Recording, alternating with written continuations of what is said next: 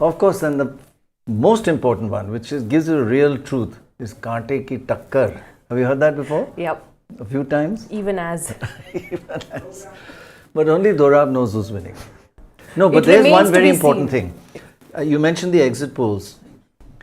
Most of them are saying a clear win for BJP. Some are saying, two or three. Kaante ki takkar. No, some are saying Aam Aadmi Party. But the betting market globally, they do polls all over the place. The betting market globally is saying Aam Aadmi Party. Now in America, the betting market did better than the opinion polls in the American elections. The betting market put Trump as a hot favorite, while the polls put Biden. So, which is better, Dorab? Betting markets or polls? Do you know what happened in the betting market? One guy put $20,000 or something, a Frenchman, and he just moved the odds. And he won. I must say, yes, you can win, but it's one is a matter of science, the other is a matter of luck, and it's not poker, it's a matter of luck. So you got it right, fine. I think a poll well done should be better. But no, but the point is about betting markets. I've been reading a lot about which is better. Yes.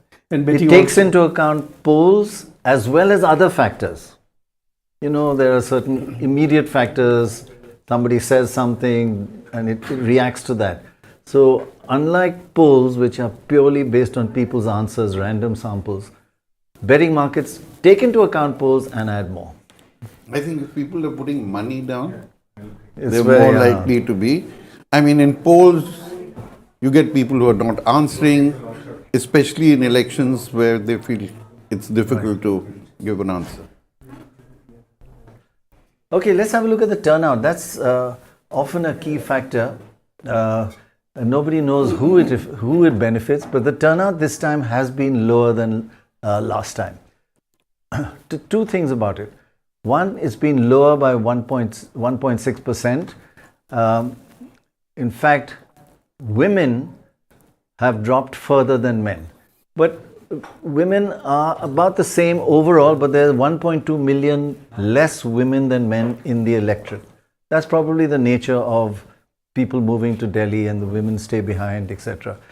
So all the focus on women, 1.2 million less women. But more women have voted in this election in Delhi than men have, and I believe that's the first time that's happened. Is that significant? Well, it's 60.9 and 60.2. It's and very if you close. take it as a percentage of the total electorate, it'll still be less voters. So how much does... Two leads are in. Yeah, I think so. That's right. And it's Kaante ki takkar. One each. One each. But one down for, the Aam Aadmi Party is losing one seat, is it? Well, it's BJP two now. Yeah, so it's coming in pretty quickly. But the question is, how important is which is the demographic that is going to matter the most? Will it be women, like it has in Maharashtra or Jharkhand or other states? Will it be the poor in Delhi, who've been a big voter of the Aam Aadmi Party? Will it be the middle class that everyone's been wooing? Who will it be? Manisha Priyam knows. So, definitely the poor and the women against the odds in my color red. And on the other side, despite the odds, the middle class that everybody talks much about is largely a class of government servants in Delhi. The yuppie middle class has made an exit. There's one more segment, and they are in Gurgaon more than in Delhi. There's one segment of the middle class which I call the stuckatariat. They live in the unauthorized colonies, but the next generation has got jobs that are below the income tax slab levels now of 12 lakhs. So they have the money, they are a lower middle class or emerging middle class, but they are stuck around because they don't possess or own lands in the more authorized and famous colonies. Just look how fast the results are coming. Yeah. These are postal votes. Yeah. And that's very unreliable. They're not typical. But 4-3, up, down 2, that means last time it had 6, it's now getting 4. And BJP 3, last time it had 1, is gone up to 3 in postal votes. We've always said that postal votes, but actually when you look at it, they're not too bad indicators. They're better than nothing. What's the proportion of postal Let me, votes? let me just introduce Dr. Tina Sharma from the BJP, who's with us. Also, Great to have you. Ikram Thank you Sandhu, for Congress coming. Thank you. spokesperson, joining us this morning. Dr. Tina Sharma, how do you feel this morning? Obviously, BJP is very confident going into this election, but it's been a long gap for the BJP in Delhi. 27 years, Aman. What do you think Never- has changed for the BJP in this election? Why was this different? Because in the past 10 years, we've seen people voting overwhelmingly for the BJP at the centre, but very overwhelmingly in favour of Arvind Kejriwal in So you Delhi. can count that, Delhi people are very smart people, though they keep shifting, So you have Rajasthan, Madhya Pradesh and other people here, and even Chhattisgarh. So mostly that, 19-20% which is coming from the slums. And I feel that, Delhi is changing with every consecutive year. And my idea of this poll is very clear that, BJP will win, but then margins could be very less. The vote percentage of Aam Aadmi Party could be, some 10-12% less. Nothing more than that, because slums. So you're saying you think it'll be close? it will be very we have close. It will we have be very Yogendra close. Yadav. 10-12%. Of course, it's down. I'm saying down. We have Yogendra Yadav also joining us early this morning. Yogendra Yadav, great to have you with us. The first leads are coming in, so let me ask you straight away, who's winning? Simple question. I don't know. Frankly, I must confess, It's only Nidhi, six, that six each. didn't pay that much attention to this election as I would have normally done, partly for political reason. I think exit polls have informed us a lot, although they tend to play more than they do. So we do know. You see, look at the big picture in Delhi. It's a city dominated by the BJP normally in Lok Sabha elections, but in assembly elections, BJP tends to lose substantially. First time it lost about 20%, then it lost about 15%, and exit polls are saying that its loss this time could be not more than 10%. So we don't quite know. What we can infer from exit polls so far, I wouldn't go so much by the trends that we see on the screen right now, because as Dr. Roy said, much of this could be postal ballots or whatever. But what we do know from exit polls is that In both fact, the BJP and Aam Aadmi Party Yogendra, are if you just look at the 40% graphic, above. At the moment, all 15 information that we have for 15 seats are all postal. So it is a bit, but frankly, the BJP will be quite pleased with seeing 11-7. 11 meaning up 8 in the postal, but as we were all saying that postal are not reliable, but not to be totally discarded. Sorry to interrupt. I just wanted to look at that graphic saying all the rounds are postal rounds It's at a the great moment. graphic actually to have. Yeah, we've got every round we Yeah. have. Mostly government employees and elders now. They are not just government employees, they are also elders. And in the case of both, Aam Aadmi Party tends to be at some disadvantage. So we don't know. What we do know from exit polls is that both Aam Aadmi Party and BJP are 40% plus. And we do know that Congress is below 10%. So broadly speaking, the kind of losses that BJP used to suffer after Lok Sabha election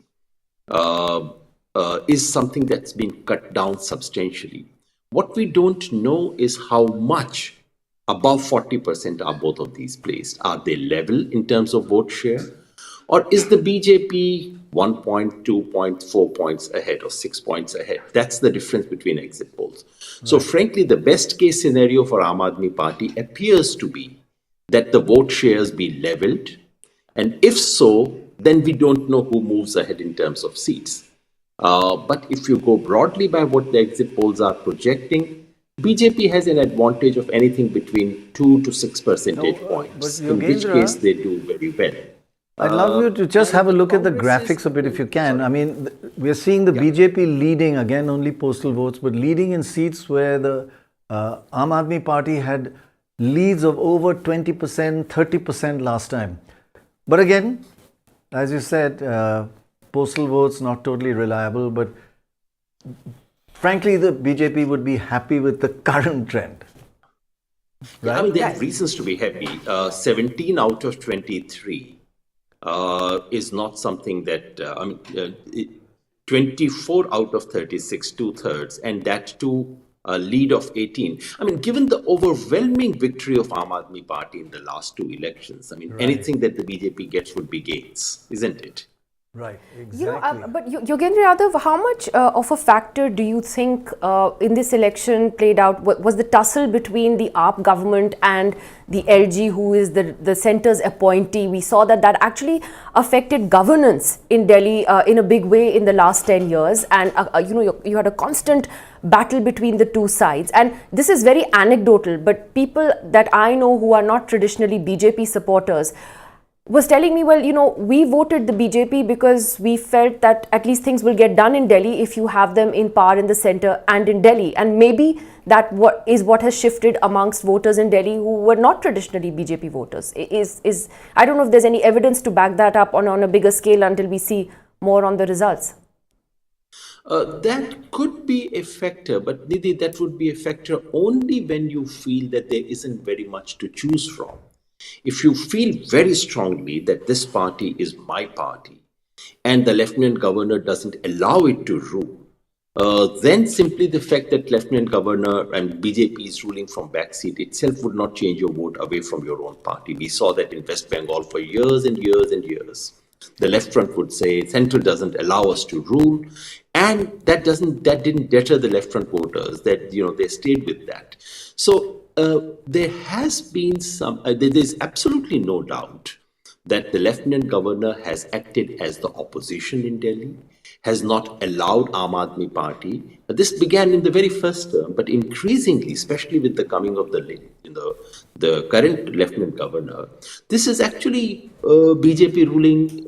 It's a proxy rule by the BJP, and frankly, and the reason why, in governance sense, so little is at stake is that BJP is ruling Delhi, so 2/3 of Delhi is being ruled by BJP anyway. Because just have a look, Yogendra and Dorab and Baj, look at some of the constituencies.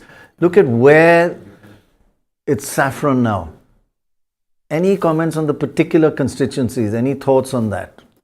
One thought is that if you look at the MCD election map of 2 years ago, the BJP is gaining in most of the places that they won last time in the MCD elections. Gaining or holding those ones? I mean, yeah, they're holding. Okay. So those are the ones that they already have. Okay, but picking up compared to the assembly, they're gaining a lot. They're gaining. But that's interesting. They already had these in the recent MCD, recent MCD. In that, AAP got 42 seats if you correct it for assemblies. What would you say? Anything on the particular constituencies? Look at the map. The saffron wasn't there at all last time. And especially given that the poor of Delhi have traditionally been the AAP supporters and voters in the last 10 years. If there's a shift in that would be quite significant. So I think AAP has its base among poor voters, there's no doubt about it. But the kind of victory it had in 2015 and 2020, it couldn't have come if you don't have a cross-section of vote, right? So if you are getting 55% of vote, meaning every segment is voting, you have a base somewhere. And between 2015 and 2020, the shift has been, so 2014 to 2015, the BJP's losses were actually among the poor voters. 2019 to 2020, the losses were among middle class voters. And so now for BJP, one, they have to consolidate their middle class voters and wean away a section of poor voters. If you draw a straight line, like divide Delhi into half, BJP is still likely to make more gains in this other half which touches sort of Haryana than the half that touches UP. It's basically demographically, the poor and Purvanchali voters are much more concentrated in the eastern side. Manisha Priyam, any thoughts on the map? If you look at the map, the Malviya Nagar seat is being led by the AAP. And that's an area that's traditionally dominated by the Punjabi Hindus who are strong voters of the BJP. So I don't think there is a consolidated theory of the losses, except to say that the Aam Aadmi Party is not able to hold on to its bases. And I think the MCD theory is very, very strong in a sense that the BJP has quietly built up a local cadre and got local leaders invested in these areas. And the Aam Aadmi Party has been invested in what is now a decadent Chehre ki Rajniti. And once the chehras have been behind bars, they've become a handful of volunteers. Remember, one of the things that the LG did was to dismiss a lot of the volunteers that were MLA's attaché or this one's PA or this department's attaché, etc. So can you just pay volunteers and run a party even in a small geography like Delhi? I think the answer is clearly very stark. The Aam Aadmi Party is unevenly seeming to hold some. In places like Sangam Vihar, the BJP doing better. I mean, surprising, you know. So the postal ballots, even if it's postal ballots, this postal ballot is not that of Sanics, etc. It would largely be elders. So I'm very surprised by the nature of the route, but I think organizational weakness at the local level has certainly cost the Aam Aadmi Party. But once These are the again, just trends. keep reminding ourselves that not a Postal. single one, even the first round is not counted. So Let's just go across to Ikram Sandhu, Congress spokesperson as well this morning. And you know, the Congress story in itself is fascinating because we have seen how the Congress, 15 years, Sheila Dikshit as chief minister, perhaps one of the most successful chief ministers of Delhi. Today, you know, we're seeing the Congress a struggle at a vote share of about 4.5% in Delhi, at least in the last election. Ikram Sandhu, your thoughts, what is the Congress's best hope in this election? Is it to better your vote share, to get a couple of seats? What is it? Good morning to all. Delhi is a very peculiar state if we look at it. What happens here is that there are two polls. One is the BJP poll and the second is the NDP poll. And in every constituency that we see, we are seeing that there will be a consolidation where the voter who's not aligned with the BJP will be voting very intently to see that a candidate can defeat the BJP goes past the poll. So I'm very candid about it, that there will be certain constituencies where AAP will be cannibalizing our vote share, and there will be other constituencies where we might be cannibalizing AAP's vote share. Because right now the battle in Delhi is whether you want the BJP or you do not want the BJP. And if you do not want the BJP, who's the best person who can defeat the BJP? So there are a lot of constituencies where we know we have strong candidates, where we know that we can pull one up over the AAP. So let's see. The day is very young. The voting still has to start in the right earnest. But we are very confident. What our internal thinking is that if we can touch anything between 15 to 20% vote share, I'll be very cut and dry about it. We'll be happy about it. Okay, well, I think that wowould surprise a lot of pollsters as well. But we also have Mimi Rastogi from the Aam Aadmi Party joining us this morning. So, Mimi Rastogi, your first thoughts? It's not looking good at all for the AAP at the moment. I would tend to differ, Nidhi, because, you know, like we've sincerely, steadfastly contested this election in a fair manner, and we would rather wait for further rounds of counting. But having said that, Aam Aadmi Party has set the narrative this time, and they have compelled the other parties to toe our line vis-a-vis the manifesto, vis-a-vis improving the cadre reach into the voters. And, you know, like we are very happy that we are being copied. And you cannot say that it's a route. Even as of now, when I look at the screen projected by you, I am just crossing my fingers and waiting for better results. But Aam Aadmi Party has really worked hard, slogged hard, tried to bring accountability in governance and, you know, float certain unique government model. So we as workers and as volunteers of Aam Aadmi Party are filled with hope in our hearts, and let's see how the results fare. Right, well, that's why I said as of now, because it is still early days. But Doc, do you want to walk us through some of the more interesting data points about Delhi and the way that it votes? And why does this election matter so much? It's a union territory, it's 70 seats, but Delhi is, you know, such a keenly watched contest everywhere. Now just look at this comparison of last time. Yeah. All green, which is in this signifying Aam Aadmi Party, and look at how it's changing now. But again, postal votes, a lot of them are government servants, which may be pro-BJP. The whole sample will change as round one, round two. I think we don't still have a single round being counted. But at the moment in postal votes, both Kejriwal and Atishi are trailing, which is a real shock. But if that happens, Baj, yeah. Yeah, out of the 16 seats where BJP had, AAP had a majority of less than 10%, they are trailing in 9 of them up. So, yeah. Some seats, 20 plus of 40. Delhi has 8 seats that in the last 7 elections have always gone with the winner. And some of them are actually now going to BJP. So they are going to, that suggests that, as of now, the BJP is clearly on the up. So Nidhi, the government votes is always going to the sitting party. My husband is a commander with Indian Navy, and we have a community of IAS and IPS people. So I understand that the sitting government in central gets the government votes in Delhi. That's very fair. Either it is coming from the Jawan community or the officer community. So it's like, it's a very standard procedure every election you see in MLA, not in the MCD. So there's a difference between municipal corporation and the MLA election and also the parliament election. So the parliament and MLA election gets all government votes, whichever party sits in the centre. So that's very clear. So that will go to BJP. Yeah. You asked a question on what is the importance of this. The importance of this is that since 2024 general election, the BJP has won every single one. If it wins this one, that is the importance. You won Haryana, you won Maharashtra after taking a hit in the general election. They didn't win Jharkhand. And they didn't win Jharkhand JNK. Jharkhand didn't win. But it's a really... Here's your bellwether. Why don't you take us through that? Yeah. Well, these were all... There we are, 3 bellwethers are with AAP. And with BJP. With the BJP, 3 of them, yeah. So, these were all AAP seats. They always go with the 7 elections running.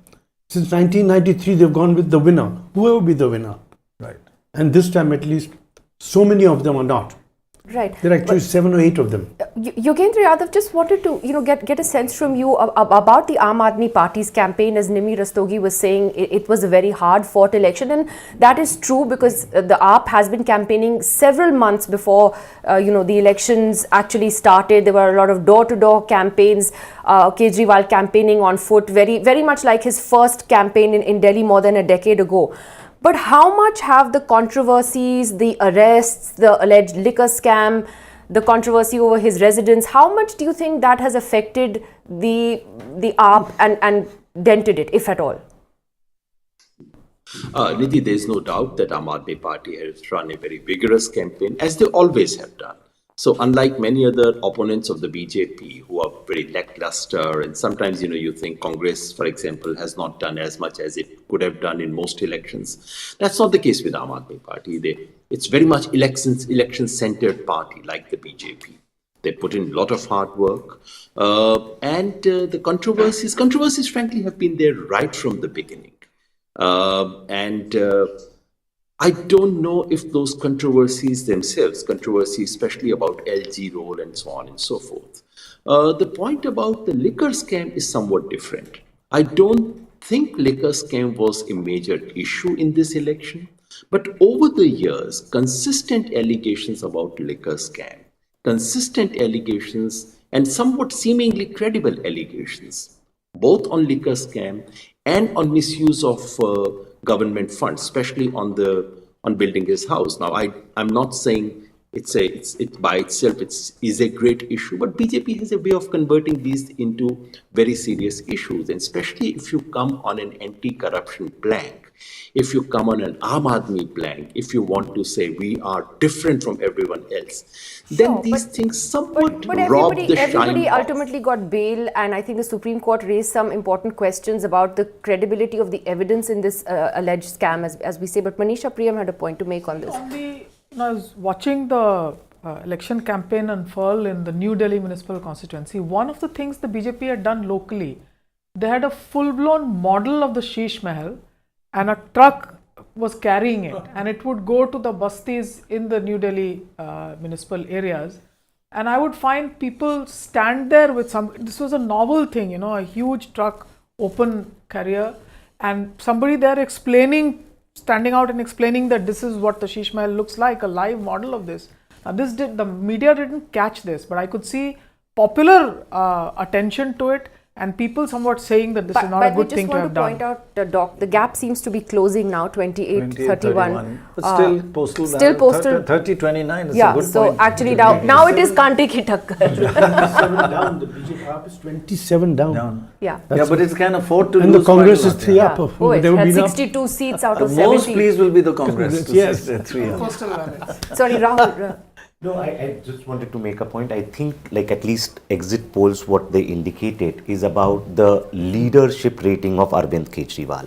So between 2020 and 2025, I think Arvind Kejriwal has lost his sheen. He still remains the most popular leader of Delhi, but his popularity ratings in the polls were lower than the votes that party is receiving, which is very sort of like unique in that sense. But another thing I find fascinating, Dorab, Doc. Oh, look at that, 30-30. Yeah, so now it is Kante ki takkar. But we haven't talked about the S word, which is Sops. The AAP was sort of the original party that came up with this idea of, stipends for women, free bus rides, free electricity up to a certain level. Excuse me, you mean the word social welfare measures? Yeah. Yes. Not Not SOPs, Revdi. not Revdis, not Yes. SOPs. But the BJP Yeah, stopped calling it Dorab, Revdi. talk to me about this one. Ulta Bellwether. Yeah, this is the one that always gone with the loser. BJP is leading. Vishwas is the only seat in Delhi. But in Badli is leading now. Congress is leading Badli, Devendra Yadav. In Vishwanagar? No, Vishwas Devendra Badli. But Badli is not Vishwas Nagar. bellwether. No, of Sorry, course. this is Ulta Bellwether, which Yes, means Ulta. whoever is voting never the Absolutely. Never with the winner. Absolutely, I agree. I agree. No, but I just wanted to ask that when you went out and talked to voters in Delhi, the fact that the BJP stopped calling it Revdis, right, and said, we're going to make sure that whatever has been promised to you, even by AAP, is not going to stop. That's significant. And of course, announcing their own... But they're doing it in every single state. Why are you looking at one state? I think now But the these language welfare has measures changed. Yeah. are part of the game. And once given, they can never be withdrawn. That's the question that you have to ask yourself, whether you should be asked to put a value on them and in the budget. This is what it will cost us. No, in Jharkhand, for example, the Maiya Samman Yojana had been rolled out, and one of the most efficiently implemented programs of the then Hemant Soren government. BJP came with its own Go-Go Yojana, it didn't work there. So what we still don't know is the scoping conditions of when women like to believe that it's going to come to us. That's the point. Which one, Because very often what they've got, they've seen, they've given me something, Yeah. it seems to work better than promises. Like it did in Maharashtra, the Rolling Shiv Sena out, government had already given quite a lot, even though Uddhav Thackeray and the rest were promising more, but people said we've got this, and they'd given 1 month in advance, actually. They'd Yeah. given the ad 1 month in advance. To be very honest, I mean the face of candidate does matter in this Very election, and also the people who have already received the freebies in the past tenure would go for that party. What's the word? Freebies, of course. Social welfare measures. No, for us it No, I'm is social just- welfare, and BJP has a very clear stand that you will give it to the economically poor people, not for everyone. So that's what BJP has But quoted. that's true of the AAP also, right? I mean, there's a certain criteria by which they say Absolutely. that, they're going In to the give these Chandni Chowk stipends. region, AAP is doing extremely well. 7 out of 10. Nidhi Razdan of the Aam Aadmi Party, I think you might be smiling a bit more. At least the gap is closing in. It's still postal votes. Still a long way to go. But just your thoughts on how this whole politics over welfare schemes has played out. I guess the AAP should be flattered that the BJP is sort of, as you said, copying you. So, Nidhi, to deconstruct how, just to go on tangent, how BJP backroom concocted these false narratives, like what hurt AAP, the corruption image, so they just put a label of a corrupt government by, imaginary concocted liquor scam, which has no basis, no recovery, no evidence, and then, the Aam Aadmi image. So just stick the visual of Sheesh Mahal. So all these things are very superfluous. We have been attacked and tarnished in a very distasteful manner.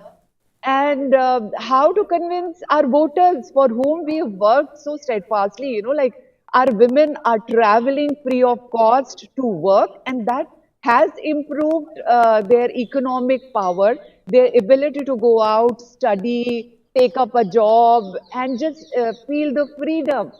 So these are long-term, well-visualized, well-planned policies like free bus rides, giving some respite to women in their budget by making the electricity tariff a little, Just to say on that point that Satyendra Jain, who was a former Delhi minister, has consistently been leading from his constituency, and he of course spent a considerable amount of time in jail in an alleged money laundering case. He was very, very ill also in that time when he was incarcerated. So Dorab, that point about whether these corruption charges are sticking or not is interesting here. It's a matter of who the individual candidate is, what his record has been, what service is done. So I think people, if you're seen as an honest, if you're seen as a bit of a chore, then people, it hurts you. If you're seen as an honest man, then people say, Despite the allegations. Despite the and jail time. allegations. Let me ask you a question. Now it's 32 to 31 and 4 for the Congress. So AAP plus Congress is 36. Will they ally to form a government? It's only Will there be 8:30. Operation No, Lotus? I'm sorry, why ally? When you buy them out, yeah. What is this matter of alliance nonsense? One chance to make money? It's only 8:30. Yeah. Political parties should not do freebies. They are not below the poverty line. For themselves. But The poverty line, there is 25 crore for politicians. Baj, are we still So on? they're all we're still below on poverty postal line, votes, put them right? up the bottom. One, Mangalpuri, round 1. AAP is leading and they had a majority of 24% last night. Okay. But the interesting thing is, in JJ colonies, this is on postal votes, BJP is picking up 6 seats. So it's 6-12. AAP has 12, but this is an area where AAP should be So sweeping. 12 to 6, is it? Yeah. Okay. In Muslim seats, now this is surprising, it's 5-5. So I think this. See, probably Congress is getting some votes as a result of which BJP is doing better. the BJP is doing And better. in SC seats, it's 8-4. 8 to AAP and 4 to the BJP. Here's They- JJ Colony, as you were just saying. It's So then basically 11-7. the poor vote the SC, remaining somewhat with the AAP. It's the dent on the Muslim votes that will cost the. And the Jat seats, 8 of them are all BJP. But it would be remarkable if the AAP is able to hold on to even this, wouldn't it, Baj? Considering what, they had 62 seats out of 70, 67 before that. You are going to come down. Yeah, but how much can you? Yeah. I mean, I would have thought 50 is the threshold. If you come below That's 50, what they're comfortable with, yeah. they would be quite. Rahul, is it this beautiful circle? Last 10 to 15 years AAP, before that 10 to 15 years Congress, before that 10 to 15 years BJP, now back to, is this a 10 to 15 year cycle? I don't Delhi? know. Like, it would be Delhi hard is to. giving you one chance just to formulate policies. Second chance just to have the execution done, and third chance on your face value. So I think that's how Delhi goes. The emotional bond of slum people with any party leading in Delhi is always been there, which I've realized. And people think that they've done this. Probably 50% they've done, and 50% they'll do it next time. Give them chance. So this is the third time they think AAP will come No, back. I can't say that. I mean, Regionalization BJP of and the- Delhi is like BJP and Aam Party is like doing very Look well. at the difference in the color. Last time Yeah. AAP just dominated Delhi, now it's It's only 8 seats much ago more. BJP has. Sorry, Manisha Priyam had a point. Yeah. See, the unauthorized colonies, there's a sequence with which, the netas first go and announce that we will regularize this. So they get the votes on a promissory note. Yeah. And the process of regularization itself, it worked with the Chief Secretary of the Delhi government then, Ashok Mehta, Rakesh Mehta, and it was about a 25-year long process to full regularization. Right. So some of them actually told me that you die thinking that Ganga Jal will come. It comes, but it comes only at the end, because with authorization comes pipe dreams and pipe water. So it's not that people vote a party in because the sequence is vote it in, wait patiently, that the papers will be regularized, our life will be regular. Right. Doc, you want to take us The through strike the strike rate at the rate? moment Yeah. for the BJP is 51%, just over the halfway mark, 35 out of 68. And if they carry on with that, they will form the government. With a bit of inter-party With social those- welfare measures? All the AAP leaders are trailing. Mr. Kejriwal, Atishi, and But Mr. trailing is postal. Sodha. One should be postal. very, Yeah. keep saying postal. See, we just don't know enough whether it's the army postal or the government postal. You know, who are It's not a typical sample. Yeah. That's what we... So, to me, I think Delhi, for last 15-20 years, has been a difficult state for BJP. Nationally, they do well because there is a national sort of like campaign and momentum and other things. At the state level, you have to build coalitions. So both AP and Congress, because they can sort of like campaign on poor plus Muslim, that's an easier coalition to make than for a BJP which has to think of the rural population, the Jat Gujjar population, plus Punjabi population, plus middle class population. So because these are very different constituencies, to create a coalition, it becomes Just tell us, Rahul, a bit about this. At the moment, you've got 2 constituencies which have at least round 1, between 1 round and 5 rounds, and they are 1-1. And there's no, I'm not sure if there are gains or losses. But postal still 66 out of 68. So it's still not even It's two things, very small sample to begin with, Yeah, and the sample is skewed in one direction. And you keep seeing it changing. Look at it at the moment, 37 to 28. BJP clear lead, and it was 32 to... It was 30-30 at one point. 30-30 But and... you know the point that Baju made about the Muslim seats, again, is it that the AAP is losing ground in those seats so far? Yeah, I mean, they're losing ground, but I don't know. I mean, is this postal votes would again be government servants and all that you said? So it's going to... Here it is, high Muslim population, 5-5. That's interesting. I just wanted to ask Nidhi Razdan on this, because one of the charges against the AAP has been that, you know, Kejriwal has consistently played the sort of Hindutva light card and refused to take a stand on issues that matter to minorities in this country, whether it was during Shaheen Bagh, the CAA, and has deliberately, you know, not talked about those issues. So could that possibly be costing you now in Delhi? Actually, as the core ideology of Aam Aadmi Party, we do not indulge in politics of religion.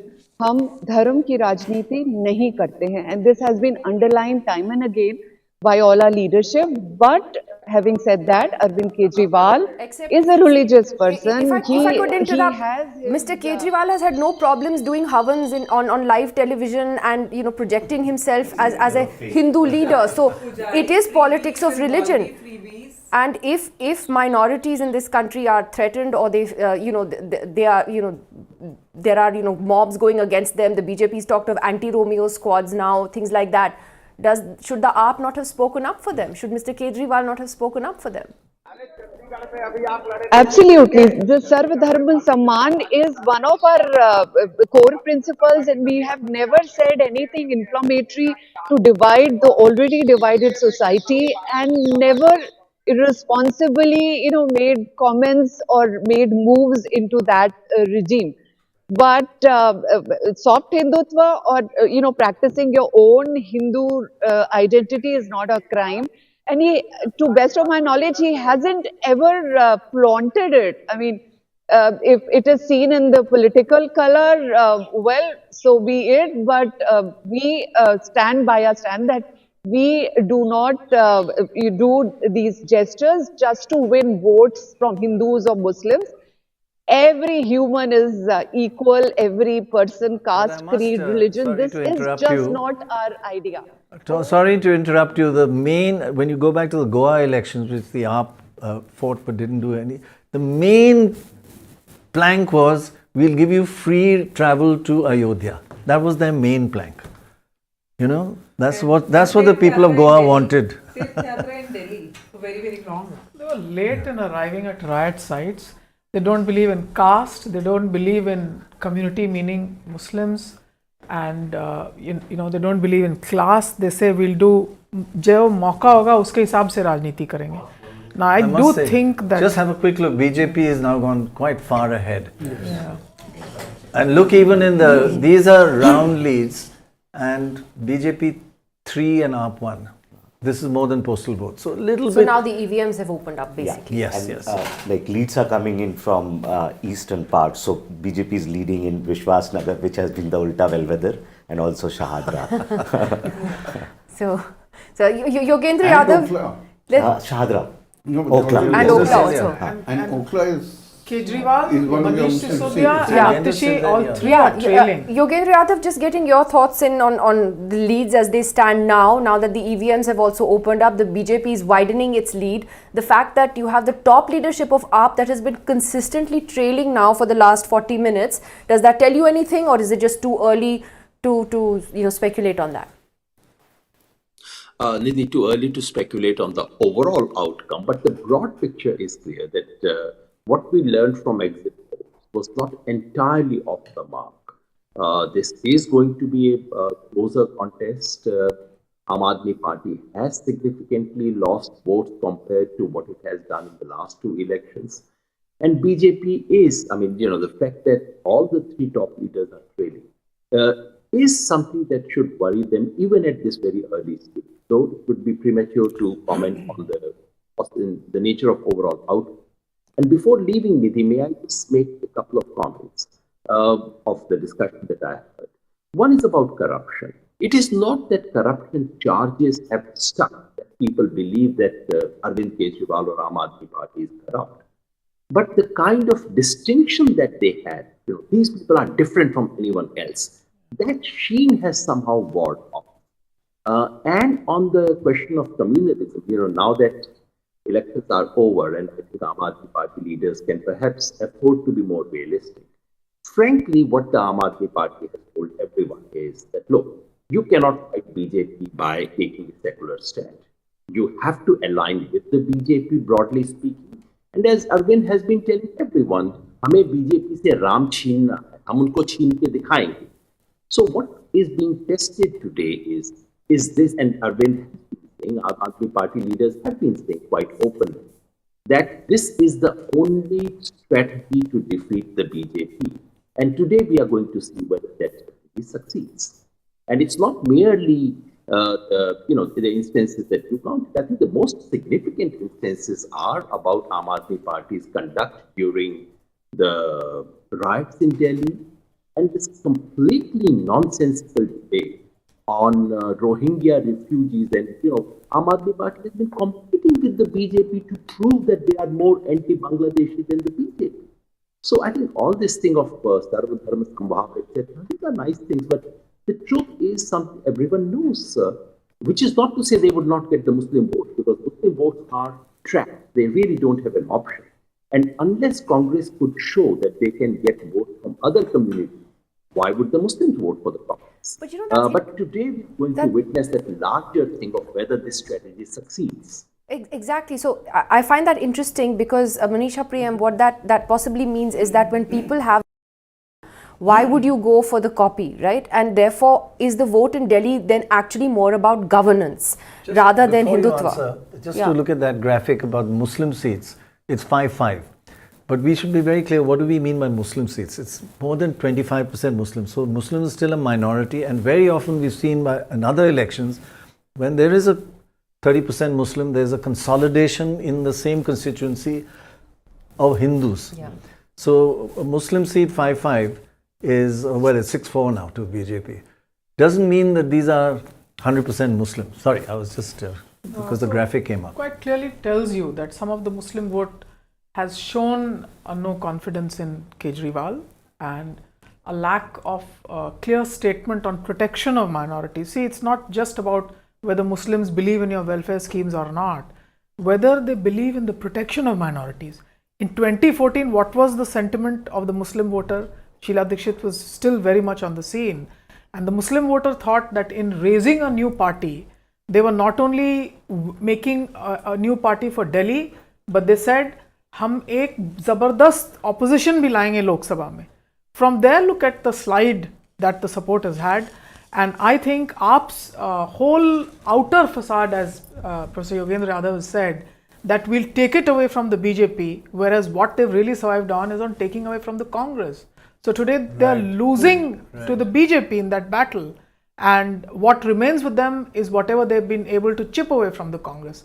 Really, communities, saying that we don't believe in communities, but it's quite clear which were the classes that voted for them, which were the communities that voted for them. But they don't want to take that name and not be loyal to those who voted for them. So I think to some extent that's the slide that's happening. I said there's also been in these areas, there's also been a Hindu consolidation. Yeah. Perhaps that's now, earlier was with AAP, they were sort of floating between the two. And this time they've decisively moved to the BJP. And the Muslim vote is never big enough on its own to make a difference. It has to come with the Hindu and the other votes for it to become a majority. So the AAP is losing to the BJP, yes, really. Yes. Because the gap is enormous now, 44 to 24. That is a just had a enormous last gap. question for Yogendra Yadav, who's leaving and joining us again later. Yogendra Yadav, I mean, it's not even 9 in the morning, but let me ask you this anyway. What are the implications of AAP losing Delhi beyond Delhi, particularly for Punjab, for the India bloc? There are huge ramifications of this. Ramifications for the BJP are marginal. BJP, as I said, is already 2/3 in control of Delhi. It will become 100% in control of Delhi. What matters politically for BJP is that Delhi is a way of completing, BJP wants complete dominance, complete hegemony. And this one little irritant has been troubling them for some time. So this is about erasing one little irritant. Other than that, it's not going to be a huge gain for BJP, which already is very much in command of the most parts of the country. For Aam Aadmi Party, it is beginning of a battle for survival. For their stakes are very, very high. Because if they do not win Delhi, and party leaders know it, and that's why Aam Aadmi Party threw everything, every possible thing that they could do to win elections. Because if they do not win Delhi, it's not merely about losing control of Delhi government. It's the party's own existence may well be at stake, because the kind of things BJP has done and the BJP has tried. Right. It's not clear if Aam Aadmi Party would come under stress because many of the leaders and many of the potential MLAs that Aam Aadmi Party has brought in owe no loyalty to the party at all. And if the Aam Aadmi Party does not then manage to win Punjab, for which there are reasonable signs already, because the governance record in Punjab has been, well, very, very modest. And if they lose Delhi, and then the entire focus would be on Punjab, because in Gujarat, I don't see Aam Aadmi Party being able to repeat its performance. As you said, bigger implications. Sorry, we also have the BJP's national spokesperson Pradeep Bhandari joining us this morning. Pradeep Bhandari, obviously the BJP would be mighty pleased with this. What do you think shifted in Delhi this time after 27 years?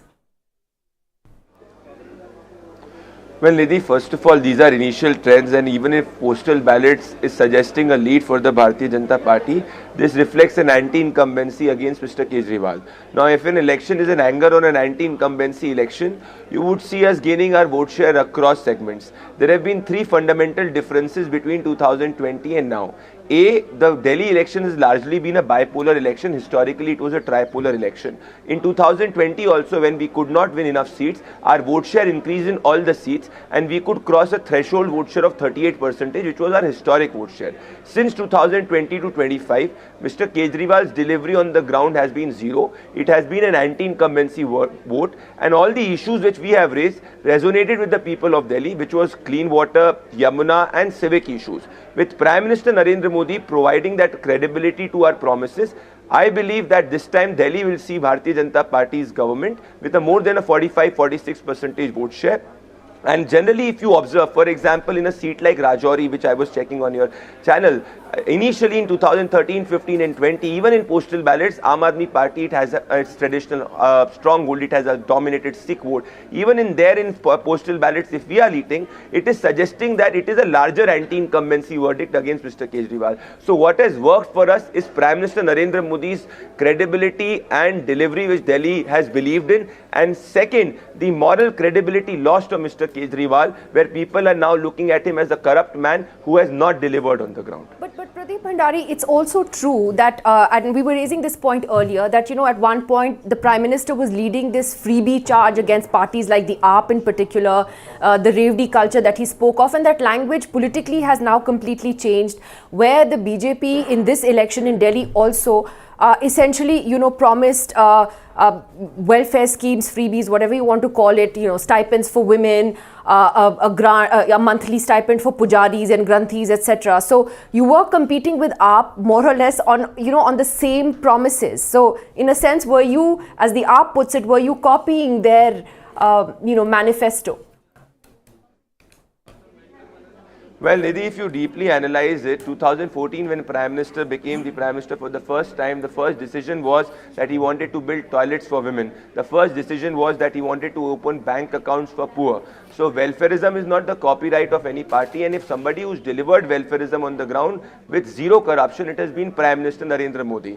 Now the difference between us and the Aam Aadmi Party, which people have seen, is that Bharatiya Janata Party is a party of governance. So whatever we promise, we deliver. So for instance, in Madhya Pradesh, the direct benefit transfer scheme has been going on from quite some time. We've delivered it in Maharashtra also. We've delivered it in Chhattisgarh also, Odisha also, whereas the Aam Aadmi Party could not deliver it in Punjab. So people on the ground know that if we commit anything on welfare, we will deliver. Along with that, we are also the government which invests 11 lakh crore on infrastructure. We invest in capex, and even in Maharashtra, for instance, the financial health of Maharashtra, the revenue generation is still going on. It has not gone down. So we ensure that whatever we promise, we keep the fiscal strength. We have the ability of the state to generate revenue. Fiscally, we ensure that it is under the probable limit of the GSDP which has to be there. Along with that, we deliver the benefits to the ground. So even in Manrega, we ensure that the corruption in Manrega has gone off, and we improved that scheme.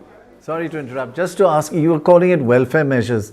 Why did your party go on and on calling it reveries and then implement it, and now you're calling, your words are now their welfare measures, from reverie to welfare? Why this change?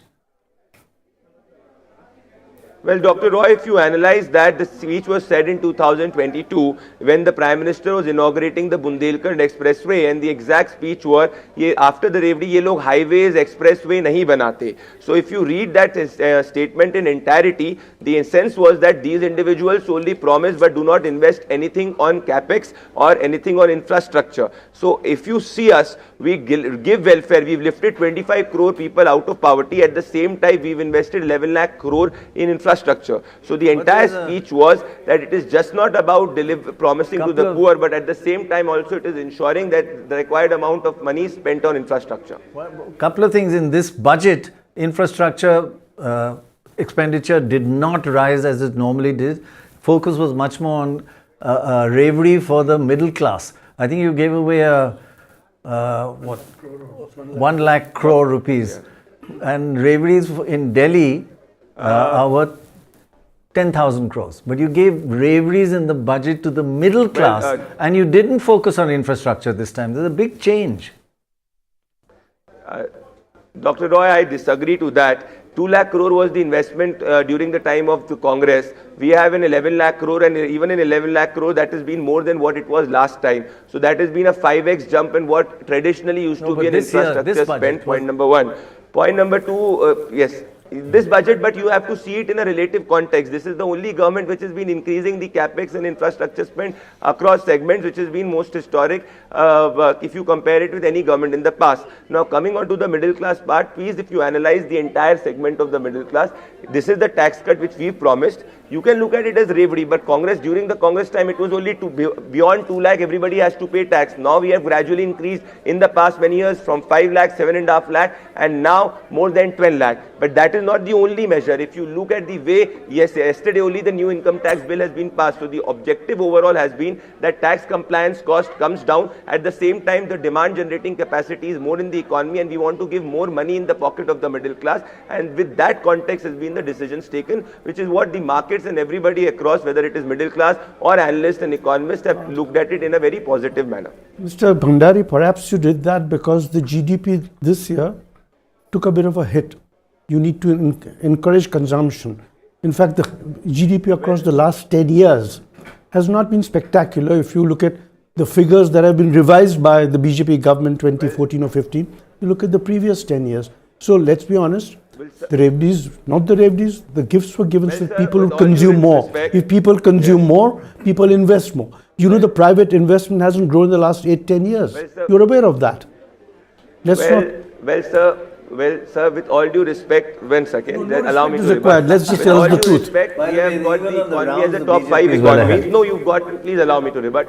In economy is top 5 in the country. So at this moment, we are analyzing the elections, and if you have to understand, if people repeatedly have been giving us the verdict, there is something which we are doing correct, and you also need to rejig your analysis. Why is it that even in urban clusters we win? Why is it that even in rural clusters we win? Why is it that across geography we win in a global environment which is an anti-incumbency environment? And this is something which is there. So the people are trusting our governance, trusting our economic model. People can disagree to it, you can disagree to it. That is a right of disagreement. But the bottom line is the people on the ground know that we are working, and this is why we are coming back into power, whether it is in Tripura or if Delhi, the trends initially are suggesting, or third time on the national scene under leadership of Prime Minister. I just had a question on the governance model in Delhi.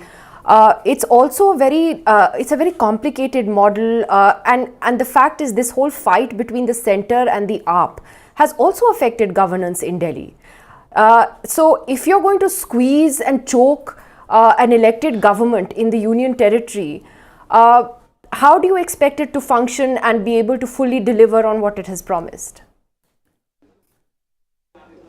Well, Nidhi, what you think, I don't think the people of Delhi think. I believe clean drinking water was in the jurisdiction of the state government. And if the state government in 10 years could not provide clean drinking water, I believe that the buck stops with the state government. Civic issues are nothing to do with the central government. And today, I believe everybody, including you and the analysts, should call a spade a spade. That people of Delhi, if this verdict continues and the trend continues, have voted against Mr. Kejriwal and have voted against Mr. Kejriwal because he is not delivered on the ground. Delhi, despite 10 years in power, if you cannot provide safe drinking water, cannot provide clean Yamuna, cannot ensure that a garbage-free city takes place, cannot ensure that clean roads are there. There are 10,000 plus complaints in a month of September alone on roads. So let's admit, and let's be humble enough to admit that if this verdict continues, it's an anti-incumbency verdict against Mr. Kejriwal's government.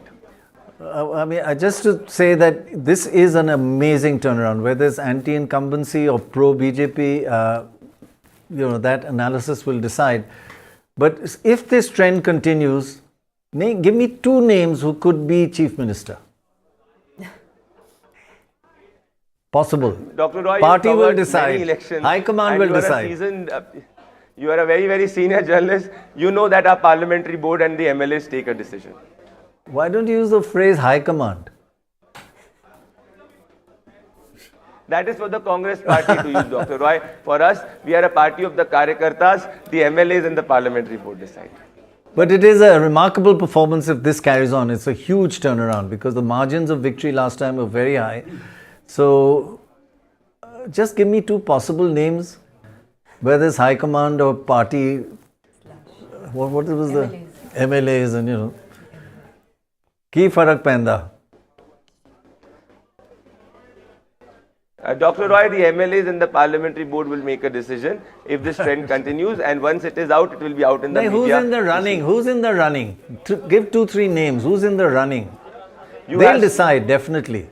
Well, I believe, Dr. Roy, speculation is not my job. The speculation or, getting through the sources is the job of a journalist, and you have enough talented reporters. Diplomacy is also not part of your job, but well done. Well avoided. Pradeep Bhandari is a party spokesperson, now a former journalist, so he knows how to straddle both Fully worlds. sympathize with you. Very well. But he had a good point about civic issues. I just want to ask Manisha Priyam on that, because the AAP does have control over municipal bodies in the city, and particularly during the rain, we've seen the state of civic infrastructure in Delhi is pathetic. So can they escape blame on that particular issue?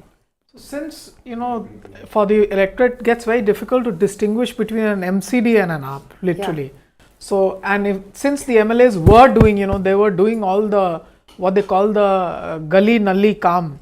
So when the rains, all the hell broke loose, the people have been squarely angry with the AAP. But also remember, the municipal corporations have lack of finances. They are a poorly funded body. Even, their salaries are not being paid on time. So the thing is that the non-performance of the civic authorities is also an anti-incumbency for the AAP. And I believe very much that the electorate has clearly said that the big flyovers, etc., were all built at the time of Mrs. Dikshit, and that on this front, the Aam Aadmi Party has not done much. Comment on something Yogendra said. You asked Yogendra about what happens to AAP when they lose. I think it's a very, very heavy blow because the leadership loses. This is a place with money, so you could do something, you could give the benefits. Punjab doesn't have the money to give the benefits, so its national profile itself will take a terrible hit. Yeah, and right now, I think Kejriwal, Manish Sisodia, Atishi, they're all trailing. And we have Saurabh Bhardwaj is leading. He's Which is this constituency. Greater Kailash, where we are now. We have Shivam Vij, journalist and columnist, also joining us. Shivam, just your first thoughts on this particular point that we raised. That the top leadership of AAP not doing particularly well either on their individual seats. But again, postal votes. Well, mostly postal votes. Yeah. Well, if they are losing, then it reminds you of maybe Sheila Dikshit's defeat in 2013, which many thought was impossible at the time. I think if the big leaders lose in any election, it's kind of a clear wave. There is no if and but. If Mr. Kejriwal himself is losing, if Chief Minister Atishi is losing, then this is not an if and but election. This is not a close election as many of us thought. This is a clear verdict of anti-incumbency of change. Absolutely, Rahul Looks like Verma. 2 points. I think one, because AP in Delhi has always been in power, right? So it's a party that has sustained itself of being in power. Once you go out of power, you have never learned how to be without power. It will create more problems. And two, I think if the big leaders lose, they were hoping, because of all the charges that they had been facing, if there is a popular support, then there is some legitimacy to it. But if they also lose electorally, then that legitimacy also goes away. So they lose the original plank on which they had come as a party. Which was anti-corruption. Absolutely. What is the round situation? We have 26 seats where round results are there. First round of First round. Most of them, BJP is leading quite a lot of them. But the main point is there are 4 seats where AAP had majorities of more than 20 and they're trailing in them, including places like Mangalpuri, Simapuri, Sadar Bazaar. And these are rounds, not just These are postal rounds. votes. So on the 26, what is the breakup? Breakup. Okay, here it is it? Yeah. Yeah, 28 at least around 17-11, which is about the same as postal vote kind of ratio. Not much different. So that means it's not just the middle class that's voting for the BJP this time. Simapuri is Muslim migrants and slums or JJ colonies. That's a significant shift then, isn't it, Manisha Priyam? Why do you think that would have happened? Because there was a general feeling that this was one vote bank that Kejriwal could count on. So what I had noticed was that in the underclass, the women were solid AAP voters, but in the men there was a shift. So I think Hindutva has weighed in heavy, especially on the men. When something begins to chip away, the entire citadel doesn't collapse all at once. But what the BJP has definitely been able to do very effectively is that their Jhuggi Jhopdi program, their Karyakartas staying in the Jhuggi Jhopdis, there's been some chipping away definitely there. Right. And the second, and I time and again come back to it, leaving the Muslim minority out by the Aam Aadmi Party is also costing them quite dearly. They didn't have amongst the men vocal spokesperson for the Aam Aadmi Party, and many of the But OBCs. if you look there, Muslim seats, it's 7-4. AAP is leading in 7 out of 11 to 4. But carry on. But in other constituencies, the spokesperson, the male spokesperson on the street, who would be a street vendor, Do you think not having an alliance with the Congress would made a difference? Do you think it fundamentally made a difference on the ground? Will we don't know that once we have a clear idea? Time and again, I say that parties, when they are facing the BJP, they have to look at the supply side. Look at the fact that the BJP was a party of Karyakartas. They had street level Karyakartas imported from my hometown of Patna, for example. At least 50 to 60 of them in these areas. Tina And- Sharma, you're very quiet. Yeah. Are you I'm because you're surprised. happy or nervous or? I'm very happy, and I'm surprised with the results, and I think it's the double engine ki sarkar slogan has worked. People have realized after 2 terms of, or rather I would say 3 terms But of people Aam have, Party. it was translated to double bulldozer ki sarkar. Not for Delhi, Not of very course. fair. That's not fair. very fair in terms of Delhi. But then yes, of course they had civic issues, pollution, and the recent case of But Patel nobody Nagar talked where about pollution. I have a problem with that. Nobody talked about pollution. No, Like I nobody think- cares. no, Not the I- BJP, not the Congress, not the AAP. This is killing all of us. Not even in the manifesto. Yeah, nobody. That they could have just I written mean, a civic sentence. issues, yes, but nobody talks about air civic pollution. issues, and also I think the kind of welfare schemes BJP is giving is more or less, people find it sensible because AAP has not delivered on the ground. So that could be one of the reason in last term. And of course the tussle between LG and the Chief Minister, that also goes in people's mind. Nidhi, I must tell you that people don't calculate the way we calculate sitting in the here. So I strongly feel that people have a different view. Wherever I have gone in these slums, people say that जो भी हमें घर दे देगा हम उसको vote करेंगे, घर दे देगा. So whoever comes and make promises, or they find it, the perception goes beyond anything. So I feel that if they find it, the person is saying something which is not even based on the facts or done something in the past, people believe that. So the voting perception or voting, the idea of giving vote is very different in Delhi, very, very different. I have not realized that people are smart enough to take their decisions. They rather regret after a term of that government. So I think that makes a lot of difference. And civic issues are, I do want to say at the moment it's showing BJP 39, AAP 30 and Congress 1. What does the poll of exit polls say? Average of all exit polls? BJP 39, AAP 30, Congress 1. Wow. Can you imagine? That's a median value. Right, exactly. We have Akshay Bharathe of the Aam Aadmi Party, the spokesperson, also joining us this morning. Akshay, good morning to you. Disappointing day so far? No, Nidhi ji, not at all. We are really excited about results day. If I remember correctly, in 2020, when we won a staggering 62 seats, around this time, around 9 o'clock or so, we had about 40-45 seats that were in our favor. So as more booths get polled, counted, as more rounds of counting happens, I'm sure that what we are seeing right now is going to change, and we are confident of winning more than 45 to 50 seats. And I think the last 5 years, no doubt, have been very challenging for the Aam Aadmi Party. And despite all those challenges, we have come together as a strong unit fighting against the Bharatiya Janata Party. None of us broke under the pressure of the BJP. We were persecuted by all kinds of agencies. Our leaders were sent to jail. But we remained a united front. We remained a united force and have fought a very difficult battle in the face of very difficult odds. So I'm very proud of the campaign Aam Aadmi Party put to the people of Delhi, and the promises that we made to the people of Delhi, and the report card that we showed to the people of Delhi. Having said that, I do want to say that I appreciate that as a party spokesperson, like you're going to be like, oh well, it's only 9 o'clock, and you're right. I mean, we don't know how this could change, but there seems to be a particular trend at the moment which is only one way. The fact that all your top leaders are also trailing and consistently trailing since 8 o'clock this morning, is that not making you a little nervous? No, how often have we seen that by 9:30 there is one direction of counting takes place, and then by 10:30, 11 the whole story flips on its head. So I think it's way too early for any kind of concession to happen at this time. Fair enough. We are still confident. Our internal surveys have consistently shown us at about 45 to 50 seats. So we will rely on that. We will wait for the entire picture to be clear, and let's see what happens. Satyendra Jain now leading, yeah.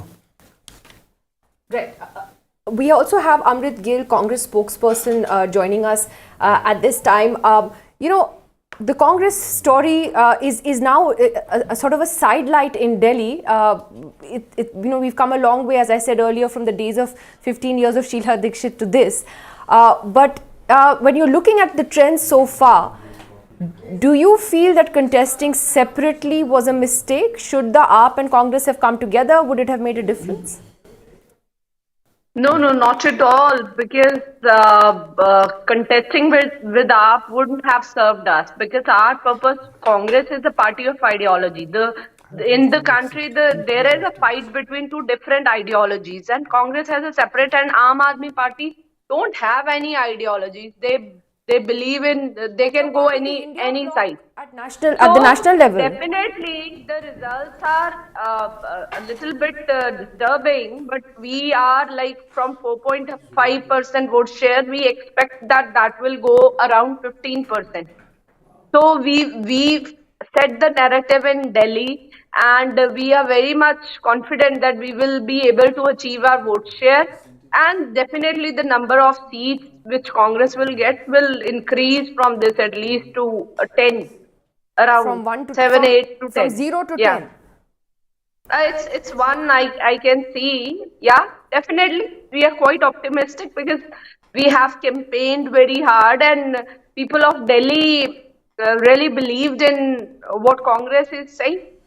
Sorry, but I mean, I love the optimism of all party spokespersons at 9-10 in the morning. But just to ask you, on the campaign itself, there was a feeling on the ground that the Congress actually did not campaign in this election in the way that the AAP did, certainly, and the BJP, which it always does, but that the Congress top leadership just didn't go all out in Delhi. No, it's not exactly like that. When we have planned for the top leadership, the leadership was there for us, and it's like right from the beginning, from the first day, everybody is saying Congress is not coming. Congress came and Congress set the narrative. The water issue, sewerage, and the Yamuna, once we were the main center of attraction for the whole election, that was set by Congress only. And we have our workers, Karyakartas, have worked really hard in Delhi. And let's see, this is too early because anything can happen, and we are very much optimistic for our vote share. Akshay, the Congress says it did the right thing by not contesting with your party in this election. Do you think that in hindsight you should have come together? If the Congress's vote share does go up, it's going to hurt you. It's not going to hurt the BJP. It's going to help the BJP.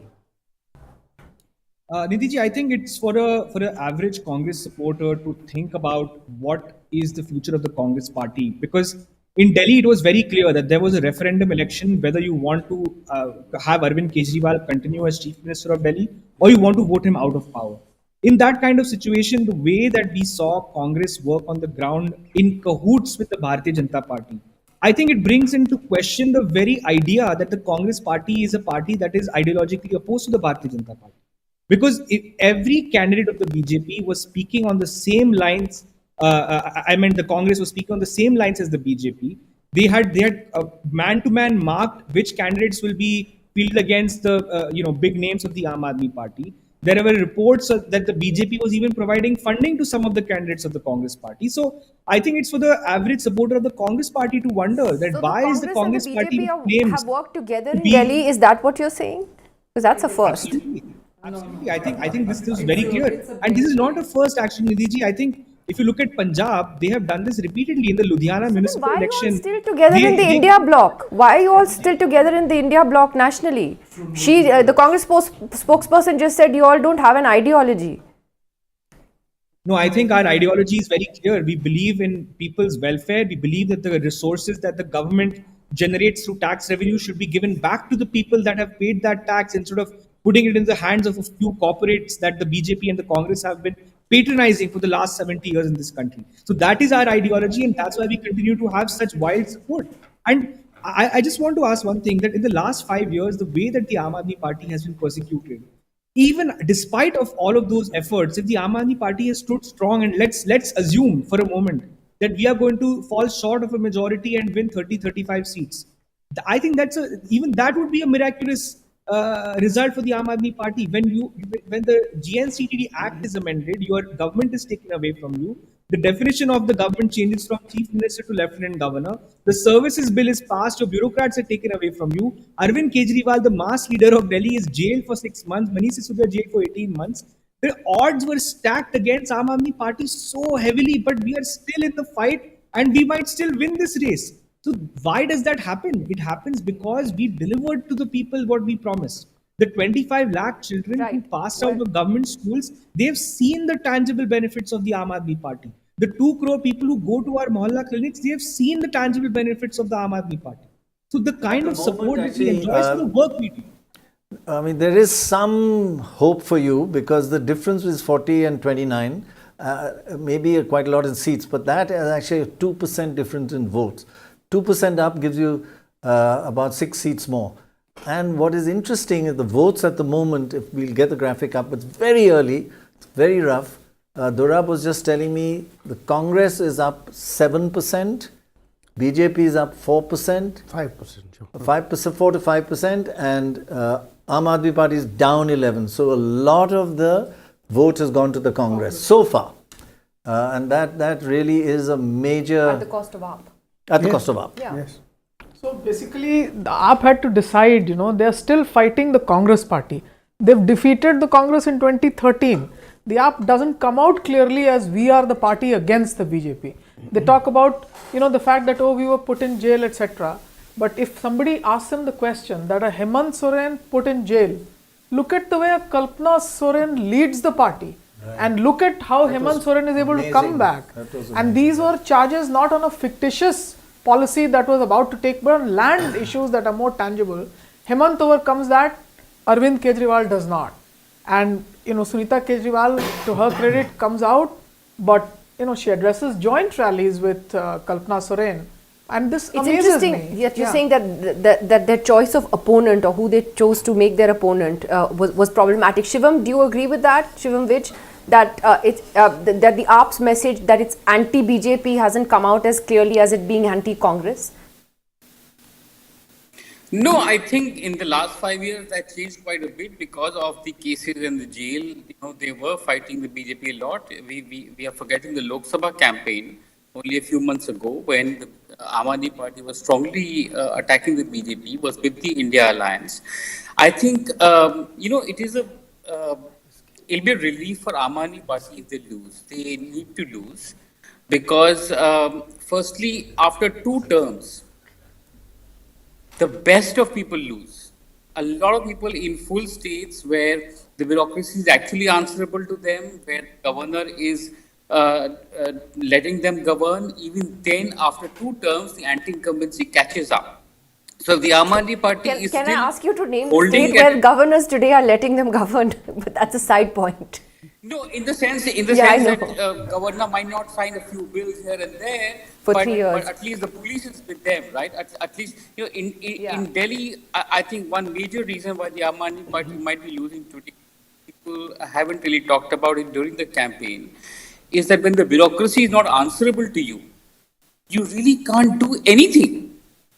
But you that cannot was true for get Sheila anything Dikshit also. done. That was true for Sheila Dikshit also. Did she not of course, this government, the centre's been much more hostile. It's changed the service rules, etc. But Sheila Dikshit also dealt with difficult LGs. No, see, Delhi was always half a state with Sheila Dikshit, for example. She didn't have the police and so on. But now the entire bureaucracy being answerable to the centre basically means that they cannot get anything by anything. I mean, I'll give you a very, very good example. In Madhya Pradesh and Maharashtra, the BJP won losing states by simply doing cash transfer to women. The Aam Aadmi Party could have done the same in Delhi. In fact, they said they will. They said they will give 1,000 rupees per month to poor women before the election, and they could not because the finance ministry of the Delhi government refused to sanction a loan. So if you cannot even, if they win today, I can guarantee you, talking of guarantees, I can guarantee you that this 2,100 to women, they will not be able to do. The bureaucracy, the LG, the centre will not let them do. So for their own sake, Aam Aadmi Party has power without power. We often hear the phrase power without responsibility, but here they have power without power. So if the BJP is running Delhi anyway, we might as well turn de facto into de jure. Let BJP come and do things. The Aam Aadmi Party needs some relief. They, in fact, I think will be able to do much better nationally once they are freed from the clutches of a Delhi where they cannot govern any which way. Here's the vote percentages. Just have a look at that. At the moment, again, early, very, very early, so these can change quite a lot. But BJP, 48%. That's up 7%. AAP, 41, down 11. Congress, 9, up 5. So basically, of AAP's 11, 5 to the Congress and 7 to the BJP. And that, if that 5 had been together with the Aam Aadmi Party, it would have been a very, very tough fight. So we are now it's called fully. suicide. But look at the gap now. I mean, the gap is much, much wider. Yes, and Baj, yes. are we like fully now, We have 40, we're still not. 40 leads, 26 BJP, 14 No, 40 leads with rounds. with rounds. Okay, 40 out of 70. 70. So 70. 30 still postal ballots. Yeah.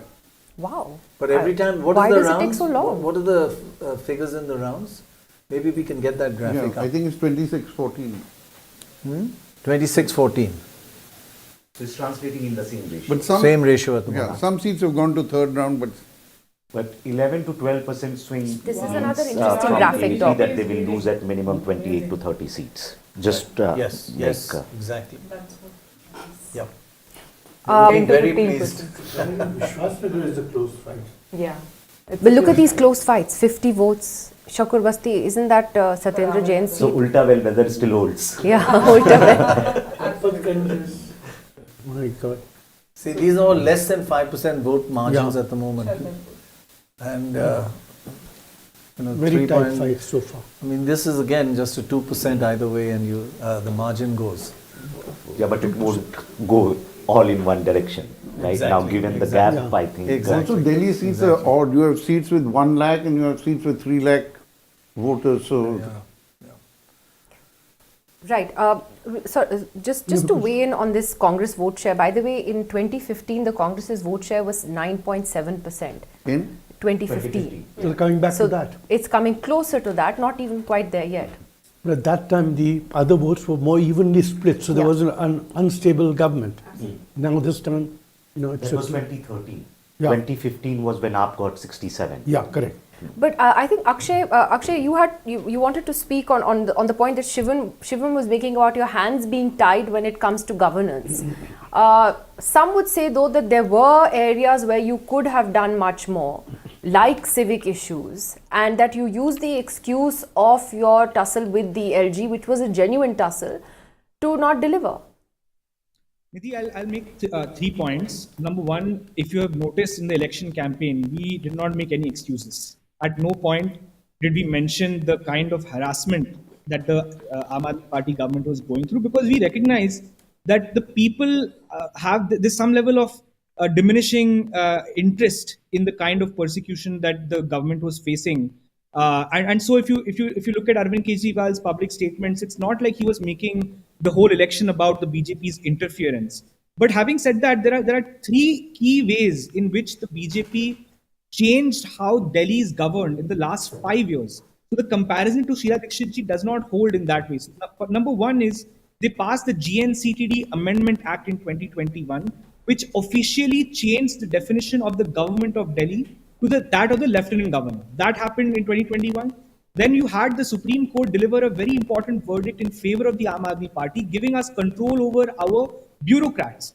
But immediately after that, they passed another Services Act, which changed the way that officers can be deputed inside of the government of Delhi and gave that power over to the Ministry of Home Affairs. Number 3, when Aam Aadmi Party won the Municipal Corporation of Delhi elections in 2022, we should have been able to form the standing committee very easily because we had the numbers. But the Lieutenant Governor appointed aldermen and vitiated the numbers, the majority numbers in the house of the MCD. Right. And till date, can you believe it? Till date, you're sitting in the national capital of our country. Till date, there is no working standing committee in the municipal corporation. and no project over 5 crore rupees can be passed without a Tell standing that to committee being voters consulted. whose sewer lines blow up during the monsoon. But I'll just come back to that point shortly. My colleague Saurabh Shukla is also joining us this morning. Saurabh, on the ground, any surprises at all? This looks like a good win for the BJP now from here on. I think it's too early to call the election. I think we have to wait till 11:30, 12 because last time also in 2020 things changed after 11 a.m. I remember I was reporting from Kalkaji seat from right outside the counting center of Atishi, and counting went up till 3 p.m. So I still feel that Aam Aadmi Party will pick up. But definitely I can see, in fact, on the ground also this time, massive anti-incumbency against Arvind Kejriwal. And again, I'm repeating one thing, which people are missing, that Arvind Kejriwal is also facing anti-incumbency of his councillors. Because in MCD, Aam Aadmi Party had won. And if you go to areas like Nand Nagari, Sundar Nagari, Trilokpuri, Karaval Nagar, Mustafabad, Seelampur, in all these areas, if you go to the people and speak with them, and they will say कि हमारी नाली साफ नहीं हो रही है, हमारे घरों के सामने, गलियों के सामने कूड़ा पड़ा हुआ है. So that anti-incumbency is also there. But we have to see that this time Aam Aadmi Party was heavily banking upon women voters, especially in the seats like outer Delhi seats like Kondli, Trilokpuri, or for that matter, Nazafgarh, Madipur. These seats Aam Aadmi Party was heavily banking upon, but I don't see them gaining anything in all these seats. In few seats, I can see Congress has gained a bit. According to Election Commission website, Congress is leading in one seat, that is Badli seat. Devinder Yadav, state president of Congress, he is leading from that seat. In Patpatganj seat, Anil Chaudhary is number 2. Aam Aadmi Party is number 3. Awadh Oja is on number 3. Kasturba Gandhi Nagar seat, where Abhishek Dutt, Congress's candidate, is strong, he is number 2. BJP is number 1, and Aam Aadmi Party is on number 3. But I'm a little surprised because definitely there was some close contest in New Delhi seat, but Arvind Kejriwal is trailing from that seat. Definitely Aam Aadmi Party people, I was just messaging few top people in Aam Aadmi Party, they are saying that no, we are still hopeful that we will cross 45 mark and you will see things will change after 11. But massive leads to Kapil Mishra. Yeah. On the other hand, there is something called the Shekhar Gupta, what he calls the bump. And that whoever's leading gets an extra bump at the end. But again, it is far too early to say, but it's 46 to 23, twice, BJP is twice up. If the BJP wins this election, give us 2-3 names that could be Chief Minister. I don't think that Pravesh Verma or Ramesh Biduri are going to be the Chief Minister. I'm 100% sure because that's not going to happen. They both, though they both want to be the CM of Delhi, but I think Dalit face, what I hear from my sources, some Dalit face or some Dalit can be the Chief Minister of Delhi for the first time. And I can see Dushyant Gautam from Karol Bagh seat. He is leading from that seat. So Dushyant Gautam is somebody who may become Chief Minister of Delhi. Yes, he's right there. He's right there. He's trailing leading, at the I moment, think. but See, it's a seat with 29% up lead. 29% Up lead margin so How far. many seats are Last actually time. close fights, like under 5%? 10? 11. 10. So that's important, isn't it? I mean, Saurabh Shukla, that there are 10 seats where right now it is literally kante ki takkar, to borrow a phrase Less that Doc than loves. 5%. Yeah, it's just a few hundred votes, that are separating the leader, the person leading, and the next party, and this could flip, right? With so many more rounds to go, we don't know which way. Like always, statistically, it would not go in one direction. Yeah, of course. Right? But I mean, it's still close to call. In 10-11 seats will make a big difference in Delhi. I think again, I'm again repeating myself. Things I think we have to wait till 12. But definitely, I can see in 2 seats, AIMIM has damaged Aam Aadmi Party, Okhla and Mustafabad seat. Okhla, say I can see BJP is leading. There are 53% Muslim voters on that seat, and AIMIM, Mr. Asaduddin Owaisi placed Shifaur Rahman, who is Delhi right accused, in jail. He gets out on custodial bail. Campaign, emotionally pitched campaign. In fact, on the day of polling, I was there, and definitely there were people in huge numbers. They were voting for Shifaur Rahman, saying कि हम बाकी seat पे तो आपको दे देंगे, पर ओखला की seat पर और मुस्तफाबाद की सीट पर तो रेफरेंडम है कि दिल्ली राइट के लोग ये 5 साल से निर्दोष हैं, वो जेल में है. And I can see BJP is leading from Okhla, but still very close contest. बहुत सारी चीजें हैं जो अभी होंगी, बिकॉज पिछली बार भी 11:30-12 बजे तक कुछ क्लियर नहीं हुआ था, पिक्चर बदली थी.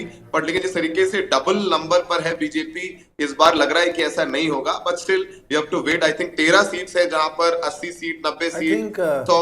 Saurabh, the important point is even where the rounds have been counted, 1, 2, 3 rounds, the BJP is way ahead of AAP. Okay, postal votes I understand.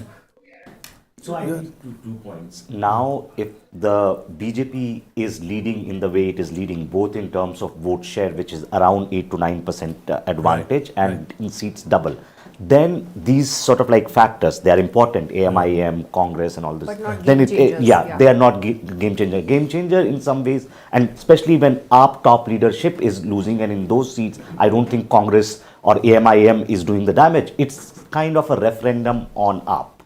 And in that sense, it's basically a negative vote against AAP. Right. Maybe positive, I don't know for BJP, but... Yeah, look at that. Rounds which are between 1 and 5 rounds is 38 to 16. I mean, that is a huge endorsement of the BJP. In fact, it's much more than the postal vote margin. It's just where the rounds are being counted, their lead is even widening. Where the votes are coming in now, it's Congress isn't contributing as much. It's AAP that's contributing to the BJP. Okay, it's going straight from AAP to 11 BJP. to 9, and Congress only 2 or 3. Oh, okay. That's very interesting. So it's direct transfer. Yeah, it is. Okay, that's a 50 to 41. Again, this will change over time, but AAP down 11 and BJP up 9. So most of it is just switch. It's almost a Lok Sabha election. It will be a 2-horse race where Congress will again get reduced to 5-6% vote share. Yeah, it's at the moment 4, you're right. It's No, just it's a repeat of the Lok Sabha election. 7%, sorry. Yeah.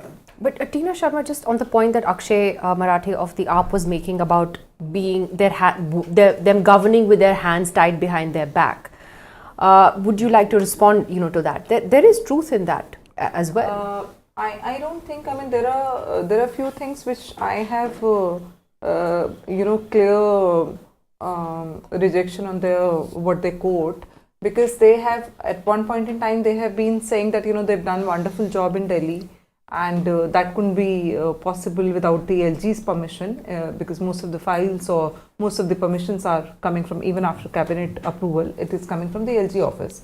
But then at the same time they have been accusing BJP for not letting them work, and they have been calling LG central government's agent. They have all the all the reasons. Just one second, just to ask you this: all the close fights are going to the BJP. Look at Chakur Basti, 50 seat margin. Yes. Sadar Bazaar 59 seat margin. So Malviya Nagar, it's now leading.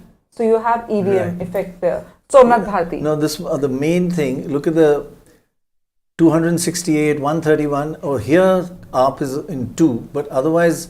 The BJP is leading. BJP is leading in most of the marginal seats. 15% vote percentage of AAP is going clearly. I mean, which I could see. But let's see.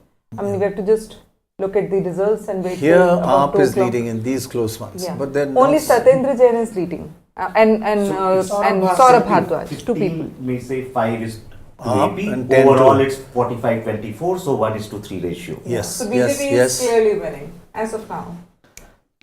Yeah. Are you keep dreaming, or you in reality? You're looking very pleased with life. No, I think like, just to sort of like take that point ahead, there's no doubt that the central government has been obstructionist in the way AP has run its government in Delhi. But I think BJP as a political party also realizes that AP could be sort of like a potential, not threat, but a sort of like a irritant at the national level, not just in Delhi, because AP has government in Delhi, and Punjab ran a interesting campaign in Gujarat and Goa. So they were trying to grow their stature, and in that sense, they also got in like lock horns with BJP. Yeah, I think that irritant Just factor one is last very question to Saurabh before he goes back to Red Mic Studio. Saurabh, what if this trend continues? What did AAP do wrong, and what should it have? Just looking retrospectively, what could it have tweaked and changed? I think, Doc, after 2020 elections, what I have personally observed that Arvind Kejriwal, before 2020's win, he was Aam Aadmi ka Mukhyamantri. He used to what they call Janta Darbar at his residence, and कोई भी जाकर के अरविंद केजरीवाल से आराम से मिल पा रहा था. लेकिन 2020 के बाद कोविड आया और वो जनता दरबार बंद हो गया. उसके बाद से वो जनता दरबार वापस कभी शुरू नहीं हो पाया. तो जो एक आम आदमी के मुख्यमंत्री की इमेज थी लोगों के दिल में कि अरविंद केजरीवाल से कोई भी जाके कभी भी मिल सकता है, that image got tarnished. He got busy with other affairs. He went to Punjab and then Goa to Gujarat. He was not there in Delhi. So I think that disconnect happened. And the other point one is, more point, and it is very important. Sorry, go ahead. Aam Go Aadmi ahead. Party needs workers, not volunteers. सिर्फ volunteers से नहीं होगा. Number 2, जाहिर सी बात है LG और CM की लड़ाई में नुकसान दिल्ली वालों का हुआ. After winning MCD, as I said that councillors of Aam Aadmi Party they didn't do well. सफाई एक बहुत इंपॉर्टेंट इशू था. तो मिडिल क्लास जो था उसको लगा कि Arvind Kejriwal is like one of us.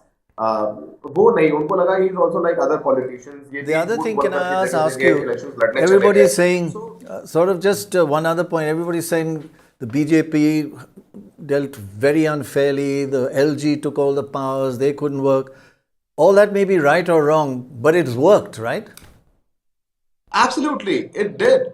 Doc, it did for BJP, and BJP wanted that to happen. That is why they appointed VK Saxena, he's a political appointee. He's a politician, and he never been in active politics, but he held some post in Gujarat. He was appointed LG, and he dealt with the officers. In fact, I know that he to instruct a few police officers, he did not call commissioners. He used to directly call to DCPs, DMs, not to Chief Secretary. So LG played a very important role in the if BJP wins. So LG is the key factor. And apart from that, because if I want to get this road made, definitely I need PWD Secretary, Director to do that. But PWD Secretary is now being appointed by LG. तो वो LG की सुनेगा. वो I have seen from my own eyes, Doc. Saurabh Bhardwaj as minister would call these officers कि ये नहीं हो रहा है, यहाँ पानी भर गया है बरसात में, यहाँ पानी साफ नहीं हो रहा है, and they would say कि हाँ करते. So that did happen. But उसकी वजह एक भी यही है कि अरविंद केजरीवाल ने भी multiple front खोल दिए लड़ने के लिए. So they want to fight Congress in Punjab. They want to fight. He's very effective and he's leading. I wanted to make a point on something you said. One of the things, look at Governor Ravi in Tamil Nadu. How free or how interfering, they put down the state elected government so many times. And that's a full state. As much as you've seen a political appointed LG in Delhi, Mr. Santosh Gangwar was the governor in Jharkhand. And as the BJP was leading a civil campaign, so to say, and the governor was supportive. He's a party person. The Jharkhand governance till date, the bureaucrats actually don't listen to the chief minister. But there is a chief minister there who's come back with a thumping majority. And you go there now and it's very clear that the people's mandate is with him. So I think for the Aam Aadmi Party to just keep on saying that we will follow that World Bank model of making services work, we've delivered it to the consumer and they'll come back and vote to us. I think politics reigns supreme. And somewhere along the point, if Kejriwal had resigned from his post and taken a moral position, and second, that Sheesh Mahal has clearly stuck as a charge that he's not an Aam Aadmi. He should have just resigned. I mean, look at the truncated powers, Just have a look at the different regions' votes. It's quite interesting. Chandni Chowk, BJP nearly 50%. That's up 10%. Up down 16%. I mean, these are huge swings. So 6 of the 16 were caused by the Congress and 10 by the BJP. Move on to another region. East Delhi. Again, BJP nearly 50, AAP 44. Here, everything went to BJP, nothing to the Congress didn't eat into the AAP vote, the change. Now, let's have a look at New Delhi. BJP 45 didn't do so well as in the others, but here, Congress. AAP down 13, almost half-half to BJP and Congress. So Congress did damage AAP considerably here. Not that it might have made, they would have gone into 46% to 45. Northeast, BJP 55%. And here again, Congress has not harmed them. Entire lot went to BJP from AAP. Down 12, BJP up 13. Moving on to Northwest. These are very interesting figures actually. Look at that. 52 to 39%. AAP down 13. Again, most of it to BJP, right? So this is not the factor. Congress is just a one minority. Yeah, it wouldn't have made much difference. Wave election for the BJP, basically. Yeah, wave election, yeah. It is a wave election. Well, here, South Delhi, the BJP 45 and AAP is actually slightly in the lead, but still down 6% since last time. Here, the Congress has hurt it considerably. 4%, and independents also lost. In West Delhi, look at that, 55 and AAP 40. So AAP down 15, again 14 of those 15 went to BJP. That's the kind of trend. It's not really Congress that has, I mean, it has at the margin affected it, but not that No, much. it's not just the street, it's that the top leadership is losing. Because, party, Yeah. it's one thing if your leadership is there, then you continue, the top leadership is decimated. Yeah. Then you got to find new leadership in the house. Yeah, Manish Sisodia trailing. Time Sorry. and again, I maintained that the Aam Aadmi Party should have invested in building a party.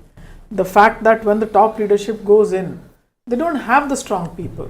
And Sisodia, Kejriwal's banking on the chehre ki rajniti is not really something. Just look at the overall vote percentage. It's just a flip from the last election. No. 50 to 42, 53 to 41 it was last time. And again, out of the 11% swing away from AAP, 9 of it went to BJP. So it's, More and more a bipolar contest in Yes, Delhi now. and it really, the And this Congress shows that won. Congress and AAP had been together. It was doing a very tight fight. That Congress had tied up with AAP. Well, Between not the two, really. the 49 to 50. But that assumes that all 7% would have Yes. stayed with them. At least, I mean, we were thinking plus for Congress and New Delhi seat. Right. Just We for me ran to about- ask Shivam Vij on this point that Yeah, look Manisha at this Priyam swing. made. Yeah. 9% Yeah. swing to the BJP. Yes. That's a huge swing actually. That means the margins of Amazing. 18% get turned. Yes. The AAP, it's negative 11%. That's So quite something. plus 9, minus 11, so only plus 2% swing to the Congress. Shivam, Very on this interesting. point that Manisha Sorry. Priyam was making about, Plus two. that the AAP needed to build a party, that it couldn't just rely on volunteers and also have a real second rung leadership. Would you say that is a valid point? Because you could see that there was that vacuum, especially when Arvind Kejriwal was in jail. And when, you had those two three leaders behind bars, that they were really struggling to find their feet. Well, I think that Manisha Premji has been making another excellent point, which is the comparison with Hemant Soren. Hemant Soren's victory in Jharkhand, at least partly there was some sympathy for him because he had been put in jail and with ED cases. Now, the Lok Sabha elections in Delhi and today's results are both showing that there has been no sympathy for Arvind Kejriwal and the top leadership. How, as Aam Aadmi Party leaders saying they were persecuted. So why was this popular party, which came out of a popular mass movement, which won a landslide victories in Delhi twice in a row against a formidable Modi Shah BJP, but there's been no public sympathy. And part of the reason for that is not having a strong cadre, not having a strong party base. But I think more than that, the reason for that is lack of ideological consistency. When a party is down and out, who speaks up for them? who kept the BJP alive in their years out of power. It is the ideological base. Now, the ideological base of the Aam Aadmi Party, you gave up on anti-corruption movement, you don't talk about it. You were earlier, for the longest time, you were not willing to be clear about ideology. Then you said you're secular, you don't discriminate. Then when the Delhi riots happened, you took a call, you decided not to speak up for Muslims, which is quite likely hurting you today. Then you go to Gujarat and say that we want Hindu gods on currency notes. You go to in Punjab, one election you were trying to be towards the hardline Sikh element, and one election you became secular for everybody. You became more pro-Hindu. So lack of ideological consistency. The Aam Aadmi Party has come across as so opportunistic that nobody feels strong for them anymore. Exactly. And the idea of winning only through services and delivery could also have worked, but the BJP took care of that. That's exactly what we were, discussing earlier as well about ideological, taking an ideological position. And Akshay Marathe, do you want to weigh in on that?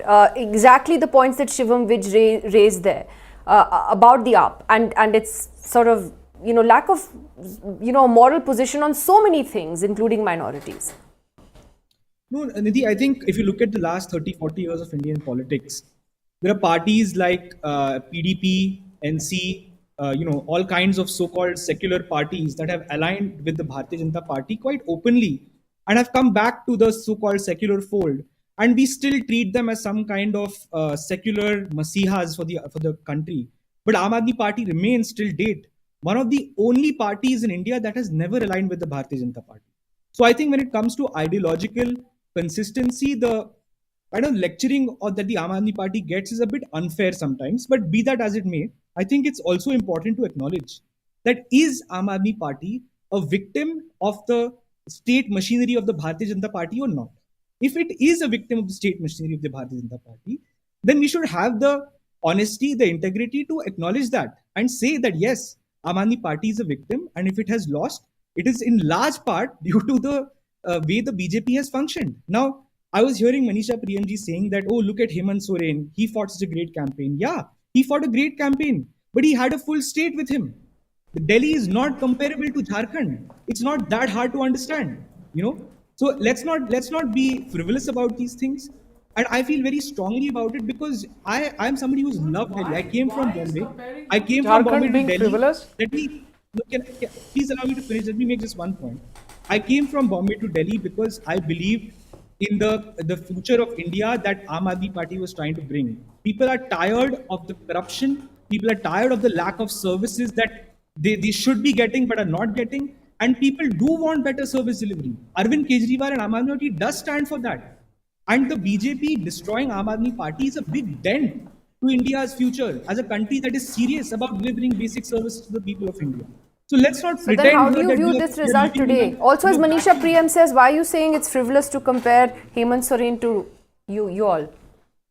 Because there is a constitutional structure that separates the two states. I don't know, maybe I can talk about the Article 239 AA that describes Delhi as a union territory with a legislature, and Jharkhand is described separately. But she's making a larger point about governors interfering even with fully elected, full states. We're seeing it in Tamil Nadu, where officers are not listening to, chief ministers in full states. And, she's saying, it has to be a political battle that the AAP has to take on the BJP. It can't just be about services. Just to let you know that there's a hospital in Jharkhand which is run by the ED.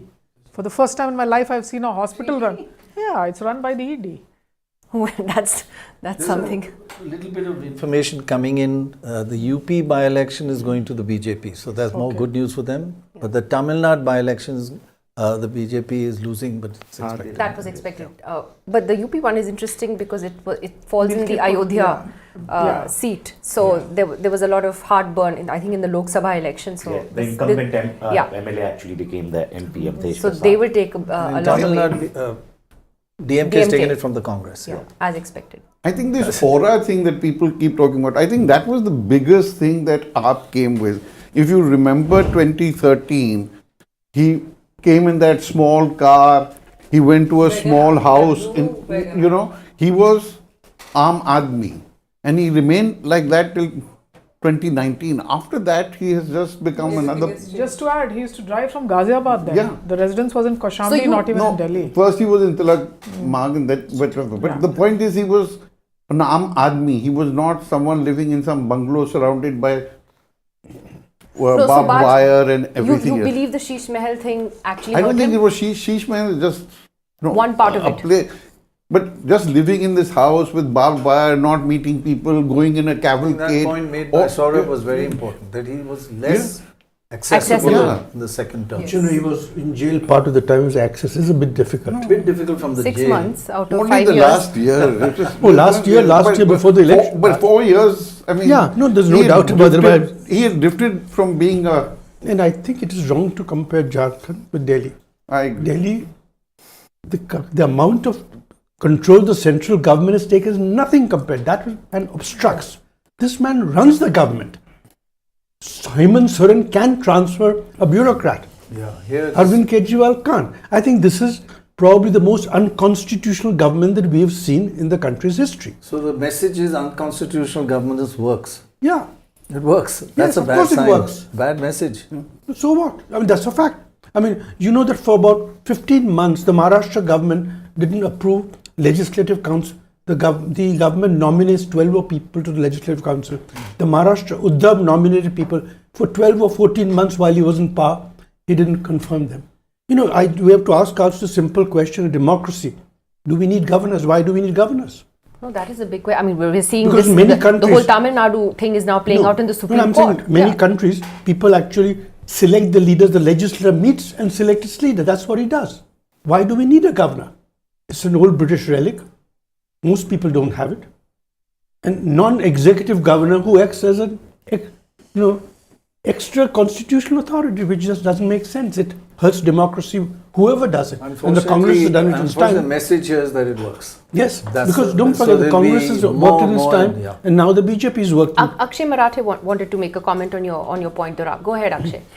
Yeah, I just want to make one point. I think it's important to analyze why somebody wins and loses. And as a party, we will do that. We will do an introspection of what we could have done better. But at the end of the day, and as somebody who has been a fan of Dr. Roy and NDTV, what could have Dr. Roy and NDTV done differently for things to have gone in a different way? Who knows? The fact of the matter is we are living in a country that is turning towards authoritarianism. The BJP is turning our democracy on its head. And Aam Aadmi Party likewise is a victim of that. So let's I think see that in that light and be real about what we are seeing today. The kind of the kind of anti-constitutionalism that the people of Delhi have had to face is very tragic. Aam Aadmi Party will come and go, but to defeat the Aam Aadmi Party, the fact that they wanted to destroy a city of 2 million, 20 million people. That is very unfortunate. Sharma, again, I come to this point. This is a valid point that if you're going to choke a democratically elected government in this what I think is a very skewed he was choking a democratically elected TV channel. That too. So how do you answer that? Because it is a very, very flawed structure. It's unconstitutional. Today, governors in states like Tamil Nadu, they're withholding their assent to bills. Governor Ravi has he kept bills with him for 3 years, and today the Supreme Court is asking why. Honestly speaking, I won't be able to comment on that because I feel that whatever the kind of structures you have in every state government works more or less in a same manner.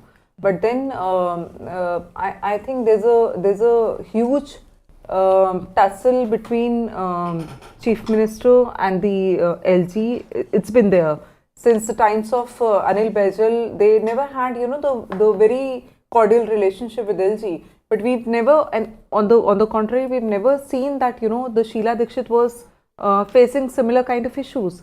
So you can't blame LG solely. Didn't have such a problem because half the time the Congress was in power in both the centre and here. No, that's okay, but still, there was nothing. She managed to split the MCD into double 3. Engine. Yeah. They had double engine. Ajay Makan used to do the postings. She had a bit of a time, managing her. The one question I wanted to ask, law and order was not raised as a major issue, and that is run by the BJP and by the central government directly. And Delhi has the worst of all the major cities, law and order. situation. I mean, we have the highest crime rate and This is an important point on the sort of like center-state tussle. But now start thinking it from the voters' point of view.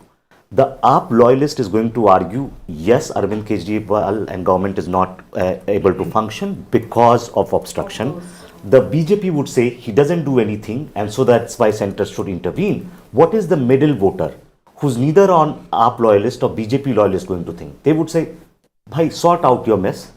We want governance to happen. We met voters, we interviewed them. They said, you know, they are fighting all the time. Let's stop. Let's vote for the same party. It's sentence. That's exactly Stop the fight. what I was saying too. Yeah. So Anecdotally, that's really what came across. People said that. Yeah. Is Akshay Marathe still there? Yeah. Yes. Sorry. Akshay, though, it's now pretty clear which way this election is headed. I know it's 10 o'clock and not the 11:30 that you were saying we should wait for till earlier. But if you had to sum up what went wrong what do you think the AAP did wrong? We know what you're saying, the centre did wrong, the BJP did wrong, etc. But if there was any mistakes that you had to attribute to your own party in the run-up to this election, what would it be? No, I think, Nidhi, I'll be very happy to share that, but it's way too early to be able to do that analysis. We haven't even come to a point where we've counted more than 2 rounds. I believe 2 rounds is the maximum that has been counted so far. In our internal reporting that is happening from the ground, the tally is the BJP is at 38 and Aam Aadmi Party is at 30. So yes, we are behind even in our own internal reporting, but it's really too early to kind of come to any conclusion about how, if it is a defeat, how big is it?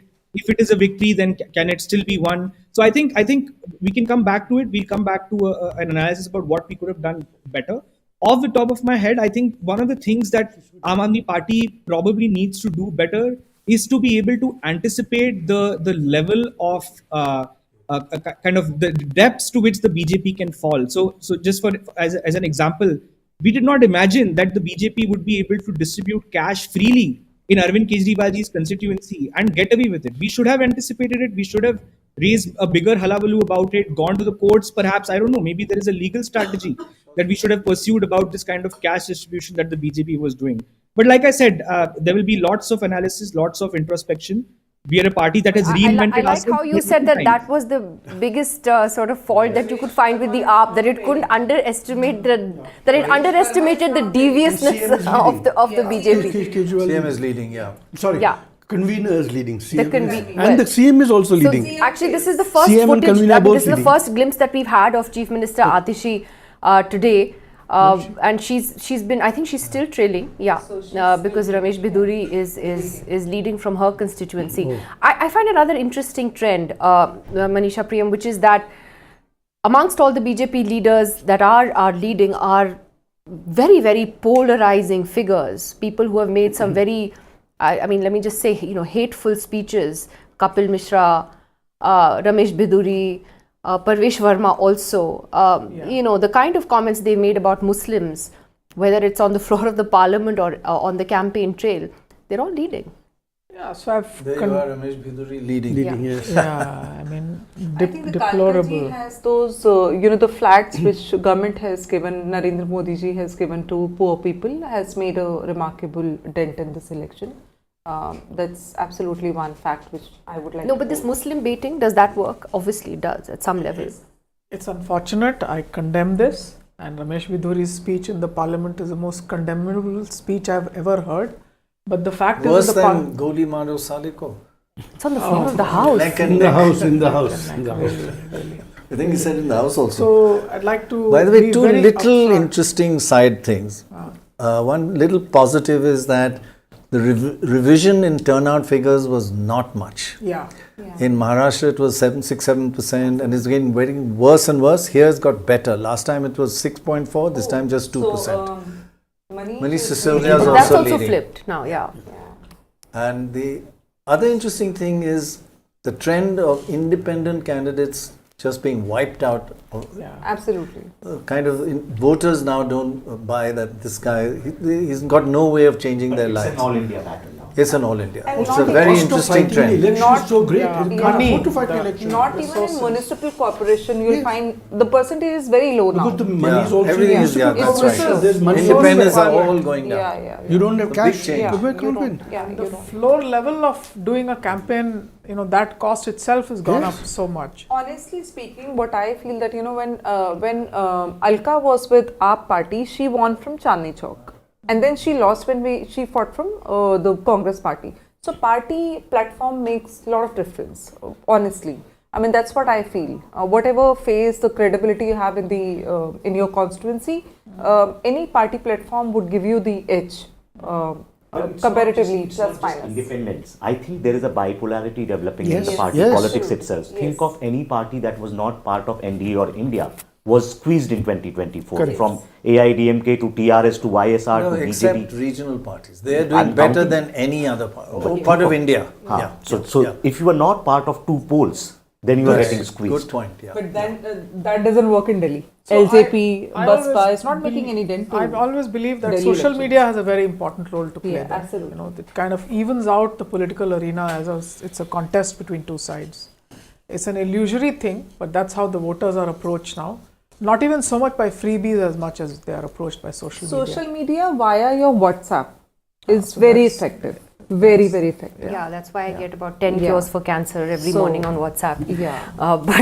But Baj, if you could just take us through where we are on counting, how many rounds, how many still to go, what is the Well, as you can Status. see from that, there's still Oh, yeah. 7 seats where postal votes are there, and 63 have come in the other way. But most of them are first round votes. There are only about a dozen seats where it's gone to the second and third round. So at the moment, you are really still in a pretty early stage of the counting. and how many rounds are we looking at? 15 or so? Depends upon the seat. You see how big the seat is. Yeah. About 15. About 15. Okay, so now But- that's but flipped. what's Manish Sisodiya and interesting is- Kejriwal are both leading now. Yeah.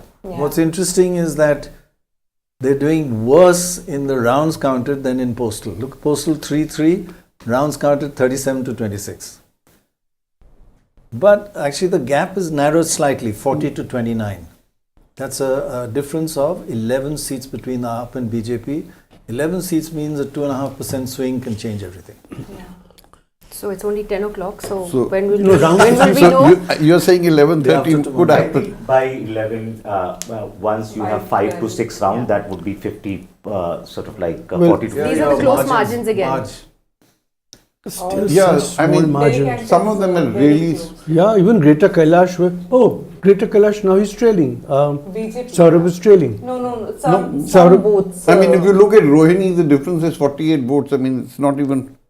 And AP is leading there. So all the Yeah. smaller margins is by AP. 42 votes said Mumbai. Rohini, So 48 All 42 is a three big smaller number. margin is It's a AP. large So margin. AP now. New Delhi is actually 600 votes is a lot because there's Yeah, only, yeah, exactly. only 1 lakh votes in Yeah. New Delhi. So, We have Preeti Menon, spokesperson of the Aam Aadmi Party, joining us now.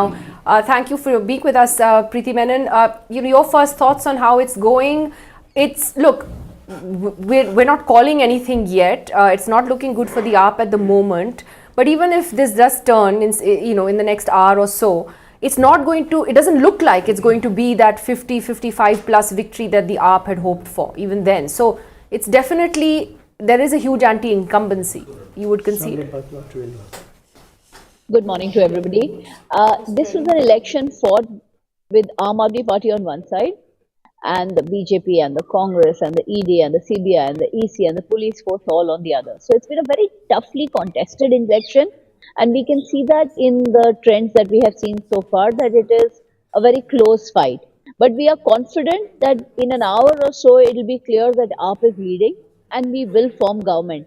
The kind of spectacular sweep that we've had in the past 2 elections makes, of course, everybody expect that Aam Aadmi Party will sweep again. I mean, and even in Punjab, we won with such a fantastic majority.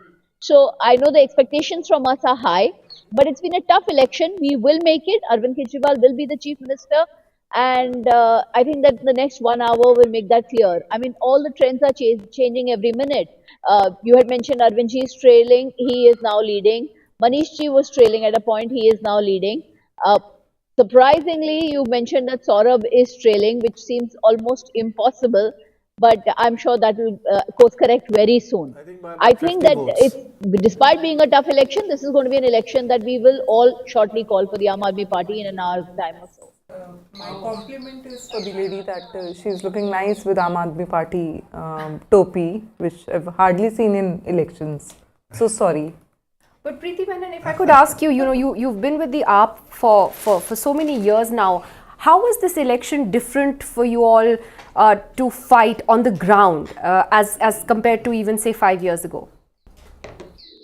Oh, it was very different. I mean, election for us, for the Aam Aadmi Party especially, is door-to-door canvassing. We go to every door, we politely ask people, talk to them. Most people offer us chai, samosas even. I always gain weight during an election campaign. This election campaign, I lost weight because we've been beaten around, we've been threatened, we've been attacked. I was working, of course, mostly in the back room, but sometimes in the Nai Delhi constituency. And we've faced a lot of physical challenges, like they're literally attacked. We're being prevented from going into colonies, into jhuggi clusters. I've never seen such a violent election on the ground. I have never seen an election where everything, like, there's a new development every hour. Every hour there was something new happening, some challenge happening, which we were rushing to solve and, sort out. It's been a very, very difficult election. We've faced the entire wrath of the system on us, completely. There's a little bit of, if I just can interrupt you for a second, give you some positive news that the difference in seats between the BJP and Aam Aadmi Party is now just 39 to 30. And if you look at the votes where the margins of victory or lead at the moment are less than 500 votes, there are still quite a few seats. The AAP, of these 5, 3 to AAP and 2 to BJP, and then another 3. So it's about 5-5, 6-5, something like that. So with less than 500, you can see, for example, you were talking about Greater Kailash. He's losing by 459 right now. So at the moment, there are many seats which could change hands, and the difference is 39 to 30. Earlier it was about 45 to 27. There was about a 20-seat gap earlier. earlier. And we know that Arvind Kejriwal has flipped and Sisodia flipped. So I just want to give you some data to back up your hopes. Oh, that's amazing. But don't take it too far. Yes, thank you so much. Thank you so much. That really does work well. But no, this is what we were expecting. I mean, we know that this is we have also over the past decade learned the entire electoral machinery, how it works. And we have gone to every door. We have good, apps and databases. And we were the first to upload what the Form 17 data was on our own website, because we just know how the election commission works, how the system works. And we know that on the ground it's a close election, but nowhere are the current trends, we didn't see them at all. I mean, I'm honestly telling you that on the ground, it was very clear that we are getting a safe majority. I'm not even saying 36. I'm saying we were sure that we'd get 45 plus. So I think that we'll wait for a couple of hours, and what we've seen on the ground, I hope it translates into the actual numbers that we see on your board. Preeti voter is a very silent voter, so they didn't realize it. Well, Shivam Vij, had a question, I think, for Preeti Menon. Yes, Shivam, go ahead. No, I just have two quick things to say. One, who has the courage to call the election and when? Because in past elections, DeKoder, we've had a lot of fun calling the elections and then seeing it turn around. And secondly, if it does turn around, do we all have our arguments ready on why AAP won? Sorry, what are you saying, Shiv? What was the second part? Well, if it does turn around the election, do we all have our arguments ready to flip why Aam Aadmi Party won? Yeah, of course. Absolutely. Always at the end you have to say, I told you so. Exactly. I want to talk about a constituency, which is a fun constituency. Yes, please. It is the constituency of Chhattarpur. A man called Kartar Singh Tomar won it last time as the AAP candidate. Seeing the margin is only 2.6%, he wisely moved to the BJP. So the BJP candidate moved to AAP. Now the thing is that since 2008, the winner has always been a Tomar, which is not surprising, But the number 2 has also been a Tomar. And the Congress, not wishing to spoil the game in case their guy won, nominated Ranjit Singh Tomar. So everybody, so Tomar with Tomar with Tomar. Everybody with Tomar. So which Tomar is leading? Well, the guy who's Kartar left. Singh is leading. Kartar Singh, who was earlier AAP, and now AAP BJP now is leading. BJP. He's just joined. But it's all at the final Tomars. I mean, election. that's what they've ensured that Tomar is with MLA Chhatarpur. Right, we have Mr. Deshratan Nigam, a political analyst, lawyer, RSS sympathizer joining us this morning as well. Mr. Nigam, it's interesting how this election keeps changing. Broadly, the BJP maintaining its lead, though that lead is narrower at the moment, and there are quite a few seats that are still very close. Yes, I think this is too early. I think the second round going on. And therefore, at this stage, one cannot say. However, if you look at the exit polls with a rider, certainly, the trend is towards BJP getting the majority. And things will be very clear in an hour or so. Therefore, I still believe that BJP will be forming the government. However, if in about an hour the momentum is built in BJP's favor, they may cross 45. That is if the momentum is built. And most of the margins we see are very low right now. Yes, Mr. Kejriwal has started leading, Mr. Upadhyay has started leading, but Atishi is trailing, Somnath Bharti is trailing. These are big names in Aam Aadmi Party. I think the BJP's simple strategy this time was to ensure that their voters come out and vote. I think that was the simple strategy they were focusing. Yes, we saw Aam Aadmi Party's campaign on the ground was more focused in their, clusters, BJP clusters, one-to-one contacts that they had made, where BJP was lacking.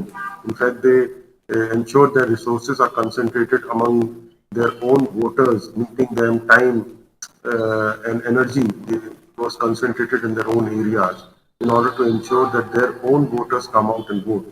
And that is the simple strategy that they were following. Time will see. RSS, I believe, also held thousands of drawing room meetings. 38, 31. Yeah, so it's becoming a little narrower. But Mr. Nigam, now you're worried. Looking a little worried. Nothing, confident. Our internal service You know is that something we we are don't clear know. on 45 seats. वो भी बोलते वो हैं तो हमारा भी दोनों ही side यही बोलते हैं फंसी हुई है We have to be कांटे की टक्कर कांटे की So, टक्कर. Deshratan, sorry we interrupted you. Sorry, I was just saying that the RSS, I believe, held some 50,000, according to one report, drawing room meetings, in the run-up to the Delhi campaign. So it was really out in full force on the ground.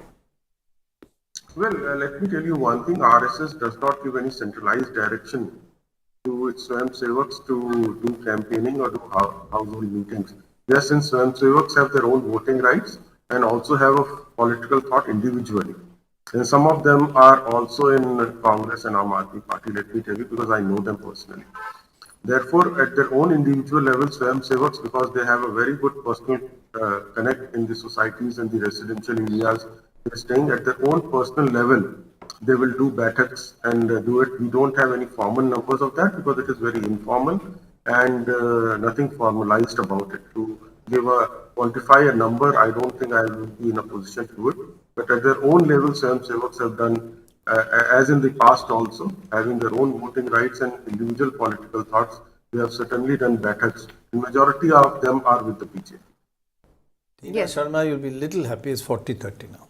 40, From 39, 31. But once the lead has been established, it's hard to sort of like becomes difficult to reverse. And if it changes around, you can say, I told you so. No, I don't want to say I told you so because there are some, but I just want to make 41-29. If you look at the map of Delhi, what seems to be happening that all the green shades are basically in 5 to 7 kilometers of where Yamuna passes, right? It's basically where Yamuna enters Delhi Very and where it interesting. exits. It's like just 5 to 10 kilometer radius is where most of AAP, and those are poorer areas to begin with, right? Like you're more juggies and more sort of like clustered locations.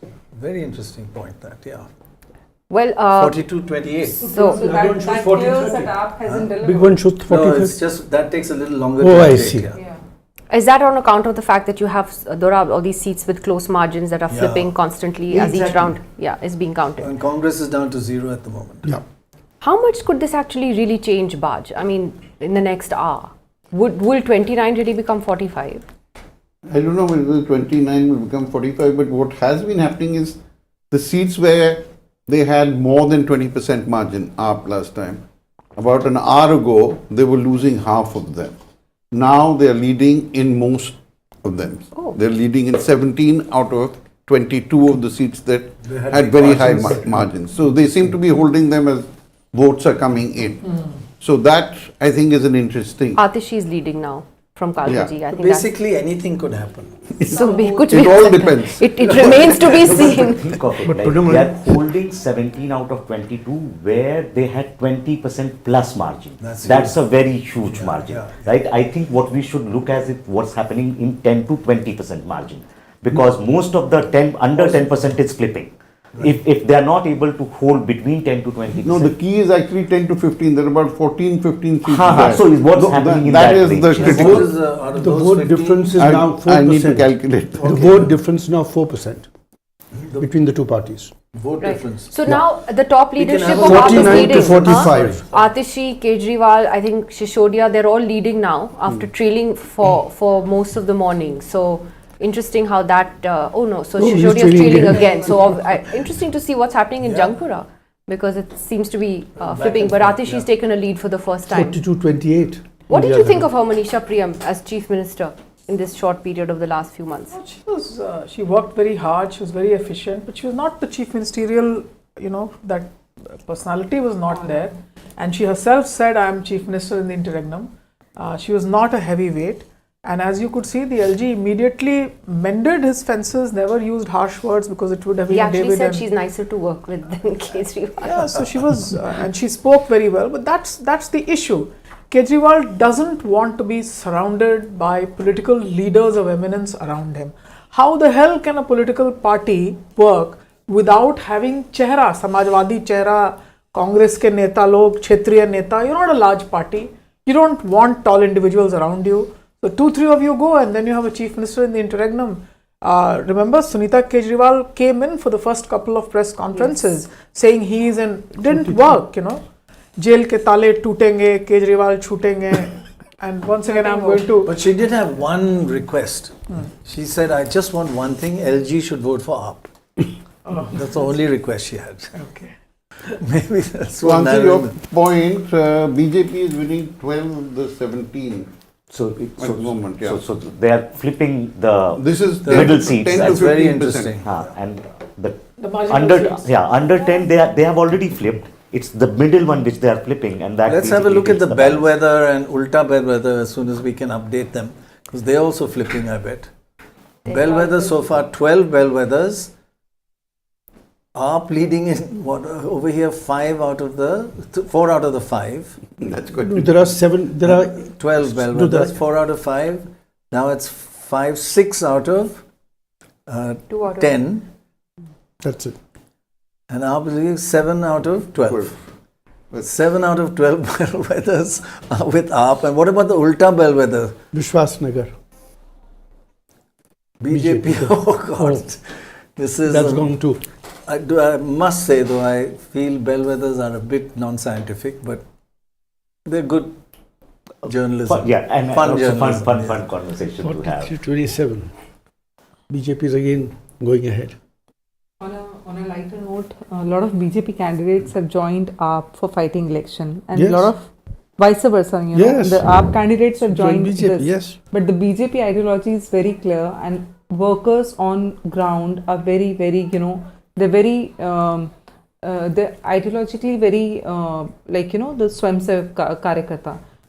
You will find all the guys who've joined from AAP are leading. Yes. So we don't have a kind of understanding that, if our candidate is not being placed and some outside candidate has come in fighting election, we will not support him. So that's the kind of ideology BJP has. And most of the candidates... What about the people who have come across? What kind of ideology do they have? So I see, honestly speaking, the party, for us, it is party, nation first, party, and then...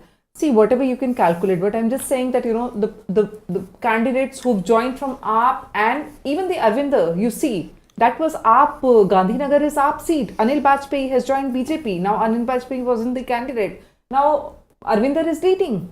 So you see the understanding of the Karyakarta. They only follow what is being directed to them. We are not the ones who will go against the party. But if you look at 3 seats, Kailash Gehlot seat, Chhattarpur and Karaval Nagar, they're all low margin seats. No, less than 5%. Kailash Gehlot is leading, and Kailash Gehlot, even earlier the AAP lead was 0.6% in the last. absolutely. So they've all the marginal seats, they picked the AAP people and brought them By in. the way, Atish is trading against. Makes it easier to win. That's your idea of, But that's the way it But works. it was 39 to 31, and you said, don't worry, it'll go to 45. It's gone from 39 to 43. So I am saying that After the you said it, internal survey. after you said it, we the directions from the party is very clear. We have the Karyakartas coming in buses, and Mahila Morcha is coming around 12 o'clock to the party office. Today, of course, for celebration. 12 o'clock. So we were very clear. 12 The o'clock. vote share has become much closer. It's 45, 48. Let's have a look at the vote share and the updated. And I don't think, AAP would not have similarity Well, of 49, 45. On that you and can't get Congress 43, 27. So down 8, but it's all gone to the BJP. The AAP, Congress is not really Back to 4%. But Congress back to its old 4%. Yeah, 12-5. Yeah. And but I mean, the whole theory that the Congress will damage the AAP is not true. It's been just AAP to BJP. Yeah.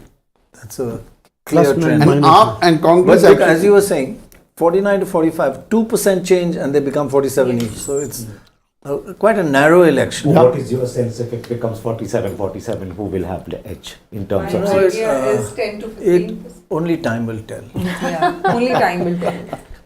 But you can't but have just from like a party I'll give which you another Bengali statement. Ji All depends. ठीक है. But at 48%, AAP is borderline on majority. I mean, if both have, then it's about 35, 37 each. So. With Congress not changing them. Operation Lotus. But we have Mr. Vijay Goyal, senior BJP leader, former minister, also joining us now on DeKoder. Mr. Goyal, thanks for being with us. What is your sense, Mr. Goyal? I mean, I know you're going to say BJP will win, but there are seats jahan it's still a close fight. Or are you convinced now that you will be having celebrations at 12 o'clock, at least at the women's wing of the party? नहीं, मुझे तो पूरा विश्वास है कि Bharatiya Janata party ही सरकार बनाएगी और 10 साल का जो मिस रूल था उसके खिलाफ लोगों ने वोट दिया है और बेसिकली ये अरविंद केजरीवाल के खिलाफ वोट है। हमने तो कुछ चीज़ों को न्यूट्रलाइज किया है, जैसे हमने एक ये जितनी भी जनहित की सुविधाएं दे रहे थे हमने भी उसको जारी रखा ताकि लोग उसके झांसे के अंदर नहीं आए। फिर उसके बाद जो बड़े 3 इश्यूज थे जिसको अरविंद केजरीवाल ने एक्सेप्ट भी किया कि उन्होंने ये काम नहीं किए हैं, जिसमें एक यमुना का क्लीननेस था, दूसरा क्लीन ड्रिंकिंग वाटर था और तीसरा उसके अंदर टूटी सड़कें थी। जब एक चीफ मिनिस्टर खुद ये कह रहा है कि मैंने ये 3 वायदे पूरे नहीं किए तो वो किस हिम्मत से लोगों से वोट मांगने के लिए जा रहा है? लोग कोई बेवकूफ़ तो है नहीं। तो उन्होंने तय किया कि इस बार अरविंद केजरीवाल की सरकार को नहीं आने देना चाहते। तो बहुत झूठ हो चुके हैं, बहुत झूठे वायदे हो चुके हैं और मैं समझता हूं करप्शन एक बहुत बड़ा इशू था जिसमें शीश महल उसका सेंटर बना। लेकिन विजय जी, आप लोग पहले रेवड़ी की बात करते थे, अब आप लोगों ने भी वही पॉलिसीज अनाउंस करे हैं जो जैसे स्टाइपेंड फॉर विमेन, पुजारी वगैरह, हेल्थ इंश्योरेंस, ट्रीटमेंट वगैरह। तो रेवड़ी बोलना क्यों बंद कर दिया आपने?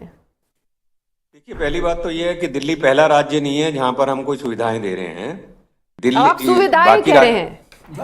हाँ, सुनिए, रेवड़ी आप कह लीजिए कि दिल्ली पहला राज्य नहीं है जहां हम केजरीवाल की तरह रेवड़ी दे रहे हैं, क्योंकि अरविंद केजरीवाल ने एक ट्रेंड ऐसा किया जिसके अंदर हमने जब देखा कि मिस रूल हो रहा है, लोगों की लिए काम नहीं हो रहे हैं, डेवलपमेंट वर्क सारे बंद हो गए हैं, तो जाहिर तौर पर बड़े कॉज के लिए हमको ये देखना पड़ा कि हम लोगों को इस तरह की सुविधाएं या जिनको आप रेवड़ी कह रही हैं रेवड़ी देंगे ताकि हम उसको न्यूट्रलाइज कर सकेंगे। आप कहते थे, आप प्रधानमंत्री उसको रेवड़ी कहते थे, लेकिन मेरे को उस पर बहस नहीं कर रहे, हम कहते थे तब भी ठीक है।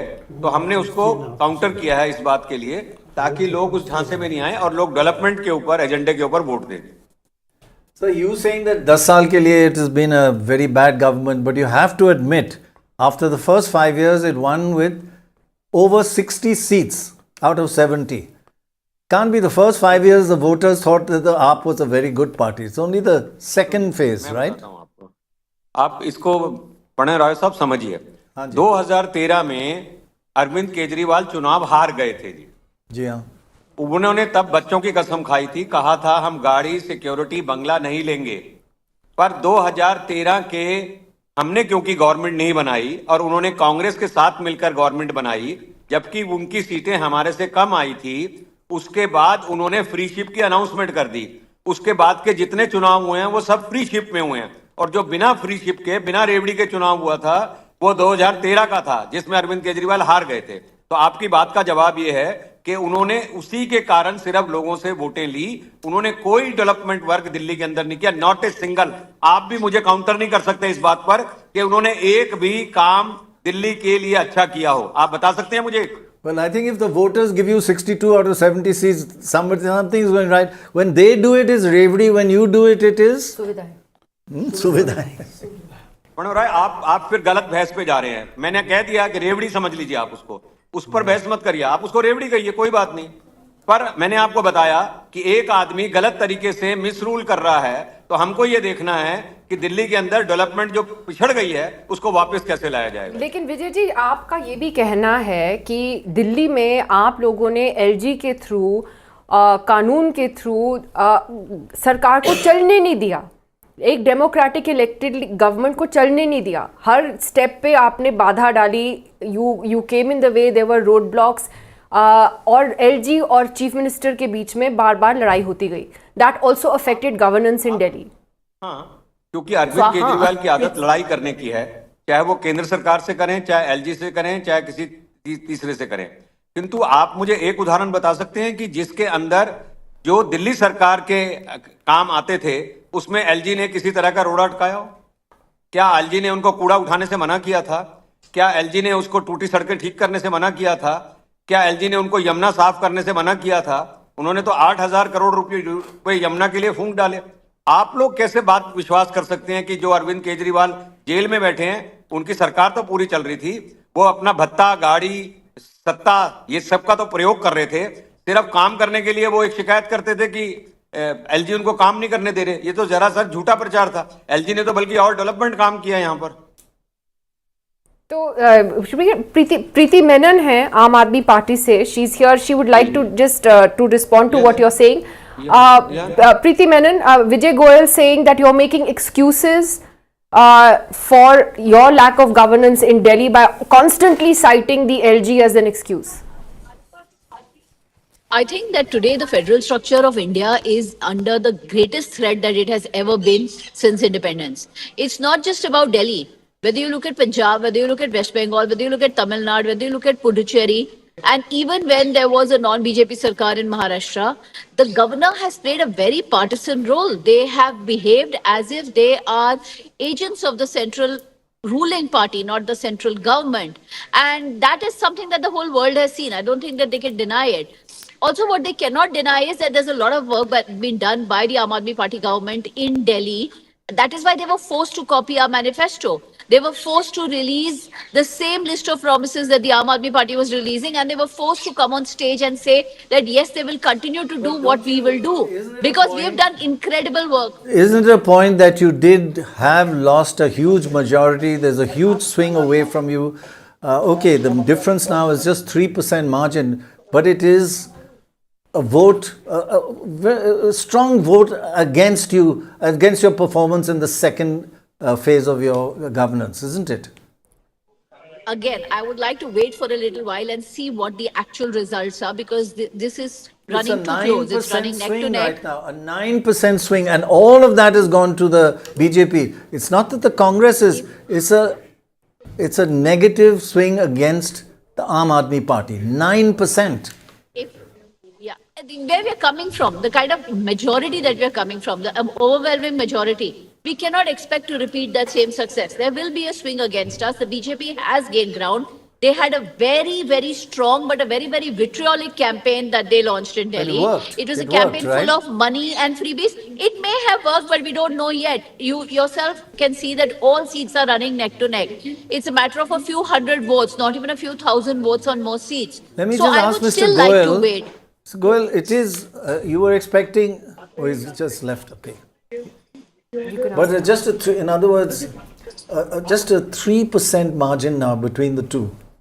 That's not a resounding victory for the BJP, right? Honestly, Not a but rout. Then, it's Not a it's rout. too early to say anything. I was very happy seeing the plus 4%. for BJP, but then I think the way booths are opening, you'll have some some places you'll not get vote.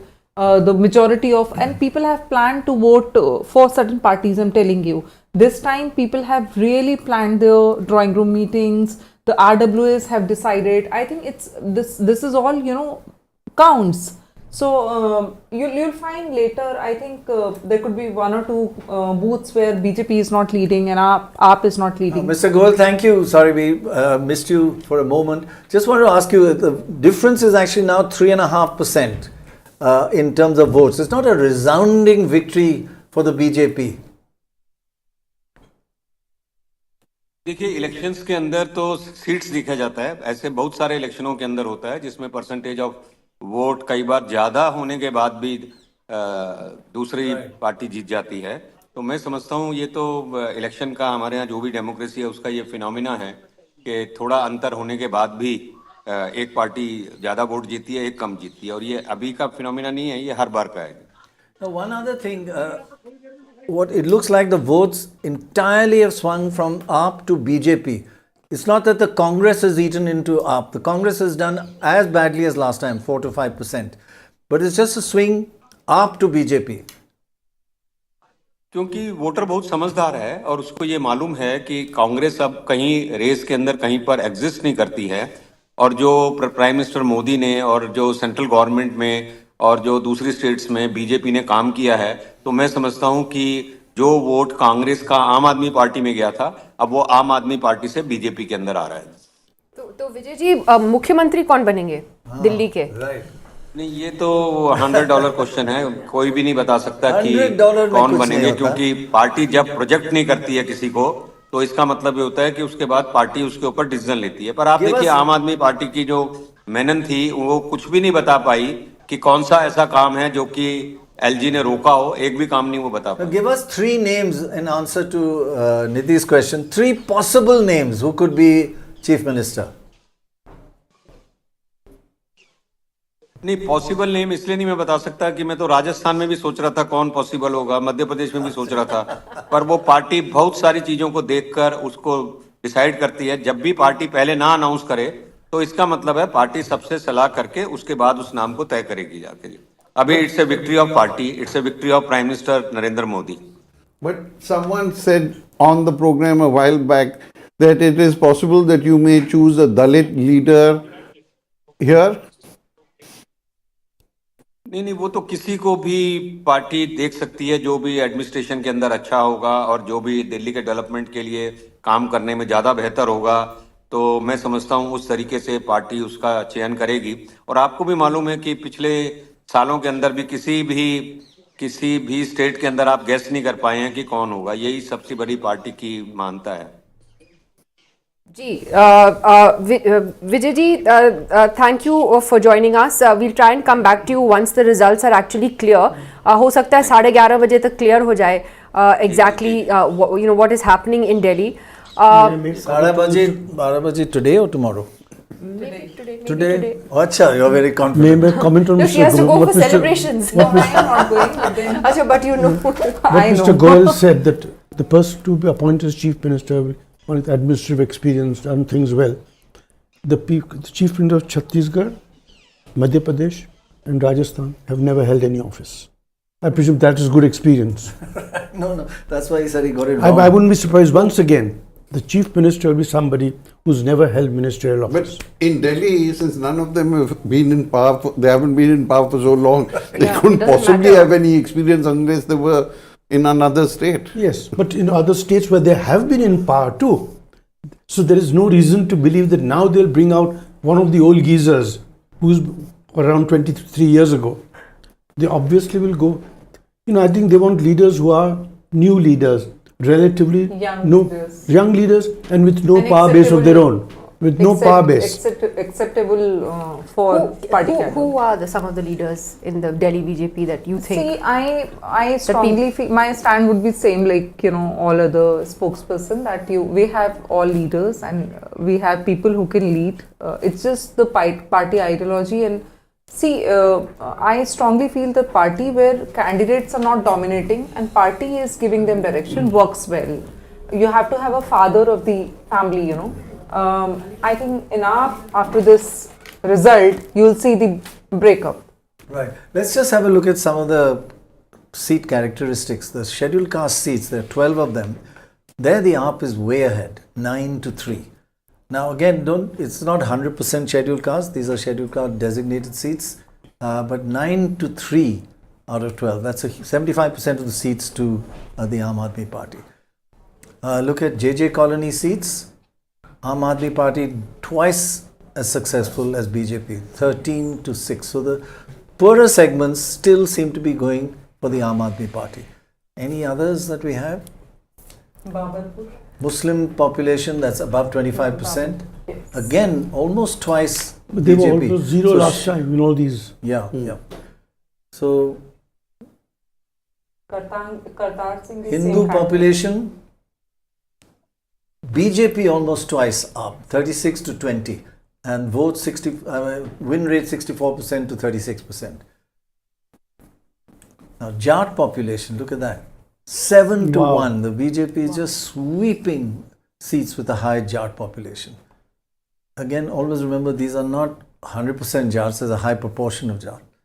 And this is Purvanchali population, 21 seats, 12-9, not an overwhelming sweep. But it's mainly the Jat that is absolutely, the BJP is dominated totally.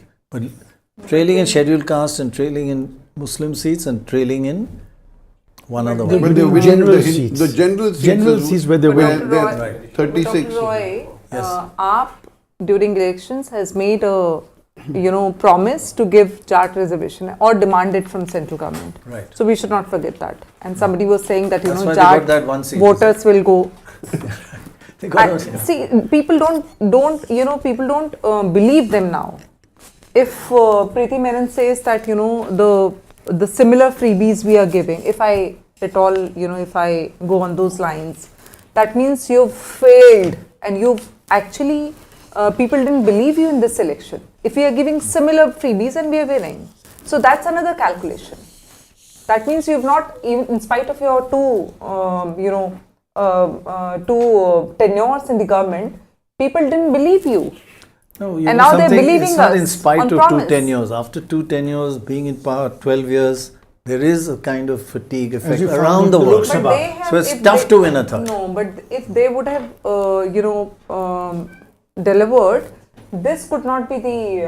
I can't believe that this could be the shift in voters. That's true. Yeah. Manisha, yeah.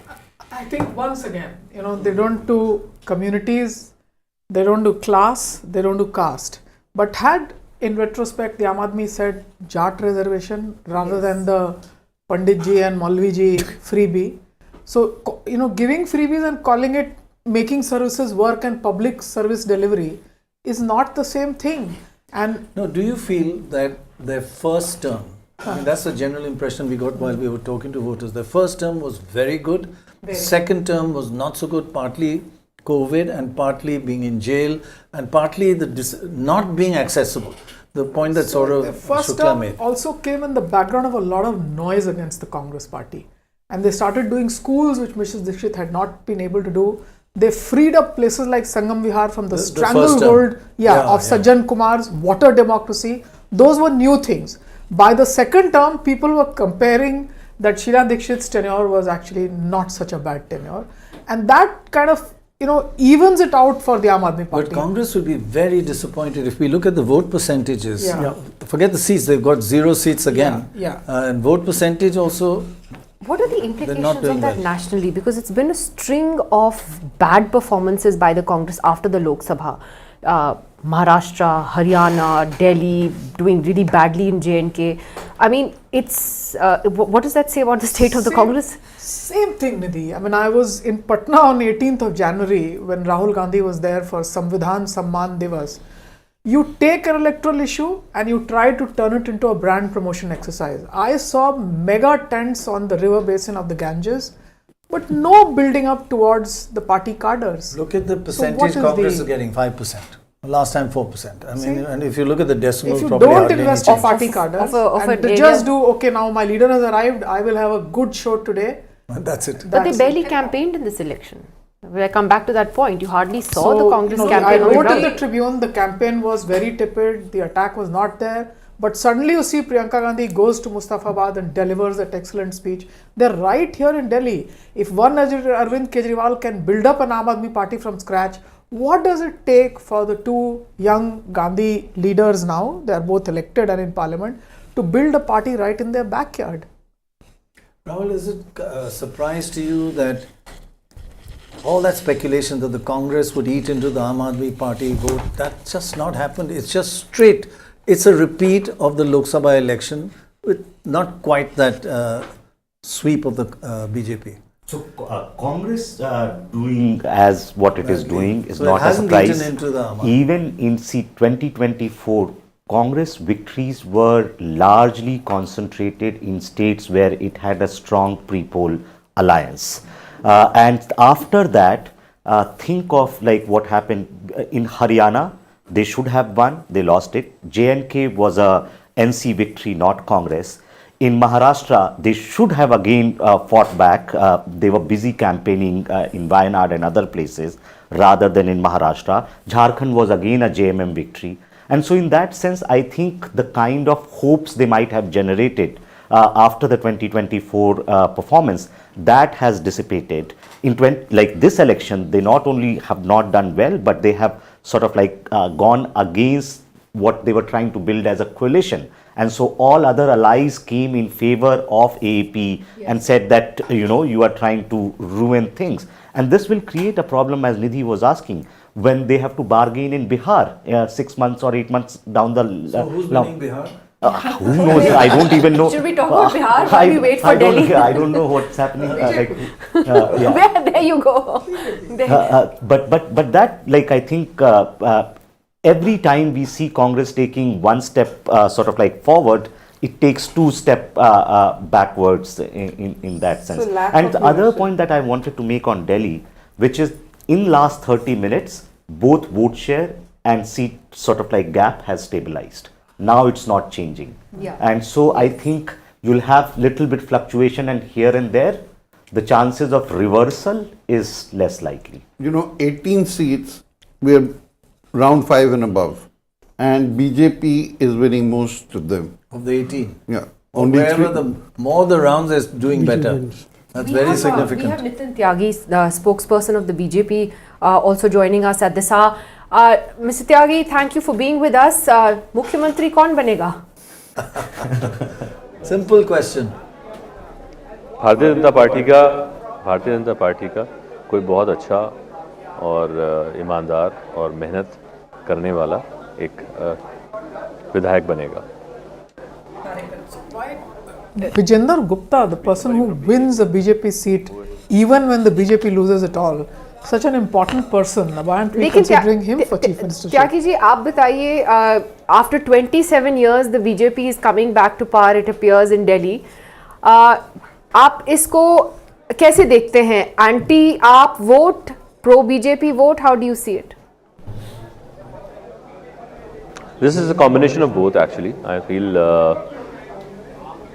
Modi ji ने जो काम किया है, what he has done and achieved in the past 23 years as a CM and as a PM, and what BJP has done in different states is obviously the positive point. And the negativity that has come out of Aam Aadmi Party, Arvind Kejriwal and his gang of PC warriors, always trying to create some kind of negative image about others and creating a false narrative and coming out doling false promises and failing on them drastically. I think it is a combination of both. Right. Also, what do you make of the fact that Delhi has become now it seems a bipolar contest. It's now BJP versus AAP, and the Congress seems to have been edged out of the picture for the third straight election. Definitely. I think Congress has not only been edged out of picture, they are just not in focus at all, it seems. While let me talk about the bipolar nature of Delhi elections. Yes, definitely it's Aam Aadmi Party and Bharatiya Janata Party which have been contesting this since this is the fourth election that they are the major players, and it doesn't seem anywhere near that Congress is going to be a part of the election anytime soon. And let me also tell you one thing, that Bharatiya Janata Party has made huge steps into I was listening to all the panelists just now, and I think they have done really well in all the areas where Aam Aadmi Party thinks that it's their vote bank, or actually the more gullible people of Delhi whom they were able to actually dole out some promises in a manner that they had more faith in Aam Aadmi Party earlier, but they have lost their faith with all those false promises. Arvind Kejriwal was not able to, create that kind of confidence that he had earlier in 2015 or let's say even in 2020. But people are seeing through him, his false promises and his nature of politics of trying to be always at loggerheads with the center and not thinking about Delhi, only thinking about himself, his own family, his own house that he has built, and his own power that he wants all the time, and he went to jail, still retained the CM position, and everybody is totally disillusioned by what Arvind Kejriwal came as and now what he has become. I mean, congratulations on a huge swing in your favor. That is a major achievement, but would you feel slightly disappointed that your lead is only about 3.5% margin ahead of the Aam Aadmi Party? It's neck and neck. It's not a landslide. Definitely. But look at the kind of percentage that we have jumped up to. And it is after 32 years that Bharatiya Janata Party is seemingly winning this election right now. And I am sure that Bharatiya Janata Party is going to make this government and set things rolling in Delhi, which have been on a standstill since last almost 10 years. Well, I must say that as you spoke, the margin has gone up to just over 5%. So it's no longer 3.5. It was earlier. Thank you so much. That's a fairly sizable. It is a huge margin. 5%, and a 10% swing. Aam Aadmi Party had achieved earlier. Yes. Sorry, it is a huge swing actually if we are above 5%. It is a huge swing. No doubt about that. But can I ask you that, will we finally stop seeing water overflowing on our roads in Delhi? Will the air get cleaned this year? Please. This is a sincere request. I mean, will we breathe easier now that this is a double engine sarkar? I cannot promise, let's say this year, but yes, definitely by end of year 2026, we should be in a different kind of Delhi than what we are seeing today. Yes, the water would not be flowing on the streets, the sewers won't be flowing on the streets, the taps won't run dry, the hospitals would be able to give medicines, the hospitals would be able to cater to all the patients that come, and definitely you would see a lot cleaner air, a lot less air pollution. Just getting a signal, as you're speaking of Vijendra Gupta leading, this is the third time he's winning. He won, when you only had 3 seats, he was one of the 3. Yeah. In contention for Chief Minister? That's what you said earlier, right? Yeah. See, anybody, the whole Bharatiya Janata Party, the whole leadership of Bharatiya Janata Party chooses would be and should be the Chief Minister. And definitely, Bharatiya Janata Party as a whole would be working towards betterment of Delhi. Right. Rahul, you had a point to make on... No, I think BJP AAP difference may be lower, but because 2 or 3 seats are contested by allies, so once you count them, then you are getting this 5%. No, this is BJP plus. We are counting that, yeah. I think 1 seat by JDU, somewhere up in North Delhi, that's all. No, two. 68 they are contesting, yeah. But what's the latest on the... When can we leave? Tomorrow 12:30. What's the latest on the counting? I think rounds now it's speeding up. I mean, some seats are now up to 8 rounds, which is quite high. Yeah. So And I mean, first round is over everywhere, so we're well into the election. I think in another hour you should have most seats over 5 rounds. So that'll give you a pretty strong much indication. know where we're going. Best case will be around 32 seats, maybe. That's what I think. So not the 15 that some exit polls had predicted, like the complete rout, 55 for the BJP. With a 5-6% special difference, show, you sir, can't get yeah. that kind of. No, one special show should be done on the exit polls, and each one of them should be gracefully invited to explain what they have said why. Maybe I'm also skeptical, but the average of exit polls was 39 to 30, and it's now 41 to 29. They're 2 seats out. So that's the median value? No, And it's an average The done by sample AI. size. We haven't done it because AI takes care of the reputation of each pollster, the sample size, and on its own does it. We don't do it. It's not an average or a median. Nothing to do with us. All Nothing AI. to do with us. All AI. Even if it's wrong, it is definitely AI. But it's right. But now it's right, so we had some part to play. Yeah. we have put it up on worst. the channel, no? I mean, that's our part. We still have Mr. Deshratan Nigam with us. Mr. Nigam, I mean, I think just on that point that we were making with Mr. Tyagi also, this is, a big chance for the BJP back in power, it appears, in the national capital after nearly 3 decades. And people are fed up with a lot of, day-to-day issues such as roads and air, etc. So this will really put the BJP's double engine on test, won't it? Now that you have to deliver. Yes, I think delivery is what counts.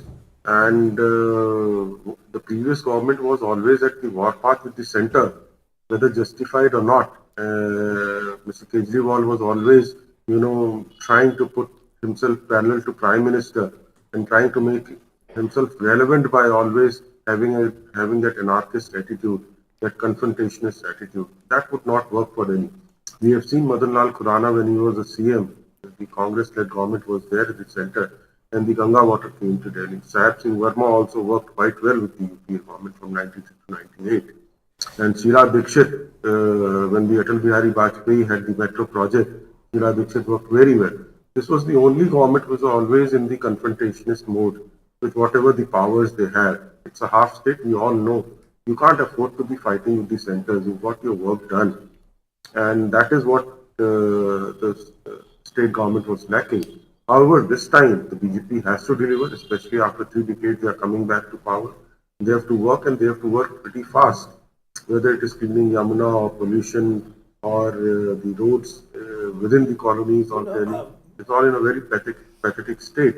There cannot be an excuse, and if the trends continue and if they have 40 plus seats which are there, which may increase also, Deshratan, the fact remains then it's all about sorry to delivery. interrupt.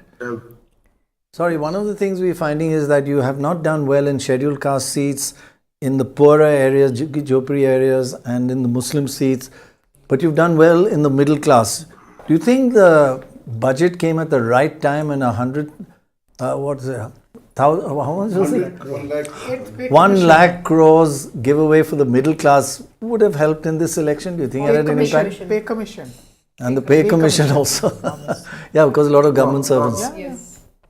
Would it have helped?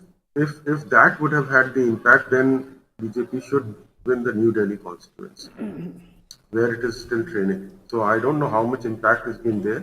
Yes, the budget was certainly there. It did give relief to the middle class. But I think the simple strategy of the BJP was to ensure that their voters come out and vote, which in the last elections we have seen in the assembly elections, they were somewhere about 38-39%. But I must say, you're not doing well in the JJ colony. You see the graphic up right now. Only 6 out of 19 seats you're leading in JJ colonies. But their vote percentage has also increased there. It's not that it may not be converting into seats as of now, but we'll have to wait and see. Right. But the fact remains that BJP's simple strategy was to ensure that their voters, wherever they were stronger, they ensured that their voters come out and vote. The problem with the middle class was that the voting percentage used to be quite low. This time they have ensured that their voters come out and vote. Most of their energy, resources, time went into that region, that particular segment. And that is what probably is paying dividends. yes, they also have, there has been voting pattern that I see is movement away in those Juggi clusters also, where BJP has improved its presence, but probably it's not turning into seats. That's what I think. Can we just take a moment to talk about the national impact of this? Because Manisha Priyam, a couple of things. One is the Lok Sabha result was a setback for the BJP, okay, 240. But they've managed to reverse that in, even though they lost a couple of state elections, they've, won others emphatically, now Delhi. So has that narrative about the Lok Sabha now completely shifted into a more positive narrative for the BJP? And then I come back to the opposition alliance. Can this India bloc hold, and can it succeed with a weak Congress at the center, because it's still the only pan-India opposition party? So what does the India bloc do if the Congress keeps losing state polls? So as far as the national picture is concerned, since the Lok Sabha verdicts last year, you can see that the disgruntled Jat, the rural disenchantment, clearly the BJP has been able to manage that. That's what turns it around in Haryana. You've managed Haryana, you've managed Rajasthan, and that, in Delhi, the Jat voters, for example. So the India Alliance may have the constitution in their hand, but the Chaudhry, the Devi Lal or the Tau, whoever was holding that constitution for the Janata Dal or the this or the that, the anti-Congress alliance, the Chaudhry is no longer behind the India bloc, number one. So the OBCs and the dominant caste, clearly there's a split. What remains with the India alliance are the Dalits and the Muslims. Now clearly this is an important minority group. Socioeconomic inequality matters. So India alliance does have a narrative, especially with Hemant Soren there, a very important tribal leader with them.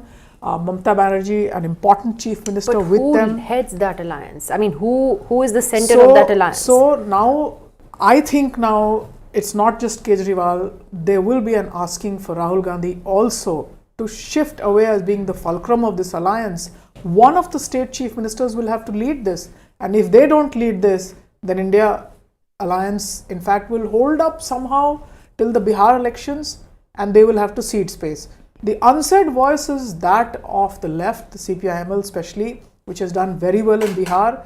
Now, while we do the Chehre ki Rajniti and only see Tejaswi as the leader and Rahul Gandhi making the speeches, one has to remember that even in the Lok Sabha elections, there's been an extraordinary performance of the left. So, in the India alliance, unless they are not doing very well, but unless they really move towards the bottom of the pyramid and left of center very clearly, this alliance will not ideologically hold together.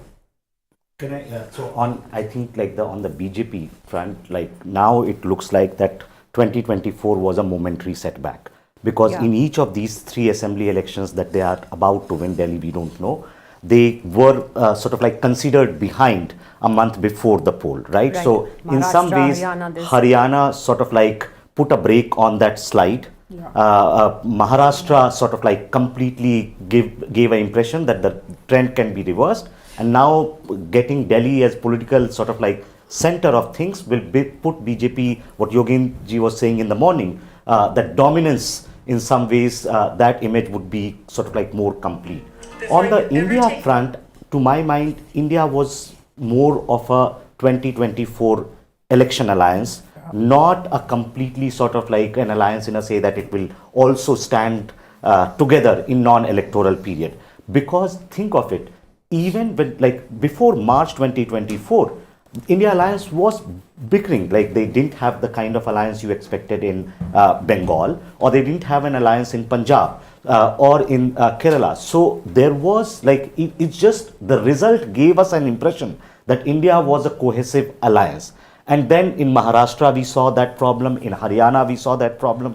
Again, in Delhi. So I don't think India alliance is going to, there will be again when elections will come, some of these parties will come together. But now the ability of the Congress, which after winning almost 100 seats, could have had more room for its growth, will again shrink back to where it was. Because I'm also asking this because there's a lot of speculation right now politically that the Shiv Sena faction of Uddhav Thackeray, though he denies it, You may see a reunion in Maharashtra. You may also see a reunion in the two factions of the NCP, or some kind of crossover. And in which case the opposition is dealt another huge blow. Huge blow. Yes, I mean this will be a weakening of the alliance, so to say. But the principal reason why the alliance will not stick together is the inability of the Congress to strike electoral gains anywhere or to be able to rebuild its parties and cadres. So I think that's if you don't have a keystone, the architecture won't stand up. And this is not standing up. Just talking about caste census and holding the constitution now looks more like a photo op than anything real. So they have a lot of introspection to do. Also taking a stand on Ambedkar. Or the Virappa Moily committee will be set up once again. Exactly. No, but I'll give you an interesting little side. All these elections have been one-phase elections.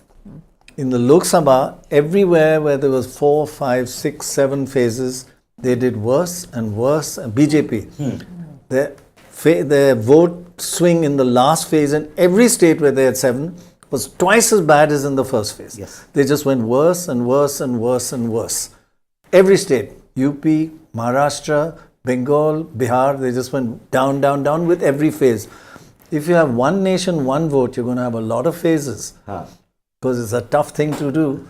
So maybe we don't know whether is it one phase that's what they're looking for now. 2024 turned out like 2004.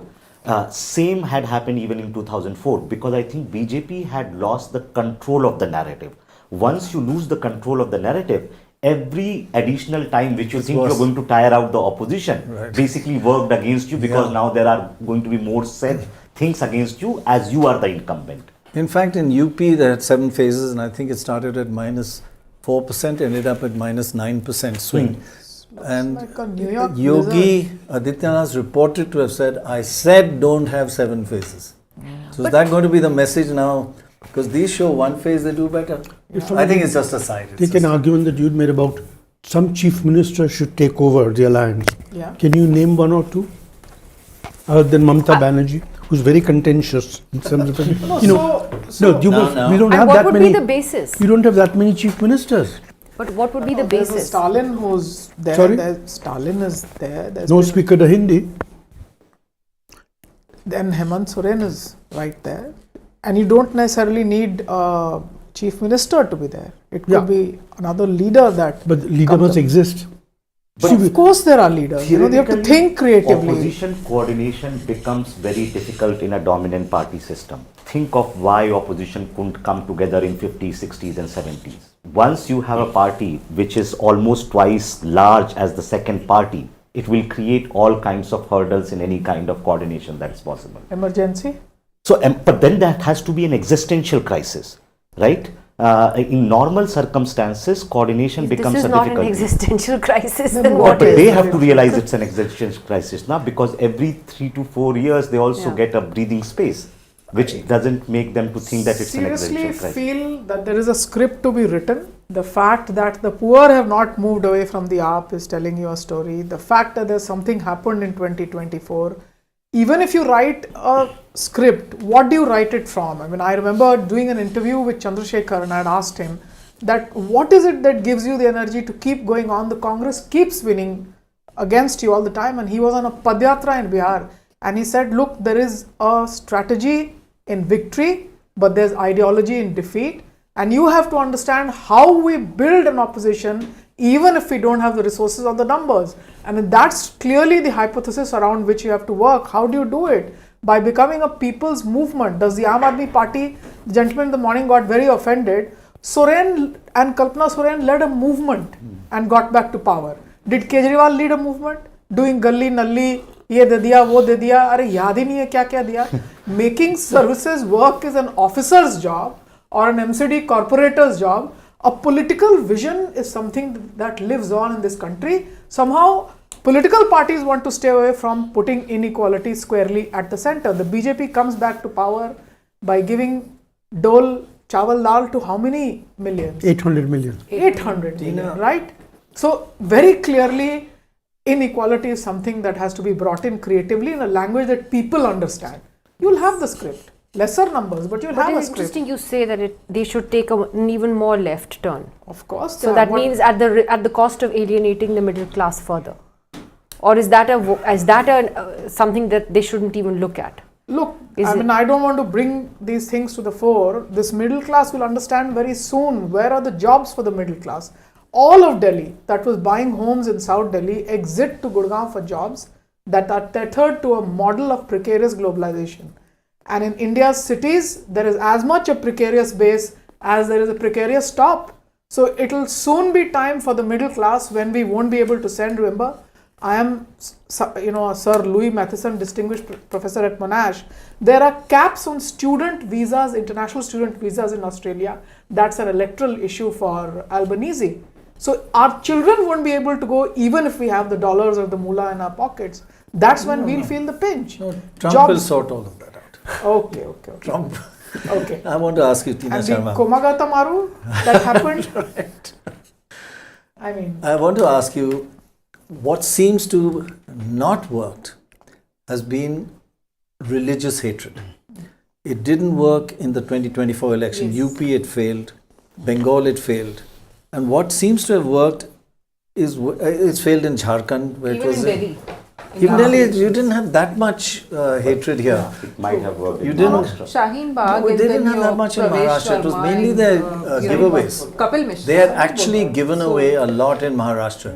Yeah. So But it looks Maharashtra like was a very divisive campaign. Not that, because we travelled right across. It You was mean mainly Dr. about Roy, even in Delhi competitive last rallies. election, Kapil Mishra, Pravesh Verma didn't work. Yeah. Didn't work. So I have no apprehension in accepting that, that was hatred. That didn't work in that election. We have Praveen Khandelwal, Even BJP's MP. one last thing. Orissa is the highest typical example of what's working now. Nothing to do with life.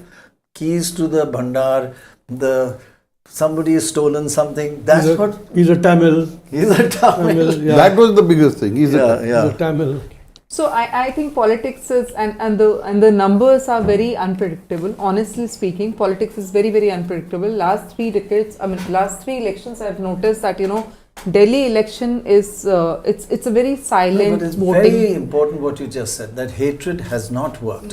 So that is a lesson that In right spite of across. good Muslim population, it No, didn't work. everywhere it didn't work. It didn't work in UP, it didn't work in Bengal. So parties are now So changing maybe their things may goalposts. change. Okay, Yeah, that's good it to is hear. change. And it should change. We have don't Praveen Khandelwal, BJP MP from Chandni Chowk, joining us, and also Babbi Badal, spokesperson of the Aam Aadmi Party, is with us. Thank you both for joining us. As somebody's phone went off, it's like that person in the cinema hall, that one person whose phone goes off.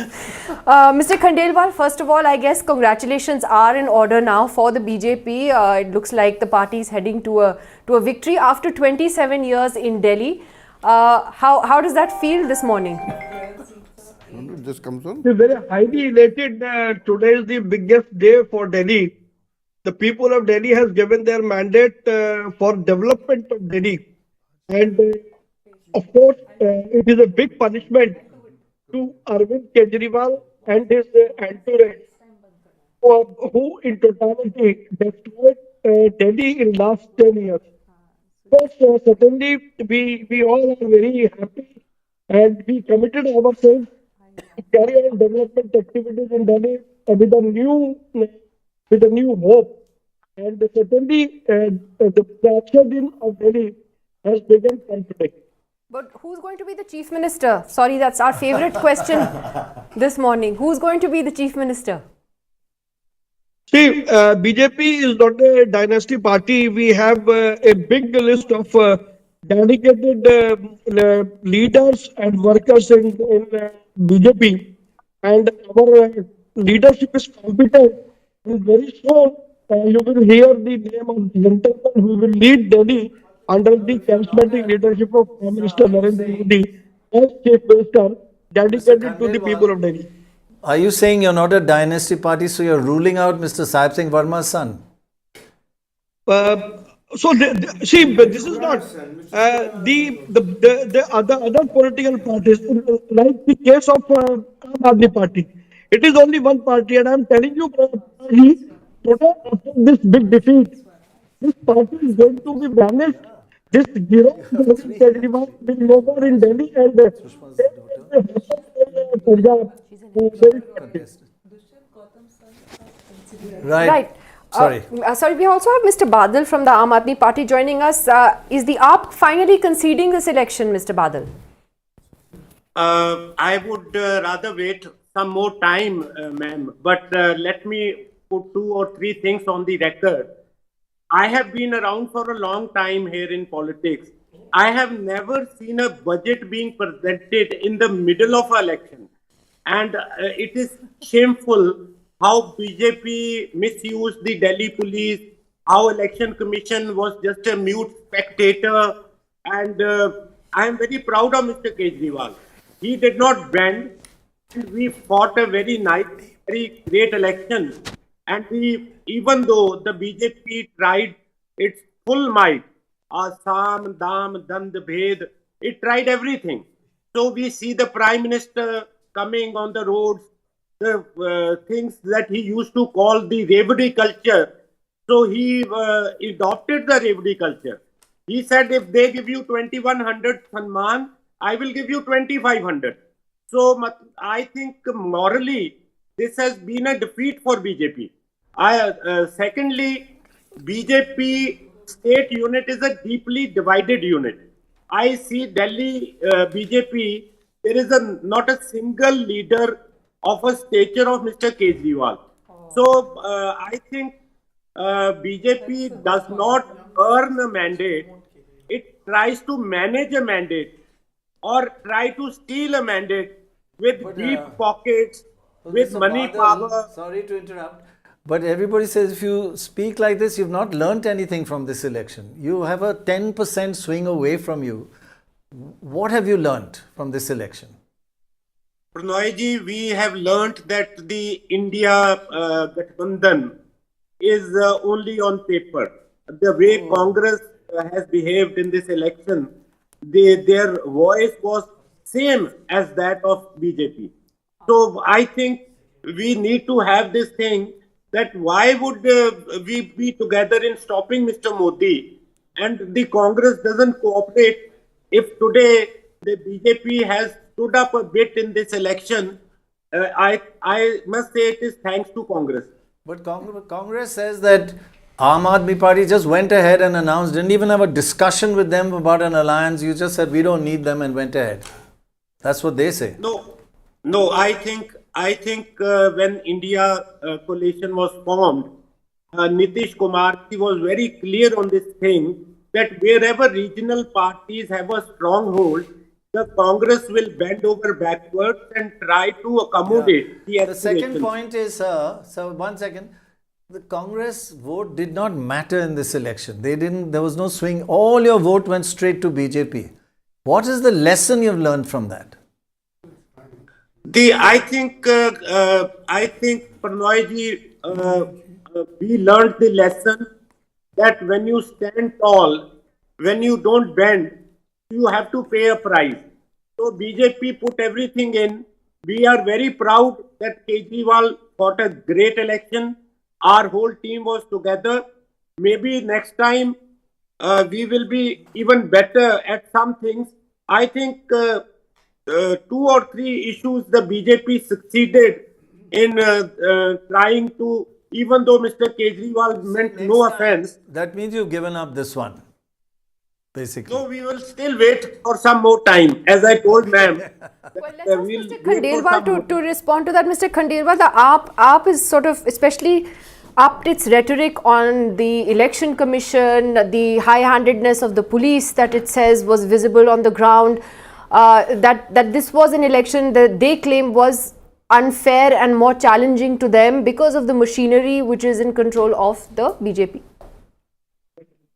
So, Aam Aadmi Party and its leaders are in a habit of making allegations. Since last 10 years, they have done nothing but making allegations against one another.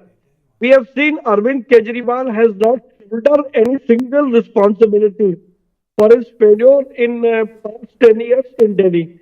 Same story they are repeating now. They have blamed BJP today.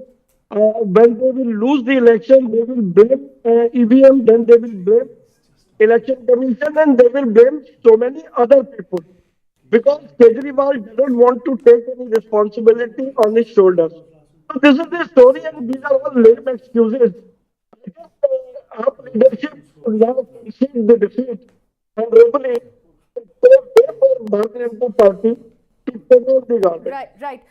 In fact, just to update everyone, the top leadership of the AAP is trailing again, including Mr. Kejriwal, Atishi, the chief. Kejriwal won by 28% last time, just for the record. Yeah, so I mean, yeah, he was leading briefly in between, but he's gone back to trailing. Whatever it is, it indicates that the impact of this corruption has had chipped away at it. I mean, if you're personally chief minister and losing by a swing of more than 15%, that is just and that poses a bigger difficulty for AP. So even if they manage to win 28 seats, or God forbid, like they are closer to victory margin. But if they lose, not God forbid in a sense, like if they sort of like come closer to the halfway mark. But if you lose the top 2, top 3 leadership, that also creates another kind of challenge. True. Sisodia trailing. Sisodia also trailing.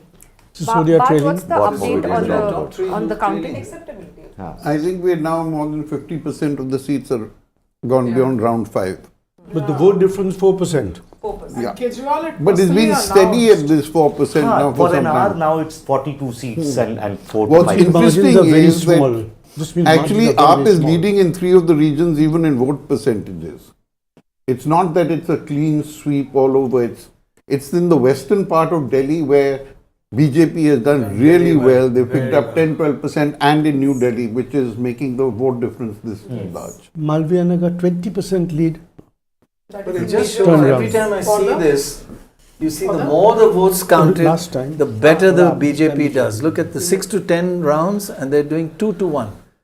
At 1 to 5 rounds, it's 20 to 18, more or less even. So the more they count, it's that bump effect of Shekhar Gupta. Do you understand statistics? I'm trying. Trying, Acha. No.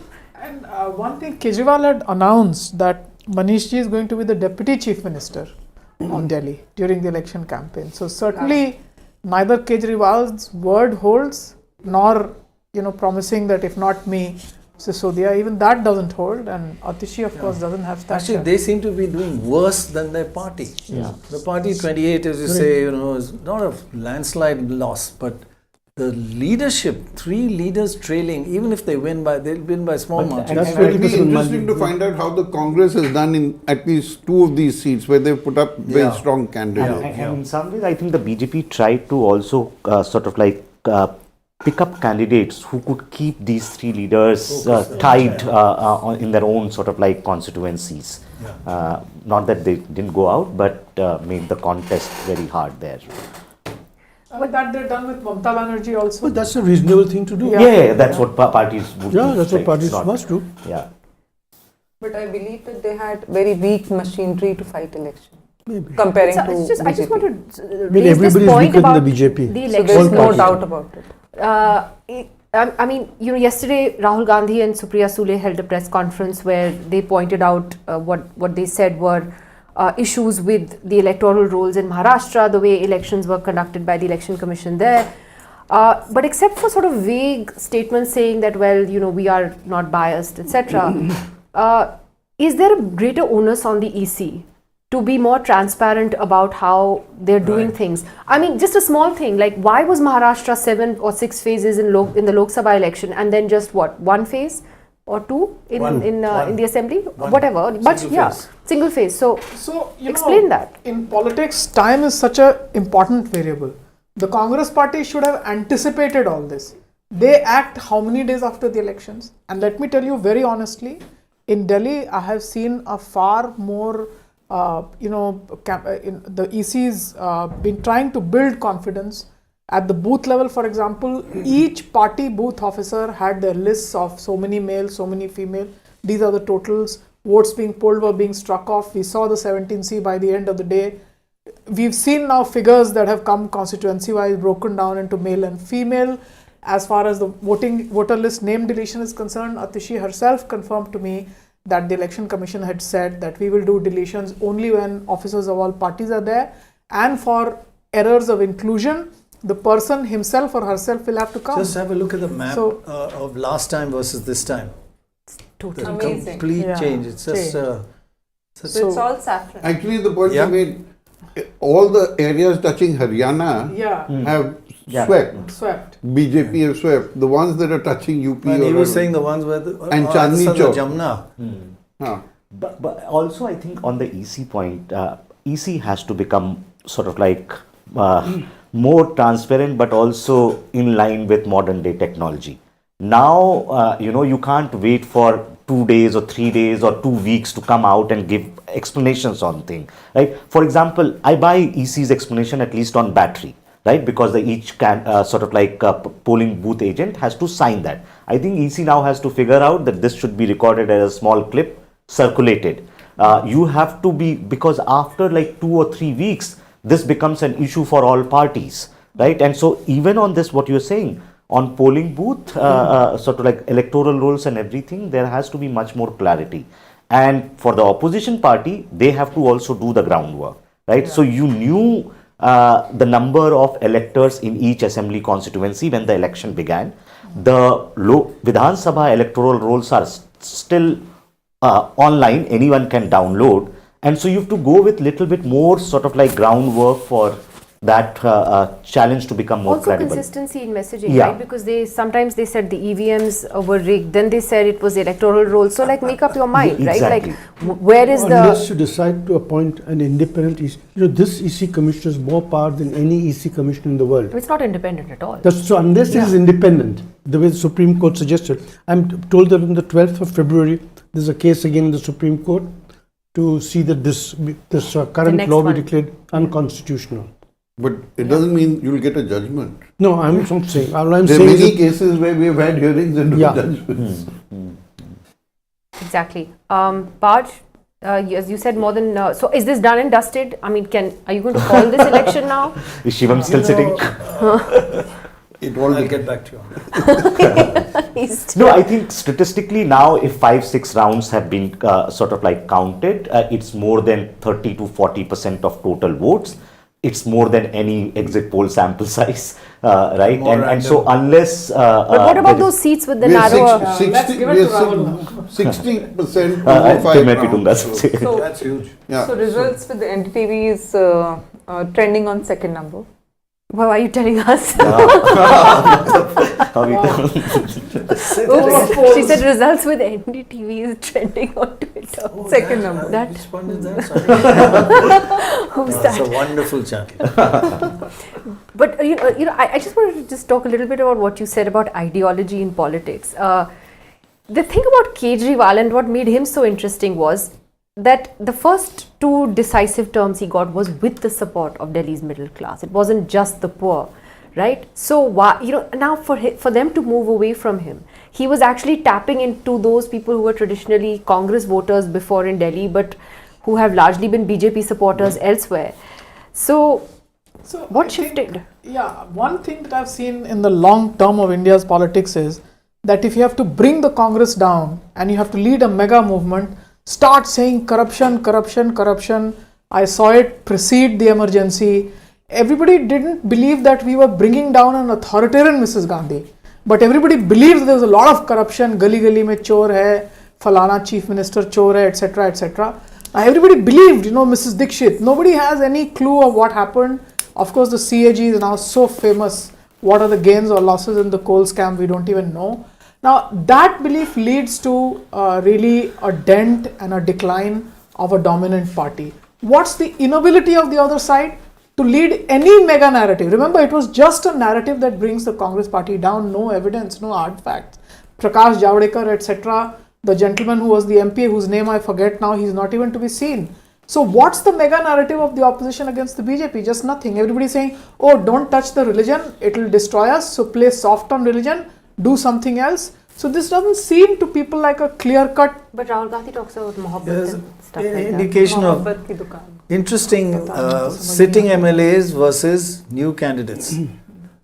But sitting MLAs could belong to the other party. Yeah. Sitting last time there, sitting last time, this time here. That's what she said. Same for such a long time. But by the way, Kejriwal and Sisodia are both trailing by about 1,300 votes in very small constituencies. I mean, 3%, but you know, 3%. Yeah, approximately. We just showed it there, so it's substantial. But the BJP The has vote only difference is so 877. small, still I don't understand. 1300 is not a It's big 3%. number. It's No, no, But in those but the gap is constituencies it 3%. is. It's a small constituency in terms of electoral size as I well. think So when now, it reaches around 4,000, 5,000, then you can No, make up your but mind. in New Delhi we only have 1 lakh Whatever. voters. So Come still. this is 1% of the total vote. More than no, 1,000 no, is I quite a don't- bit. Of the constituent, I don't know how many people voted. So Say 60% voters, So on 60,000. 60,000, this is almost 2% of the vote. So 40, 50, 60,000. if you look that at the could be top voting 15 pattern. seats with like low margin, AP is concentrated in the lowest sort of like closer margin, where as soon as margins are becoming larger,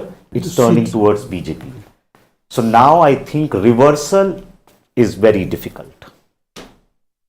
Including. Did you say God Stick forbid? your neck out. Sorry, my mistake. That was a bad. Just kidding. Of course. Really, For Atishi two also. rounds initially, Atishi was ahead of it, and then Ramesh Vidhudi, and now Atishi again. So we've closed what, 6 rounds? We're closing She's trailing 6 again. rounds. She's trailing. She's trailing again. And so is Sisodia. Yeah. So I think you have to So wait Dorab, till has about this 10 rounds. election changed the narrative? As you know, I hate that word narrative. What narrative was What that? I mean, has it changed politics in India? No, I think it's weakened a party that was, came from nowhere, was very strong, looked like winning, looked like changing things. Had ideology. Yes, had an ideology of sorts at least, which is lacking on the ground. And then And I one think of the big ideologies was that it was not corrupt. not corrupt. But you can't participate in Indian elections. That's why the left is where it is. Unless you have money. Now it's all money power. We were traveling in the general elections in Andhra, and a person said to us that in my area, across the parties and assembly elections too, we'll spend 120 crore, all of us put together. Yeah, yeah. That's one seat. Yeah. And of course, 600 South they cents. spend a lot. 120 crore. We spend nothing. You don't think of Tani, oh, you have the money? much more. No, very It's nothing like Like that. southern states have highest, then you have the central states, and then in Bihar, UP is much less. Southern They haven't got states, highest expenditure, but most democratic. So one thing is, Because everybody spends the same amount. political startups not possible with angel investing. No, startup only with angel investing. So his score 25 crores was wrong. It Which should one? be in Arabs. Sorry? Yeah. He was saying 25 crores is the least. Well, I don't know what they spend in But Bombay and Delhi. BPL, you're quoting BPL 25 crores. Quoting who, sorry? You quoted 25 crores is like BPL for politicians. What is BPM? I think he was saying Below 25 poverty crore voters in that sense, not money. No, 25 crores. No, he said money. I'm saying you need lots of money, that's all. And if you're honest, unless your party gives it to you, you don't have the money. No, but they're saying that one nation, one election, we have spent so much on elections. Yes. Election Commission, how much did they spend?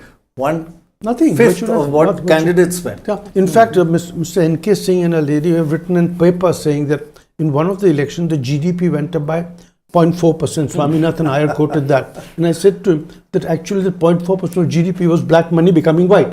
That's why GDP went But up. then this year the GDP should have really shot up. We've had so many elections. Yes. I mean, it should be doing really Yes, well. yes, I but mean, still well. It would have been doing worse otherwise. That's right. 3 elections still worse.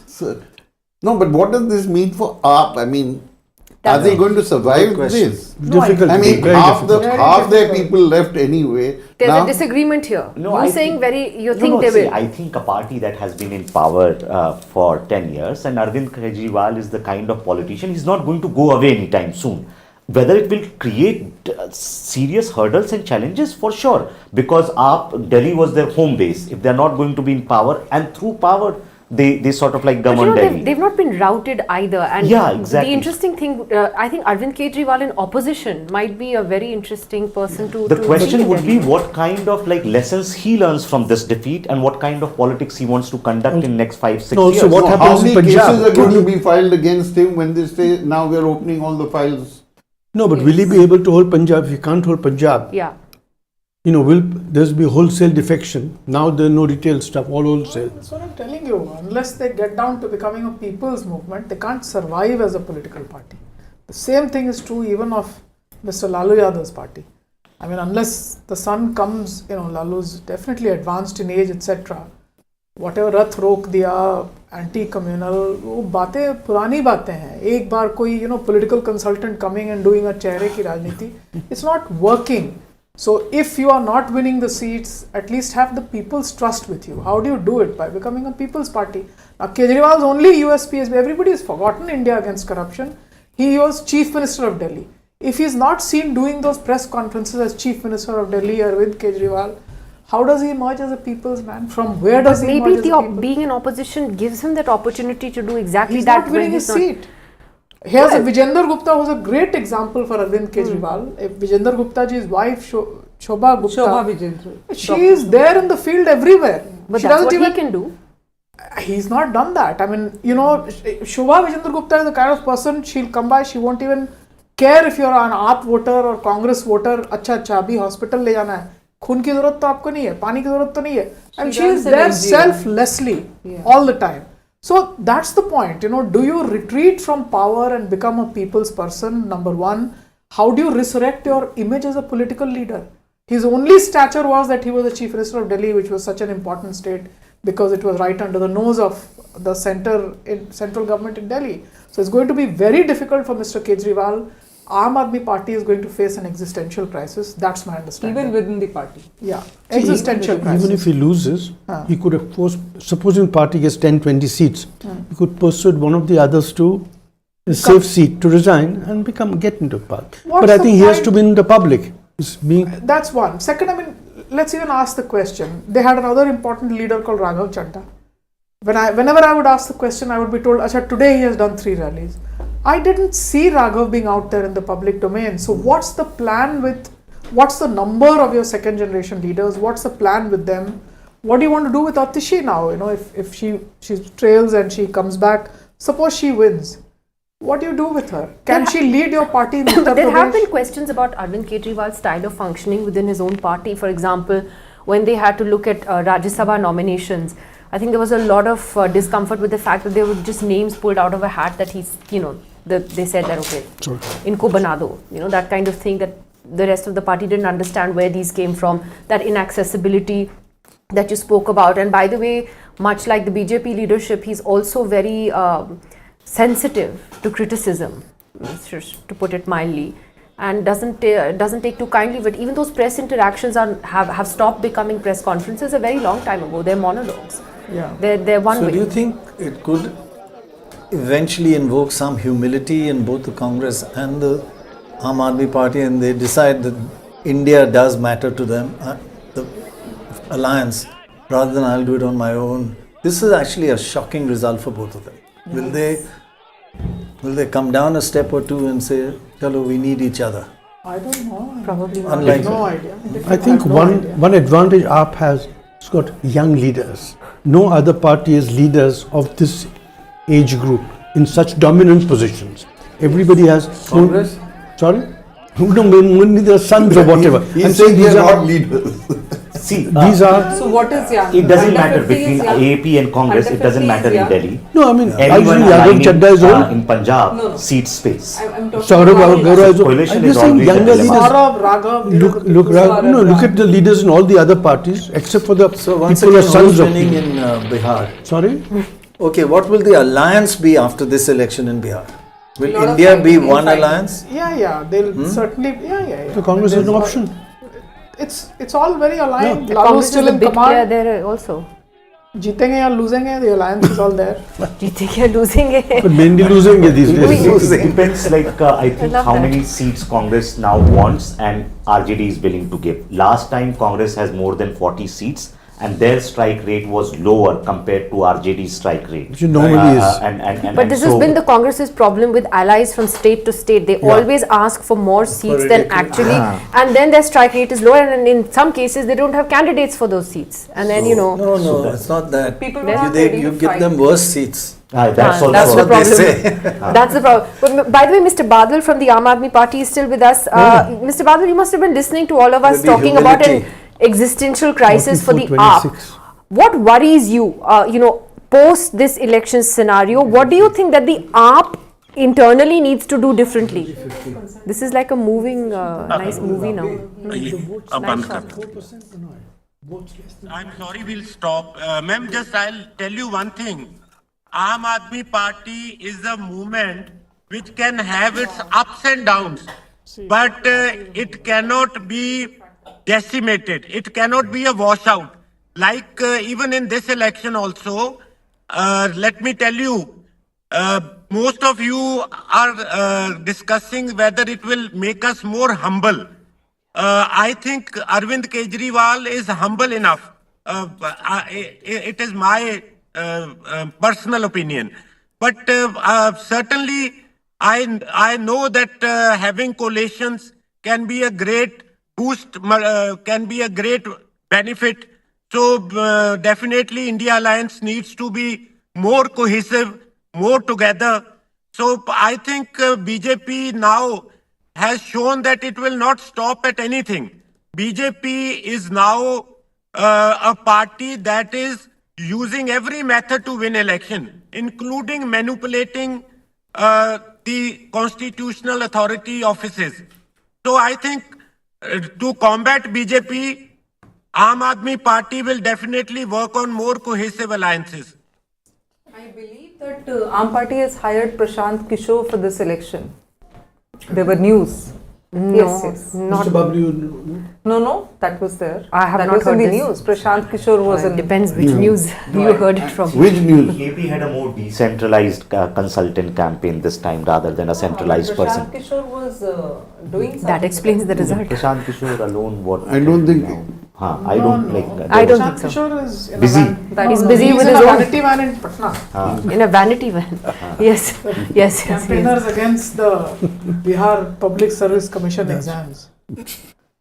So, Baj, But how now much left? BJP's leads, I don't know whether one can call that, is increasing from Yes. 42 to 44. despite the fact the vote difference only 4%. Phenomenal. Which is very small margins, winning with very small margins. Less vote percentage and more seats. Yes. Micromanagement of a very high order. No, BJP has a Penetration of all constituencies with workers who are not urban, asking for lots of money for doing electoral work, etc. They've got their party cadres. Volunteers, yeah. And yeah. So even things like Shahzad Poonawala's statement, etc. Look at Vanchali's, it's not worked. I mean, at least 50 workers straight from Bihar BJP who I met, and the political. So it's a party in action after 2024 losses. I think we are getting the bump now. 46. I think Manoj Tiwari has also More than condemned a 50, his 20. statement. Yeah. With a 4% difference. But what went wrong with the AAP this time? What was the main weakness? The corruption allegations that actually stuck, or what was it? Or was it just 10 years, 12 years was too much? I think that this last 2 years, nothing happened in Delhi. I mean, and Delhi has been in a pretty bad state in the last. I mean, coming out of COVID, you thought that something would happen, and it didn't. Nothing happened. Yeah, because there is one side to the AAP where their MLAs actually do try and keep contact with voters. They create WhatsApp groups. They do all this, which is not true. Unfortunately, the BJP, your municipal councillor like we have is from the BJP, doesn't have any WhatsApp group for communities or anyone. It's impossible to get in touch with. But despite that, they actually couldn't do anything. So even if you complained on these groups about issues, they would say, yes, we'll try and help. But it was a constant thing, there's no water, sewage is blocked, there's this. So after a while, I think there's a lot of frustration. And I think they lost the middle class very early on.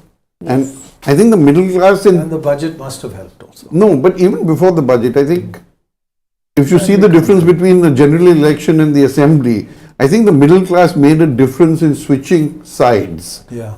And that didn't happen this time.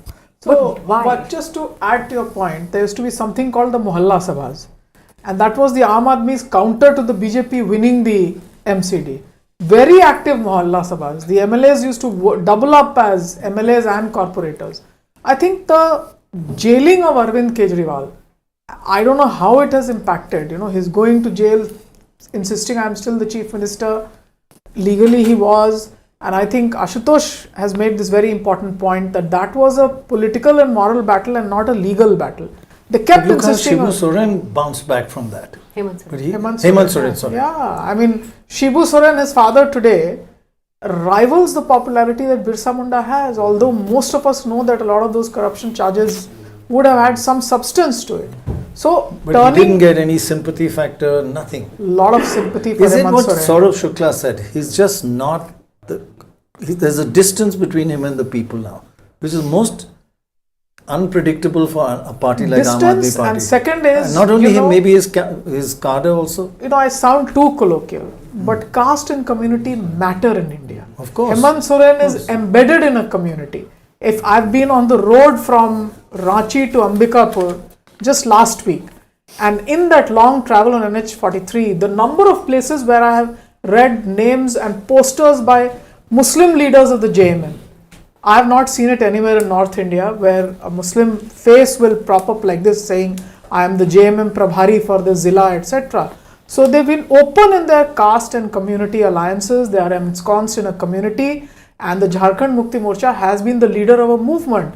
So many times when I'm coming back to this, I think parties that arise from movements have to understand how the movement party balance is to be maintained. BJP has done it to its own credit, whatever the ideology is. And that's the other thing. I mean, after the Lok Sabha elections, for example, the BJP has been a party that is pulling the cadres out, building momentum for elections.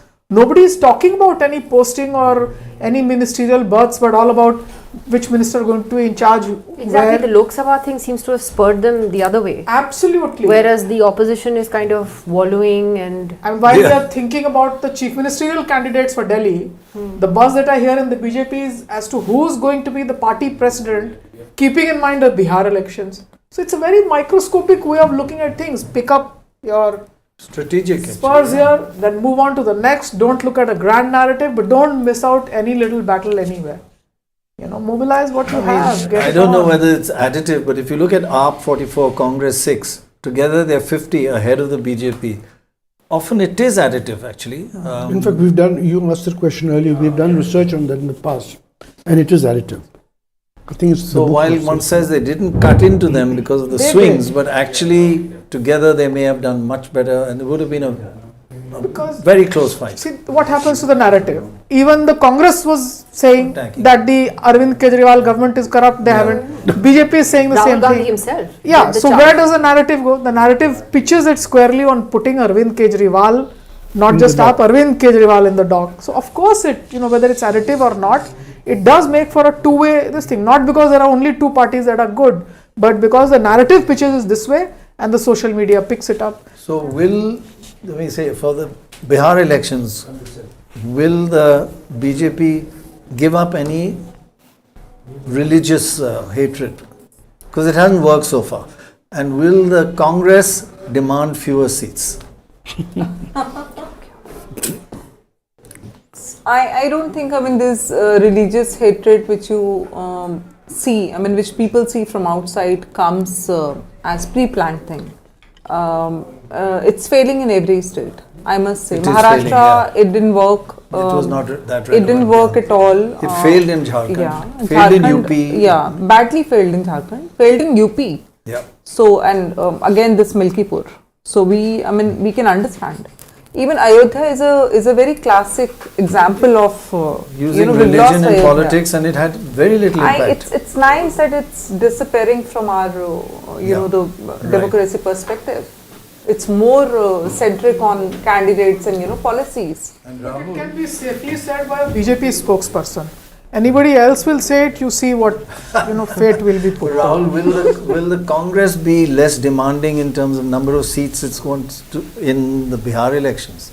Probably not. It'll be the But will you get it? Will you get those seats? I don't know. Delusion doesn't have logics. Sorry, yeah. But there's a Pappu Yadav, who's a congressman but wannabe. Mr. Lalu Prasad Yadav's family and his leadership doesn't adjust to him, but he's the man who wins and makes others win. This See, once again, this is an indication of this bump, because if you look at from 6 to 10 rounds being counted, quite a lot of rounds, it's 30 to 13. Because they're not random, but 30 to 13 compared to 15-11, which is pretty close for early rounds. It's an indication that the more rounds you count, the better the BJP is doing. So it was all micromanagement. You can say, I told you so. Micromanagement. The booth management. You must always say it. I didn't see Congress having to, tables. They're just winning 10 out of 47. Around polling Who's they? centers. They were But that's where they had 10% margin last time. Under 20% last time, they were still at 47 seats. They're getting 10, which is what, 20% The of swing is over 10%. 10% swing, that's what it is. What are your 3 big takeaways from this election? I'll get back to you on that. You have to think of them. I only ask questions, I never answer. But what are your, What are yours? Well, one I would say is that the BJP its dominance is complete. It's a party that will not let one setback in the Lok Sabha election push it down, and you can never underestimate how they will do. 2, I think the lesson for the opposition is that divided you stand, you will fall. And you need a narrative. The India Alliance can't just be only for an election. It has to have some ideological thread that holds it together, whether that is to only speak for the marginalized or whatever. It needs to find what that thread is. And 3, that I think we need more transparency from our supposedly independent institutions. And I think also. the BJP put more effort in. They brought in MPs from every state. Whether it was going for Andhra votes, Tamil votes, Bengali votes, they brought in people to campaign for every single little MPs vote. fought election. All maximum MPs fought election. Who denied tickets from BJP. Vidodi was the MP. He fought election. No, but I'm saying that even bringing in people, whether it was for the Bihari vote, the UP vote, honestly, it was... How important was the RSS in this? See, RSS has a different understanding on working in... Yes, they are. Of course, we have a complete RSS wing where you have, every week you have, trainings and everything. But the election, were they very active this time? Yes, of course. Why not? Why not? No, more than normal. Not why not. A lot of RSS people have become candidates in this election. I can't name some, but some of them are very, very important people. But I think that's very interesting. Yeah. Some of these things, which is BJP mobilizing leaders from outside, RSS mobilizing, they have more resources, was also part of 2020 campaign, right? All of this worked because AAP was down. Right, the leader didn't have the same image or aura as 2020. The governance was negative. So your campaign can only work when the opposition has botched up its own campaign. And also AAP has taken a lot of candidates from BJP and given them ticket. On the pretext of ticket, they've joined. And vice versa. They also dropped some 30 MLAs on their own. So feel the information channels of the BJP were far more sound and open, not clogged in comparison to the AAP.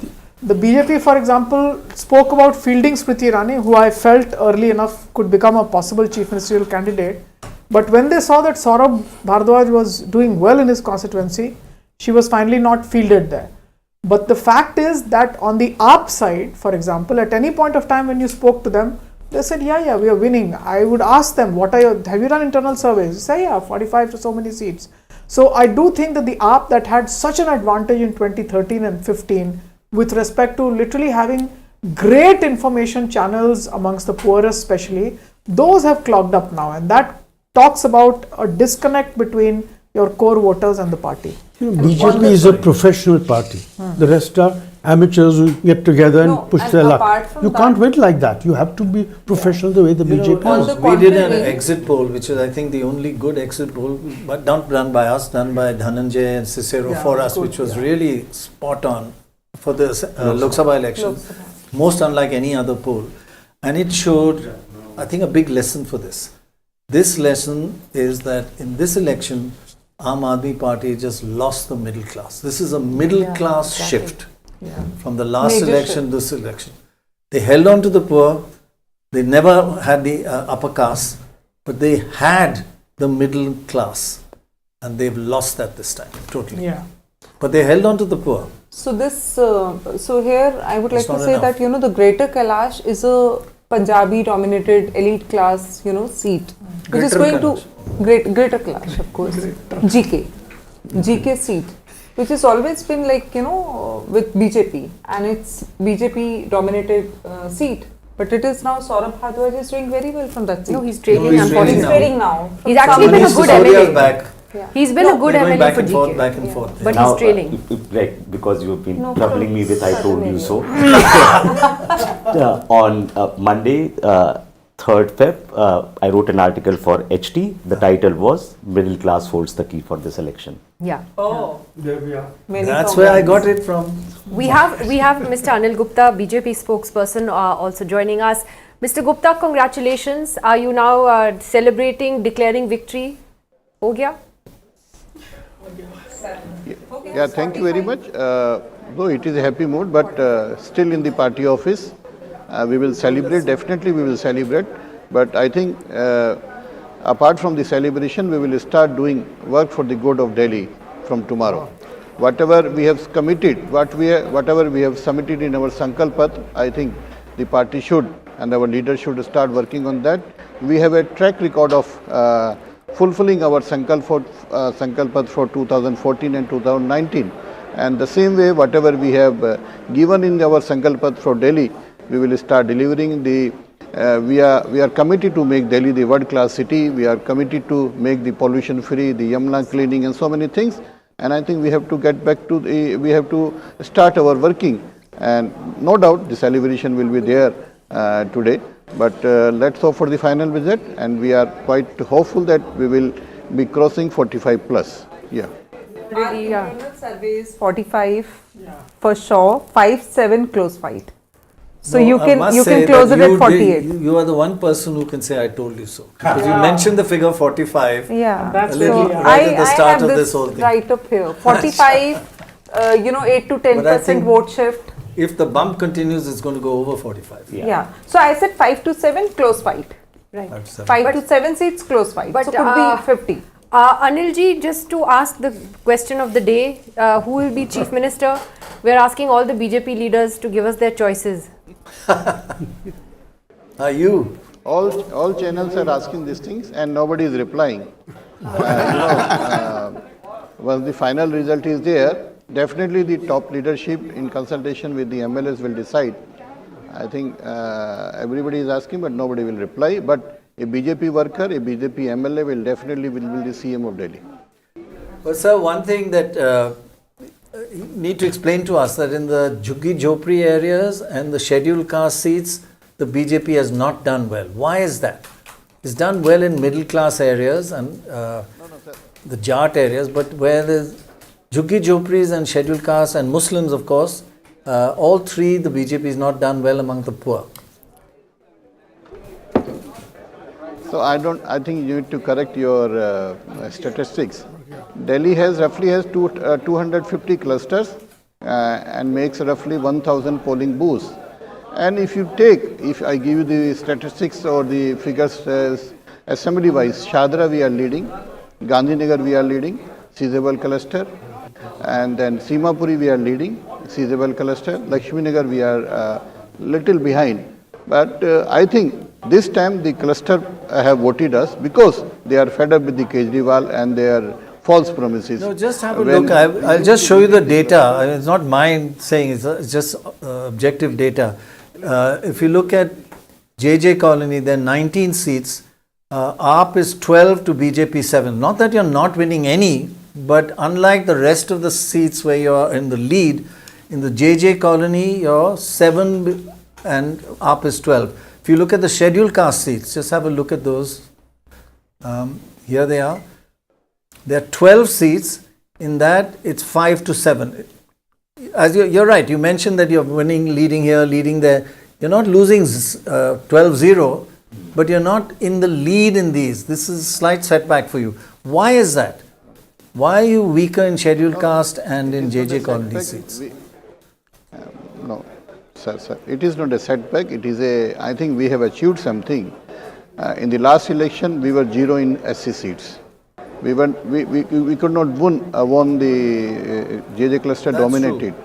This time, we are increasing our tally from 8 to 45 plus, and that is a good thing. Definitely, you know, if you compare with the 2015 and 2020, we could not win even a single SC seats. Now we are winning roughly half of these SC seats. Yes. It is a good thing. Cluster, we have worked very well for last 1 year. You know, we used to sleep in their huts. We used it is to much better. eat You're with right. them. No, you're right. It is very true. You're doing much better than last time. But your huge victory, according to our experts here, is a middle class shift. And we'll go more into that detail. But you're still, your weakest is the scheduled caste and Jhuggi Jhopri and Muslim areas, the poorest areas. But it's still much better than last time. You're right. I don't think it is weak for us, but I think the media should compliment us for this huge victory. But definitely, once the full result is out, we will have the detailed analysis. But jumping from 8 to 45 plus is a big achievement. And as I have mentioned in your channel, we are committed for our Sankalpat. We are committed to deliver for the betterment of Delhi. We are committed to make the Delhi the best city in India. As under the leadership of Modi ji, where the city like Indore, Surat, Lucknow all have progressed the same way. You know, sometimes when our ex-CM was in Tihad, we feel some shame things like our CM is in Tihad. But I think now onwards, Delhi citizen will feel proud to say that we belong to Delhi. I'll show you one interesting thing, sir. I'll show you one bit of interesting data about the floating middle class voter in Delhi. If we just have a look at the data of the last few elections, this middle class section just keeps switching from BJP to AAP to AAP to BJP or AAP. And in 2024, it went to BJP. This time, it has not flipped. The whole middle class has stayed with the BJP. And that is an amazing trend in Delhi politics, that this block of floating voters as almost as much as 20%, but probably more like 15%, have just remained solidly. And it has gone between Lok Sabha and Assembly, but this time Assembly to Assembly and Lok Sabha to Assembly, it's switched between Assembly to Assembly. Very interesting, actually. See, if you see the data of last Lok Sabha election, which were held 8 months before, in 2024, we won 52 seats and we were neck to neck in 3. That day, our leadership decided to focus on these 55 seats. And we were quite hopeful, and still I am hopeful, that somewhere the 52 tag which we won in Lok Sabha, and we should have been closer to that figure. And I think we got roughly 54 point something vote share in Lok Sabha, and we are hopeful that we will be near to that share. And definitely middle class, because of so many factors, because of the budget also, because of the blame game by the Aam Aadmi Party leaders to others, because of so many factors, I think they as in case in other cities, as in the case in rest of the India, now the middle class of Delhi is also is sided with the BJP. Yes. You're saying that budget helped a lot in getting the middle class to vote BJP? I think definitely. First time in history, you don't need to pay any tax for 12 lakhs. And this is the remarkable, definitely. And the pay commission also helped. And, definitely the policies of the Modi ji is for all, not only for one particular area. And the benefit, why the Ayushman was not implemented in Delhi, when rest of the country is availing the benefit of Ayushman. Why? So, middle class asked that from the Kejriwal, and they have replied now. So I think now the benefit of Ayushman will be there, and not only the benefit but the double benefit will be there. 5 lakhs from the center and 5 lakhs from the Delhi state. There's so many schemes, they could not construct even a new hospitals, but now the schools will be there, the colleges will be there, the hospitals will be there, and one and foremost, they abused the Ma Yamuna and they abused the Haryana also. That will not be there. Now the Yamuna will be clean. I am making this commitment in front of channel. This is what we mentioned in our Sankalpat. Even the Delhi air will be much cleaner as compared to the earlier, and the solid waste which is there lying in the Delhi, it will also be removed. The STP will start working, and this is not just like we are making some false commitment. We have the vision, we have the leadership, we have the technology, and we have the commitment to make Delhi better than earlier. Sir, are you saying that Haryana will release more water into the Jamna so that the flow is better?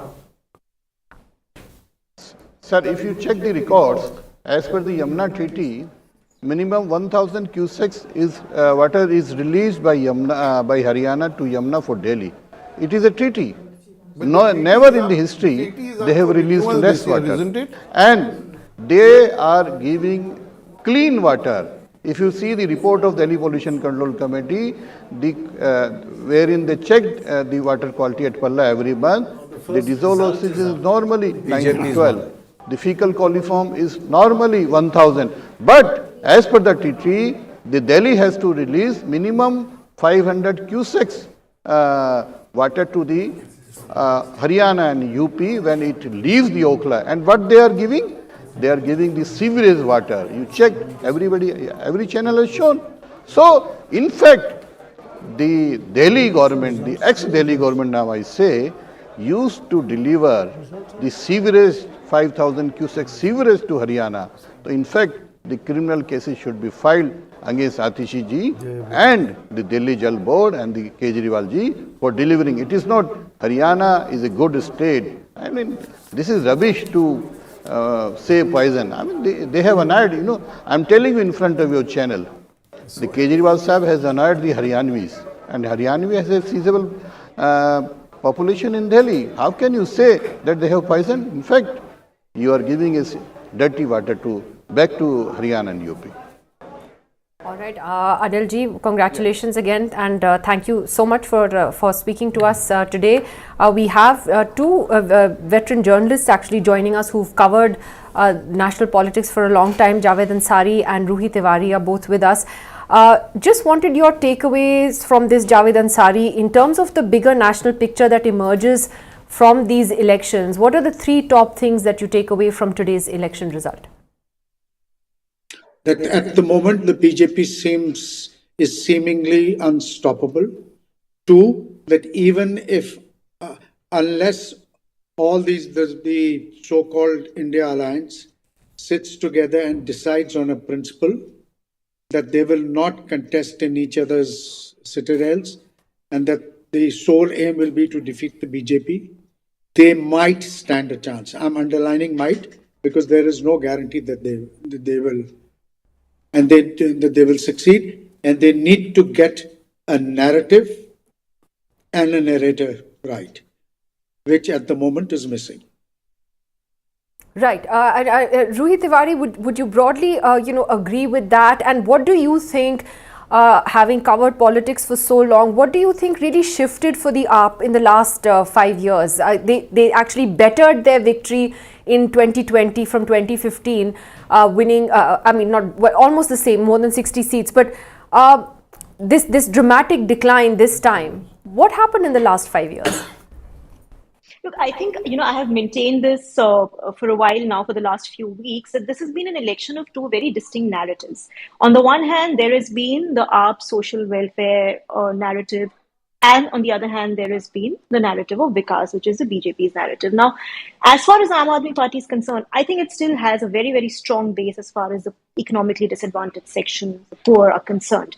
But as you start climbing up a little bit on the economic ladder, that is where the Aam Aadmi Party is now faltering, and which is where I think the middle class perhaps has come in a big way to support the BJP, because then there are questions being raised about the lack of development on the infrastructure front and the fact that Delhi has seen no big infrastructure development ever since the last Congress government, which was under former Chief Minister Sheila Dikshit. So I think that is where the Aam Aadmi Party has faltered. There has been an overemphasis on the social sector.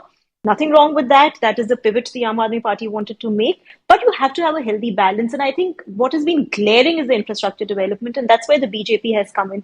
And I think the middle class and the upper middle class has come out in a big way to, in a way, there's a clamor for development. There's a clamor for Vikas. So in a Suvidha versus Vikas election, I think Vikas has come on top for now. Right. You had a question or? No, we had a interesting graphic actually. Javed and Rui, if you can just have a look. We did an exit poll, which was the only accurate exit poll. And if you look at the result, upper caste, OBCs and backward, upper caste BJP always had a huge advantage.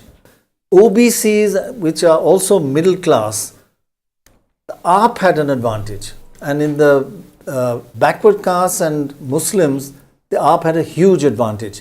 Now what it seems to have happened, that middle bit, the OBCs and the middle class have flipped and gone to the BJP. So BJP has got the upper caste, middle class, but the AAP has retained its strength in the backward castes and other regions. So this is all about the middle class vote that the AAP has lost. Is that right, Javed? I would agree with you. And right from the time these elections commenced, I was of the view that as far as the Aam Aadmi and the BJP are concerned, their core voters will largely remain intact. There won't be much of a swing. Much will depend on where the middle class goes, where the fence sitters go. It's so Liquorgate, Sheesh Mahal, and all these things have just taken the sheen and shine off Mr. Kejriwal and the Aam Aadmi Party, and then 10 years plus of anti-incumbency. All that has combined to come and hurt. And of course, the fact that this budget apparently has something for the middle class. This seems to have just propelled the middle class towards the BJP. And the BJP's Nalin Kohli joining us this afternoon. Nalin Kohli, thanks very much for being with us. So I'll ask you straight away, who's becoming the Chief Minister? First tell us that. At least give us 3 or 4 names. Is there a basket of leaders to choose from? That's a happy situation for any political party to be in. When you don't have only one option or no option. If you have multiple options, it's good. But I think where the BJP stands, in our case, it's an old model. Everybody knows that one karyakarta or one worker would be selected for taking the responsibility. It's really not a reward.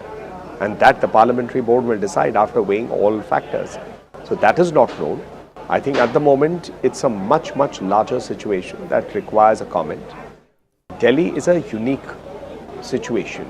Politically, it's a very, very interesting crossroad, because the people or the voters of Delhi at one level see the national government. The seat of the national government is in Delhi. President House, the Prime Minister's office, the ministries, Parliament of India is in Delhi. Then they have a state government which is supposed to meet their needs, and they have a municipal government. So they see governance at 3 levels. And over the last 10 years, what they've seen is a political idea gone bad and sour very, very badly, terribly. Because on the great promise of India against corruption, Aam Aadmi Party running a whole campaign based on right to information, RTI, transparency was born.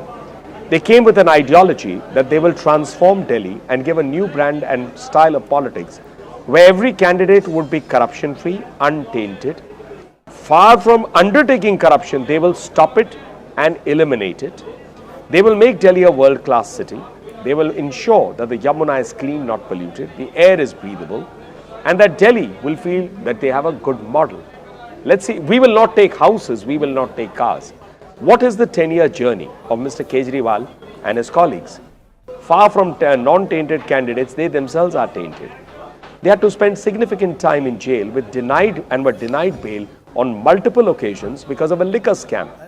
They still don't have a credible answer why the old policy was bad and had to be dunked, the new policy was better, and when the allegations of corruption came, the new had to be dunked and the old one had to be brought back.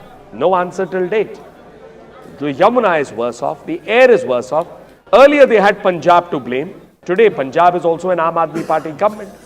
And then finally the answer is Yamuna is being poisoned to have a genocide in Delhi.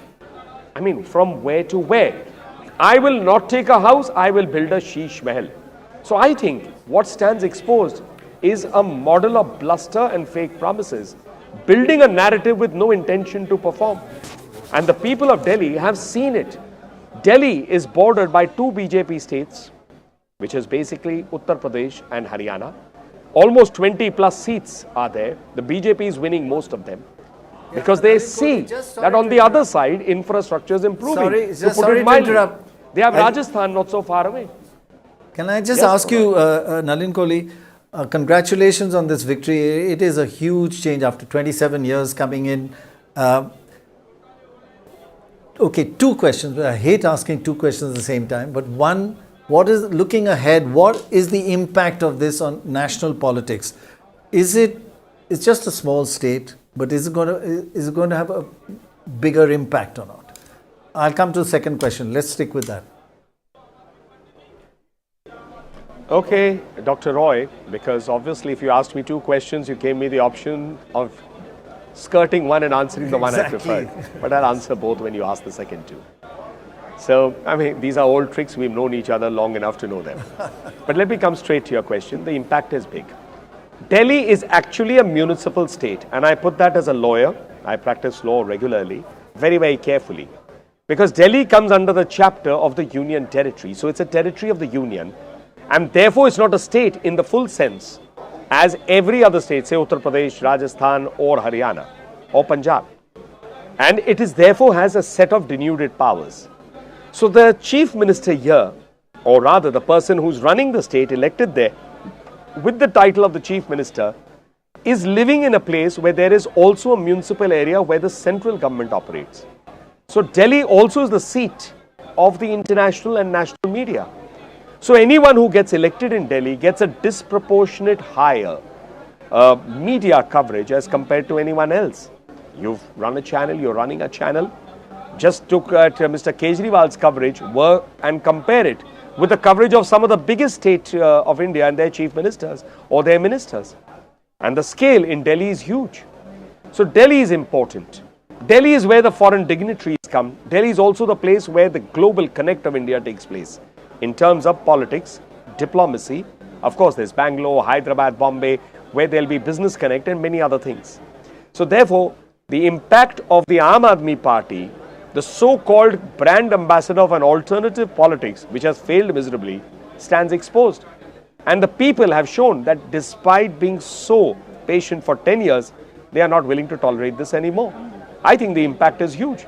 It's in fact, to put it in a different way, it's an existential crisis for the Aam Aadmi Party and for Mr. Kejriwal personally. Question I'll ask now is that you have got the middle class to stick with you after the Lok Sabha election. Normally it goes away from you in an assembly election, it flips. But you still are way behind on, not way behind, but slightly behind on scheduled castes, on JJ colony, Jhuggi Jhopri colonies, and with the Muslim vote. I have a third question, but we'll come to that later. It's too early to come to that analysis, Dr. Roy.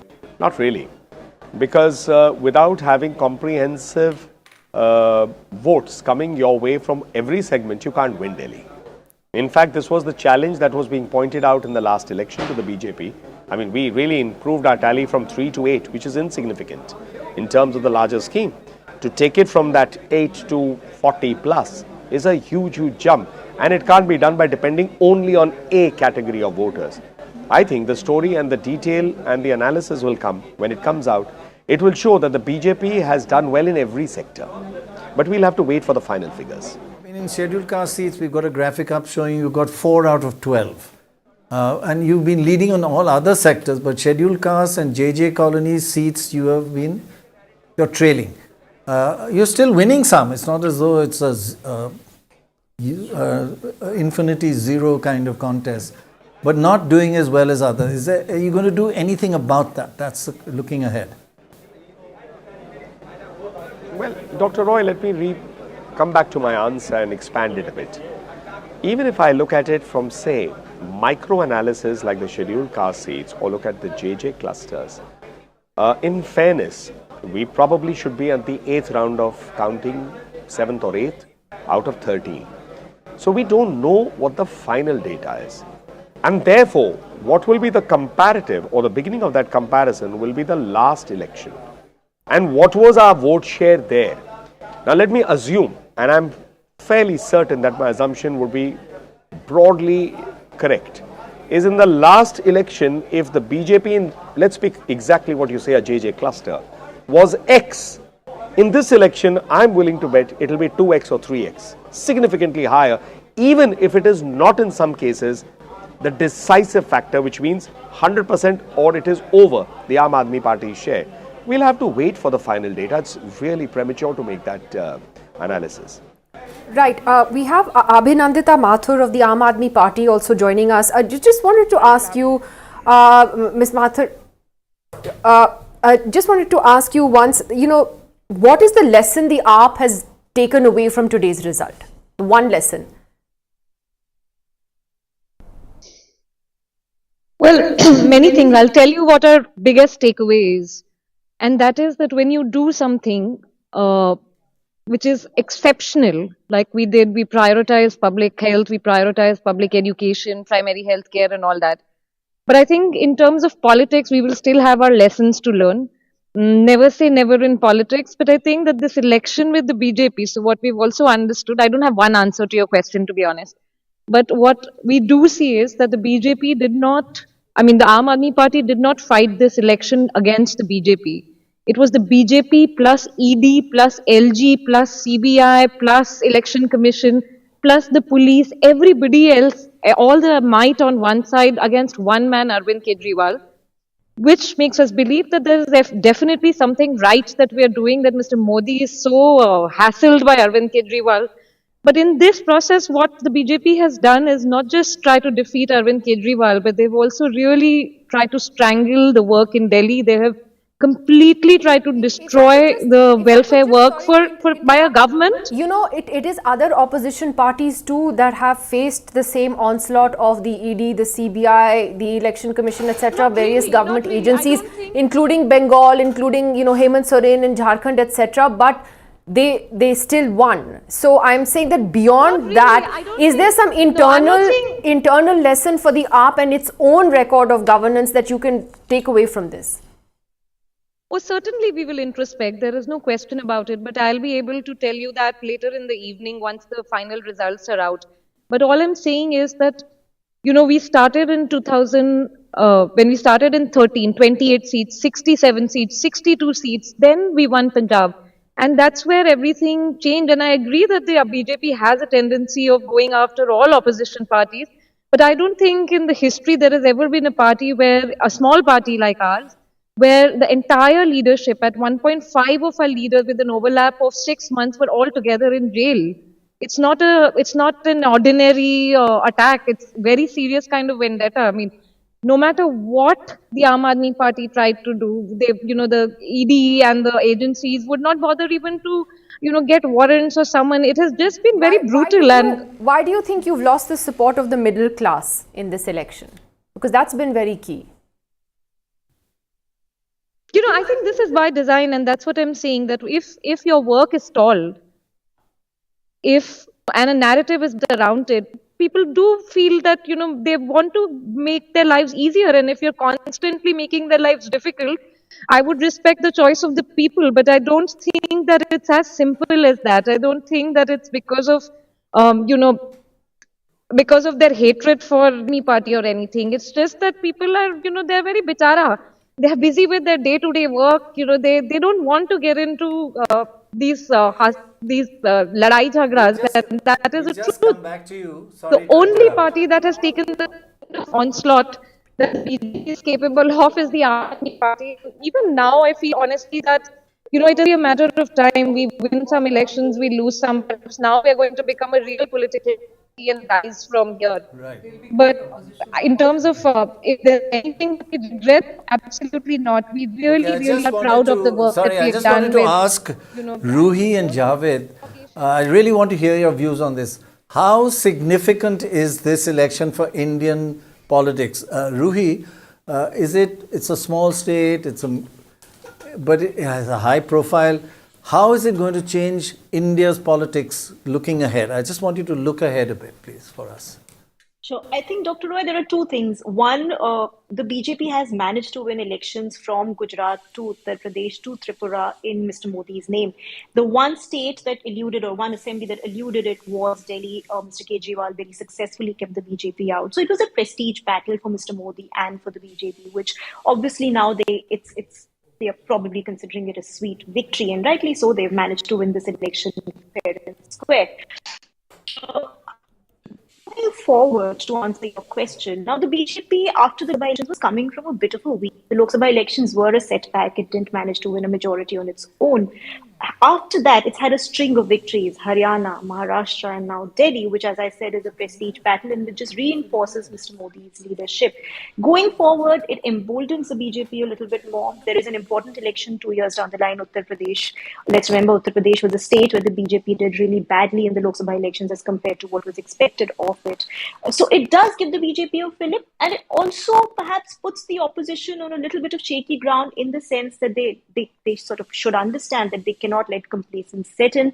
They cannot sit back thinking that, we did so well in the Lok Sabha elections and managed to bring the BJP down, because obviously the BJP knows how to fight elections and continues to reinvent itself, reimagine itself. So going forward, it does put the BJP at an advantage as compared to the opposition, also because it shows holes in this entire concept of opposition unity.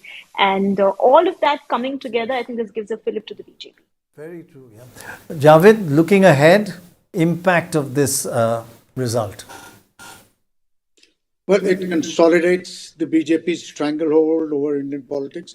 And if you look at the electoral calendar for the next year, most of the states that are going to the polls, BJP is likely to win. So while Delhi is yet another feather in the BJP's cap and the Prime Minister's cap, for the opposition, they have a mountain to climb. Mr. Kejriwal stands diminished, as does the rest of the opposition. The BJP had a bit of a setback during the Lok Sabha elections, but they've recovered and come back, gain further strength, while the opposition seems to be disintegrating. My view is that if Lok Sabha elections were held today, the India Alliance would be lucky if they do half as well as they did about a year ago. So that's how changed. That's a bold prediction you're making. Because you have elections in Bihar later this year, but you also have Bengal and Tamil Nadu next year, Kerala. BJP is going to win all those. If BJP doesn't win Bengal, BJP will still be the principal challenger and they'll mount a terrific battle there. Whether one may or may not agree with the BJP's politics, you have to give it to them that they fight for every blade of grass, which unfortunately the opposition doesn't. But one thing... the opposition doesn't have a leader. They don't have a narrative. Mr. Kejriwal was trying to position himself as a right-wing alternative to Mr. Modi. Now he and his party have turned out to be, his was supposed to be the party of the difference. Now it proves that he is also just like anybody else. And the Aam Aadmi Party is a political party with all its faults and strengths, just like anybody else. So therefore, at the moment, the BJP, especially Mr. Modi, seem to be just going from strength to strength, where as far as the opposition is concerned, they just seem to be, they stand diminished. Right. We are lucky to have Sanket with us, the co-founder of Red Mike, doing very well indeed, and a brilliant journalist. And you knew all this that was going to happen. You told Oh, us. did I? No, but I want to ask you that, and we've been just discussing that very superficially in terms of religion and hatred was not a major part here. It was actually not even a very significant part in not in this Maharashtra. election. Not in this election, not even in Maharashtra. It was more the social welfare measures or raveries, whichever you prefer. But wherever it did work, like wherever they used it, like in UP in the Lok Sabha election, it failed. Is there a lesson that they won't use religion in this negative sense anymore? I think they will use, and by they I mean the Bharatiya Janata Party, they will use anything that works anywhere. But does this show that religion doesn't necessarily work? Doesn't necessarily work. In fact, there will be like in Jharkhand, it didn't work. Exactly. It will have a law of diminishing returns. It can only you can only take it so far. But the good thing with the BJP is that they realize what works and what doesn't. Yeah. And if it doesn't, they also know whether they need to do more of the same or do something differently. Right. So in the case of these raveries and social welfare, They stopped depending saying on the word ravery. yeah, they stopped using ravery. Now it is social welfare, pro women.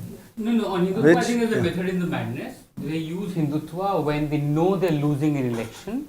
The idea is to at least try and retain your core voter. For example, last 5 years ago in Delhi, it was very clear because of free electricity, Aam Aadmi Party was way too popular, BJP didn't have a chance. So Hindutva was meant to at least try and retain their own core voter from going away to the Aam Aadmi Party because of this ravery of free in Jharkhand, they did Hindutva, this Bangladeshi narrative in a state that does not even border Bangladesh because they knew they were losing. In Maharashtra, they knew they were winning. This time in Delhi, they knew they had a chance. So they pivoted more from Hindutva towards governance. Tina Sharma says they won't use it that much now after these but then this signals. You see, the Rohingya angle was definitely there in Delhi. Yeah, the immigrants angle was definitely there. It's never zero. It's about the degree of I think the one thing that we are missing in Delhi is the very crucial role played by the Rashtriya Swayamsevak Sangh. 50,000 meetings, 50,000 of them in drawing rooms. Yeah, now if they in that drawing room, if there are 10 people, 50,000 into 10, and then these many families. Look at the sort of footprint. Last two elections, they were not that active. Not this active. Very active this time. So many of the hidden karyakartas of the RSS are candidates themselves, and they've been told months in advance.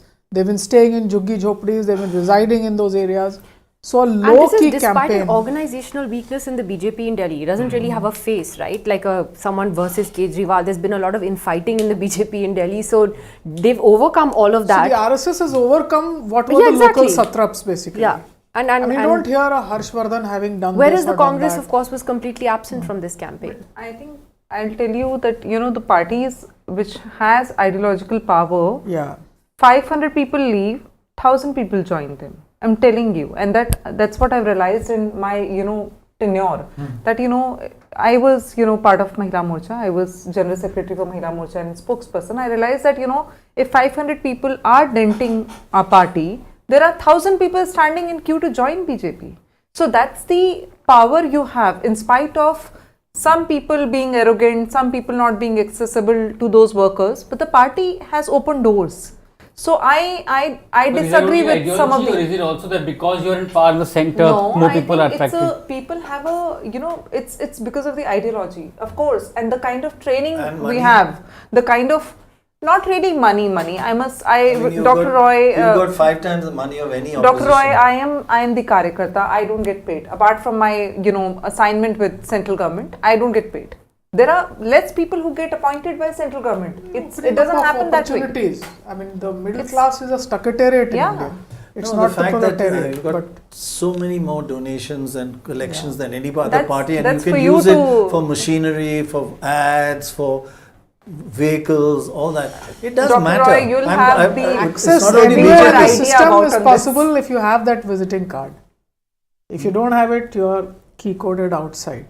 So the queue it's really like is an insurance policy. Assumptions. I mean, the queue outside the employment exchanges, once that's the queue that's there. They have nothing in But their the hand. question is, what happens It's the- now to the AAP, especially in Punjab, Right. and the future of the party from here? I think we've all covered as journalists We've seen the rise of AAP, how it came, and ironically, it was said with the support of the RSS back then to bring down Manmohan Singh's government. But what does this mean now for both of you? Yeah. I think Mr. Bhagwan Mann will have a hard time because Mr. Kejriwal and the Delhi Aam Aadmi Party will have more free time to interfere there and play the bosses in Punjab. I think in Punjab also, Akali, BJP, Congress, all of them will try and make use of growing anti-incumbency, which comes naturally with any government. But I think nationally, for the Aam Aadmi Party, this is great news. It frees them from this nonsense government they had in Delhi, which was power without power. They couldn't really do anything. It has freed them really. So you think it's an opportunity to rebrand? To reimagine the Aam Aadmi Party, to reimagine their politics. I think perhaps the happiest person today would be Arvind Kejriwal, because he was not going to become CM anyway. The Supreme Court bail conditions would not have allowed him to become Chief Minister had they wanted. I don't think he'll be happy to have lost his own seat. He'll be very relieved. I think the BJP will also see it as less of a threat, so the chances of him going to jail anytime soon again are reduced. So after 10 years in power, Aam Aadmi Party looked fatigued, tired. I think they needed rest, and I think change of government is good for democracy. I think Aam Aadmi Party will play great opposition in Delhi, which by the way BJP and Congress could not. So from that's what I was saying. Yes, I think they could actually be an interesting opposition. Very interesting because this is for the first time since 2013, since his existence. Yes. Arvind Kejriwal will be in opposition. Manish Shishodia speaking to the press. Let's just quickly listen in. उसमें हम पीछे रह गए, तो मैं जो candidate जीते हैं उनको बधाई देता हूं और उम्मीद करता हूं कि जंगपुरा की समस्याओं को वो हल करेंगे, जंगपुरा के लोगों की जितनी भी चीज़ें हैं उनको हल करेंगे। बाकी तो अब बाकी देखते हैं। सर काफ़ी टफ फाइट रही है, कैसे देखते हैं, कहाँ चूक हो गई? नहीं, अब चूक तो आपको बताएंगे एनालिसिस करके। That was Manish Shishodia, the former Deputy Chief Minister of Delhi, who appears to have conceded his own seat, Jangpura, where he's been trailing. He briefly flipped it in between, but has been consistently trailing for some time now. And he was, of course, Sanket, somebody who was in jail for a year and a half on alleged corruption allegations. And he was not necessarily unpopular. Yeah, he was seen to be the person that did who was doing stuff. Schools, education, he did a lot on that, and he's lost. Jangpur had an 18% lead. Had an 18, he's lost that. Lost that. Yeah. Wow. That's a lot. No, but he changed seats this time because he was. No, in Jangpura. So, yeah. So I mean, he was originally from Patparganj. He went to a safer seat. Yeah, but this was meant to be a safer seat. As safe as he thought it was. But then what explains the sort of, I mean, Kejriwal's not doing well on his seat, Shishodia, Atishi, they're all now. These are very serious. These are the biggest names. As serious leaders by the people. That's time and again, when you build a party, you have people with, except Sanjay Singh, I couldn't see any strong person coming out and defending the party, talking of the ideology.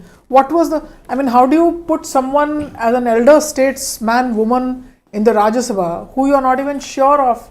I mean, this would be the first ever case of the kind that we saw with Swati Maliwal. So were there no candidates? Were there not writers, authors, film stars, politicians? Look at the people Aam Aadmi Party had attracted. I think, sorry, one thing, you got it wrong. Your 45 was wrong. I said it's 45. Now 48. And it could go to 50. Dr. Roy, you have sorry. Dr. Roy, you have to take my C on this, because 5-7 I said close fight. She did. 5 to 7 you're close good. fight. Yes. So 45 plus 5 to 7. We can go up till like 50. But 45 with 5 to 7 close 5 could have come down to 40, that means. No, in addition to that. 7 close fight. In addition to the 40. In addition to 40. Of course. This point and that the vote Nidhi percentage is. So you told us, na? So that's, party, उन्होंने भी analyze किया होगा, I ऐसा think the नहीं है, vote आम party percentage ने भी analyze doesn't किया work होगा. out. They're nowhere near to 10%. How much? It's 4-5%. As of now, but there's 48, carry on. And we'll No, come I back was when he saying gets the number. 5%. 5%. Nidhi was saying, what next for the Aam Aadmi Party? Why did this complete decimation happen? And when you look at their results in 2015 and 2020, a 22 is decimation, because you have come down from 67, 62 to 22. Now, one of the reasons why I feel this has happened is because when you live by and only live by certain rules. Just look at that. Exactly. That's what it was last time, and look at it this time. Exactly. So this has happened because a party has completely revolved itself around one individual. Even if they built an organization, all of it was revolving around just one person. Which party hasn't? Aam Aadmi. No, that Which is other true. party hasn't? That is true. But when you're starting off, one would expect that you would invest more and more and more in organization. And here is something that you can learn from the BJP. While many would say that BJP is still personality driven, the cult of Narendra Modi, the moment they saw that there is a problem with this in the 2024 Lok Sabha results, you see them course correcting, going back to the RSS. But they also have the RSS, which is a huge advantage. So this is a non-ideology driven party. So this was a peril that they always knew they had. The problem began in 2015 when they summarily sacked Yogendra Yadav and Prashant Bhushan, creating an impression that you are no longer a people's movement. We were a one-man authoritarian organization. It's not as if people don't get sacked in Congress or BJP. But here, Arvind Kejriwal, one day he woke up and decided to sack the entire Maharashtra unit of Aam Aadmi Party. Now, all of this created the sense that they don't really want a B team, and plus, in Delhi, because of their inability to give any patronage to anyone, because of this semi-state problem and BJP and LG, they couldn't really keep anyone happy. What can they do for you? One Aam Aadmi Party person told me that we have schools, but we cannot give anybody admission out of turn because everything is so closely watched, right? And that comes in the way of creating an organization cadre. Then you have ideology, which they gave up on. Nobody knows what their ideology is. Let me just bring in Ruhi Tiwari and Javed here on an issue on the vote percentages. The swing against the Aam Aadmi Party almost totally went to the BJP, not to the Congress. That's one way to look at it, that the Congress didn't affect it. But another way to look at it is that the Congress vote percentage was 6%, Aam Aadmi Party 43%. If they had fought together and as additive, they would have been ahead of the BJP. So did they commit suicide? Will they learn from that? Because as Dorab said, the research we've done shows that vote, when alliances, parties come together in an alliance, it is additive. So it would have been 49 to 48 or, neck and neck. It would have been a very different election. And they both committed suicide or what? Will they learn? Yes, it would appear to be so. And, these are people who never forget and, more importantly, never learn. I spent all my nascent years in journalism covering the Janata parties, and they would stay together for 4 days. They couldn't stay more than a month, and they couldn't do without each other. So these are people who don't learn. They know how to spite themselves, shoot themselves in the foot, and I don't see much happening. I think for Mr. Kejriwal, there are much bigger challenges now. For one, let's not just blame one party. The fact that these two didn't come together, both sides are to blame. Mr. Kejriwal, he is the one who threw away the Haryana alliance. When he came out of jail, he said, and Congress had put Mr. Abhishek Singhvi, who had fought a lot of their cases pro bono, to try and negotiate an alliance. Mr. Kejriwal shut the door. And then the Congress did what they did and came a cropper, and the rest is history. So there isn't just one side which is responsible. Mr. Kejriwal also tried becoming very clever by half. Ideologically, we didn't know where he was. He positioned himself as a right-wing alternative to Mr. Modi. And He's lost. Kejriwal has lost. Javed, the result is out. Arvind Kejriwal has lost this election. This is a massive defeat. That's a massive blow. So underconfident. By the end of it, he was known to be distributing. Sorry. He won by 28% last time. 28%. That means a 15% swing there. That's a huge, much more than the average. Imagine all of this is happening in the same New Delhi where Mr. Kejriwal defeated. So is this the next Sheila chief Dikshit minister? In 2013. Sanket, is this Parvez Singh Verma, the next chief minister. I think with BJP you cannot be so obvious. No high command. You cannot be absolutely certain about him being the chief minister. I feel it'll be someone whoever nobody will be able to guess. Whoever's chances you want to cut. If you want someone to not then become speculate about their name. Let us say that his name is doing the rounds. So you think Parvez Singh Verma has a good chance, right? Well, if he defeated Biduri, if he defeated Mr. But if he's defeated Arvind Kejriwal, then I mean on merit. We have only one Jat seat, so we have to prepare on 7 Jat seats. So I think any one ex Mr. Jha, because the whole budget was a Bihar budget, remember? Makhana budget, this budget, that budget. So any one Mr. Jha, whoever it can be, I'm cutting nobody's chances, or Madam Smriti Irani. I think these are the or Vijayendra. Wow. No. Why not? You see, Ruhi Tiwari, we need your sane voice here. Ruhi Tiwari, let's I speculate. think I would agree with Sanket. With this BJP, one cannot speculate. One should not venture into speculation. We saw what happened in Rajasthan, in Madhya Pradesh, in Haryana. It could be a surprise candidate. Yes, absolutely. In all these states, it's just entirely, I think sometimes it's like a draw of lots. I think Mr. Modi and Mr. Shah keep like a poll of names and they pick out a chit. It could very well be something like that. I don't know. But, it's Mr. Kejriwal losing is a huge setback for the Aam Aadmi Party and for him. It tells us something about the limitations, as someone was mentioning earlier, of being a one-person party and also not constantly reimagining your politics. I think initially the Aam Aadmi Party came on this anti-corruption plank, and then it soon pivoted to the social welfare plank. But since then, in the last 10 years, it hasn't thought beyond social welfare. It hasn't thought beyond free bijli, free pani, and education, etc. So I think somewhere down the line, it would tell Mr. Kejriwal that you need to take a pause, you need to sit back, you need to rethink, and you need to rethink of how you can make your politics more all-rounded. He's been a clever politician. I think he lacks the maturity in governance, and that's something that's showing in the results. Very interesting. Yeah.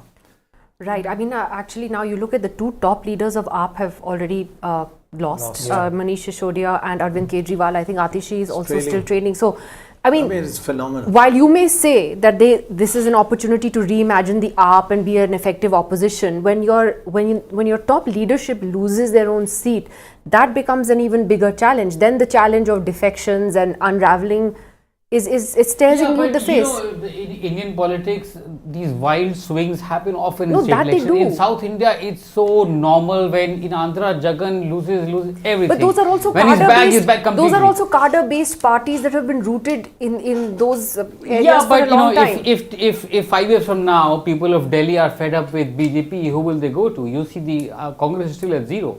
So Aam Aadmi Party remains the main opposition. I think the one thing that I feel went against Mr. Kejriwal, and this is my personal feeling, is that he became more of a politician than the sort of politics that we have seen. So he positioned himself as someone with a change, someone who will change the way we look at politics. If he had stayed the common man, he would have done much better. Exactly. And then he became more politician than the politicians themselves. Yeah, so he would do more drama. Saurabh of Red Ink also said, I think, a very crucial point, that he didn't meet people anymore. Exactly. He got distant. That was a total change in his behavior. Yeah. And that's part of what you're also Javed Ansari wanted to make a point on this. Yes, Mr. Ansari. The point I'm making is his task he will lose the support of a lot of people. After the Delhi riots, he was not the preferred choice for minorities in Delhi. He was the default option. Now that he's no longer in power, he will also lose that support. And let it be noted that of the 7 or 8 minority-dominated seats, he didn't even visit one of them for campaigning. His role during the riots it didn't endear him to the minorities. It was very unhelpful, and he'll find it now very difficult, now that he's no longer in power, to try and get their support any longer. Add here, see, when a leader gets defeated, what do? They still remain people's leaders. Now, can you imagine Mr. Kejriwal being invited by masjids in the area during Eid, distribution of sehri, zakat, whatever is happening? He'll not be called to those social functions. Do you think Manish Sisodia will be called to the PTA meetings of schools? The government is going to make sure that they are not called to government functions. Lack of embeddedness in caste and community does not allow you to remain a social and political leader. Do you think he remains a leader of the Baniyas? A lot of the Chandni Chowk Baniyas did think that Kejriwal was a very good option. So where does he remain socially? The Congress party worker is split like this. They just don't want to have any truck with Mr. Kejriwal. So their grassroots workers will be conflicting with the Congress workers who are... Won't they learn something from this? What will they learn? You know, you have to plan ahead of a defeat. I mean, looking Leaders ahead at anticipate Bihar, defeat. any lessons for this for Congress for Bihar? Will they demand half the seats? Of course. No. I don't They'll think be a they little should. more humble. No, should or could Absolutely. make They it. in Bihar, it's quite clear that it's Mr. Lalu Prasad Yadav who's in command. And one of the famous lines I remember Is it clear from to the Congress though? For the Congress also, since the time of Sitaram Kesri, he's actually done the Congress politics better than he's done his own politics. We have Neoma Vasudev Gupta, BJP spokesperson, also joining us. I've, by the way, noticed that there has been no Congress spokesperson who's come on for like 3 hours now. So, oops. But thank you so much for joining us. The big news at this hour is that Arvind Kejriwal has lost his own seat. That is, quite a big defeat for him personally and for the AAP. Yes, absolutely. It's testament to the fact that people have seen through all the frauds, lies and deceits which he's indulged in relentlessly in Delhi. And this has been done over the past 10 years. I mean, initially he makes commitments about cleaning the Yamuna, making Delhi a world-class city, but you can see the deplorable state of this of our capital. So him losing is actually no benchmark for me, because it was an understood thing that today the people of Delhi are frustrated, they are angry with what they were offered, because how much can you take? You know, how much can a Delhiite take? You saying, ठीक है मैं यमुना में डुबकी लगाऊंगा, you do all these theatrics, but you have no roadmap as to how you're going to cleanse the Yamuna. So people have seen through all this, and today his loss is, it's not a surprise to me. It should be a shock to him though. And so, I mean, as citizens of Delhi, I would like to ask you that now that there is a double engine in place in Delhi, can we expect air pollution to finish in Delhi this year? Will we find a solution to this problem? Not just Delhi, but large parts of the country are now facing this crisis. This should be a national emergency. It's not just Delhi's fault. So will we see an end to that? Will we see a cleaner city, better roads? Will this monsoon, we have a roadmap. Okay, so this year is that the deadline? One of your colleagues told us to wait till the end of next year. No, they gave us 3 years. No, when somebody gave us one year. We have a roadmap to ensure that there is a... Dorab had a chuckle Can when you he hear said me, ma'am? we have a roadmap. That's okay, everybody can chuckle. The point is BJP is coming into power, and when we are going to make a commitment, we are going to honor it. When it comes to pollution, cleansing the Yamuna, all these are very paramount problems. In fact, we have been the watchdogs in the opposition and constantly calling it out every time we've seen it going very high up, which has been a constant. So 100% our party is going to make sure that we do every step in our capacity to make sure this is no more a problem, and I hope there will be a solution, a very sensible and a successful solution to this. So Madam, chuckles won't do anything for us because we know we are going to cleaning up walk the our talk. Jamuna, madam, but I'm still waiting for the Ganga to be cleaned up. 5 years after, 10 years after the promise was made, and 10 years after a lot of money was allotted. And the Ganga, if you went to Banaras, like we've been to, it's like a sewer. That's the best way to describe the Ganga. So we hope the Jamuna has a better fate than the Ganga. So you're giving us an opportunity. I hope you will be a little less cynical about your views about us by the end of this year, or as soon as possible when the work is initiated. It's okay if you're cynical. It's okay.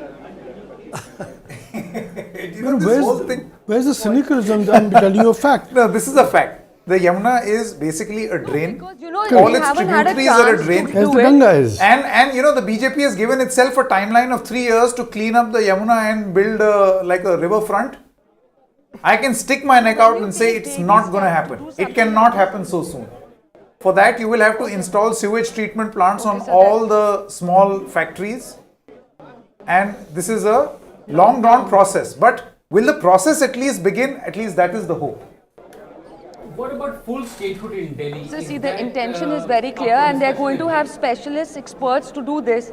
So I really hope that we are able to walk the talk in a very correct and successful manner. Timelines is not something I can give, but I assure you that they're going to do it. Unlike other states, Prannoy, where it is said that double engine ki sarkar, I want to count the number of engines that you need in Delhi for it to work like one cohesive unit. MCD, Cant Board, NDMC, state government, LG and the centre. So it's a 6-engine sarkar. Good point. The NCR set up even the neighboring states, even exactly. in Noida and so Ghaziabad. UP government, Haryana government. Somebody once calculated the number of agencies that need to cooperate for air pollution in Delhi. 16. 16 different engines need to solve air pollution. With so many engines. But now they're all under the BJP. So yeah, exactly. 16 engines should be more. Except for Punjab, they blame Punjab. Remember the odd even scheme. Nobody knows what happened out of it. But the Aam Aadmi Party also, burst balloons in the air. Sandeep Dixit has gained 3,000 votes and Arvind Kejriwal has lost 3,000 votes.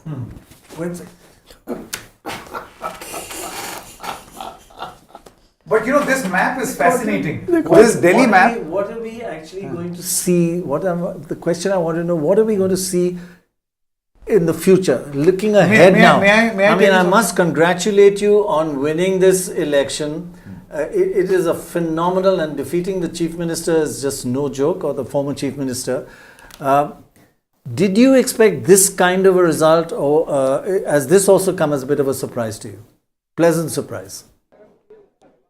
Sir, sir, just to say that we ran a very positive and overreaching campaigning where we reached out to every section of society. Even our manifesto was such that we asked people for their feedback, and then we incorporated whatever points which were needed for people.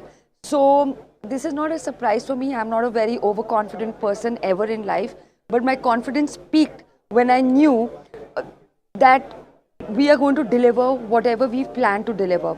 And secondly, if you see, today the Delhiite has voted also out of a lot of frustration and anger, because he promised the sun, moon and stars and he didn't deliver anything.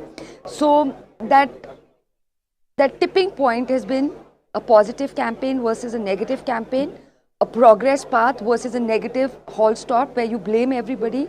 So obviously, as I always say, a Delhiite is a very informed and emotional voter. Culminating both these two, they voted for progress today, and I hope BJP will honour this, which I am rather sure they will. Well, good luck. All Delhi citizens also look forward to that. 16 engine Sarkar, as we calculated. As we calculated. So, no, but I think seriously, the BJP also is a great opportunity. It is, after 10 years of failing badly at defeating Aam Aadmi Party under their noses in the national capital, despite a BJP being dominant across India, across North India at least.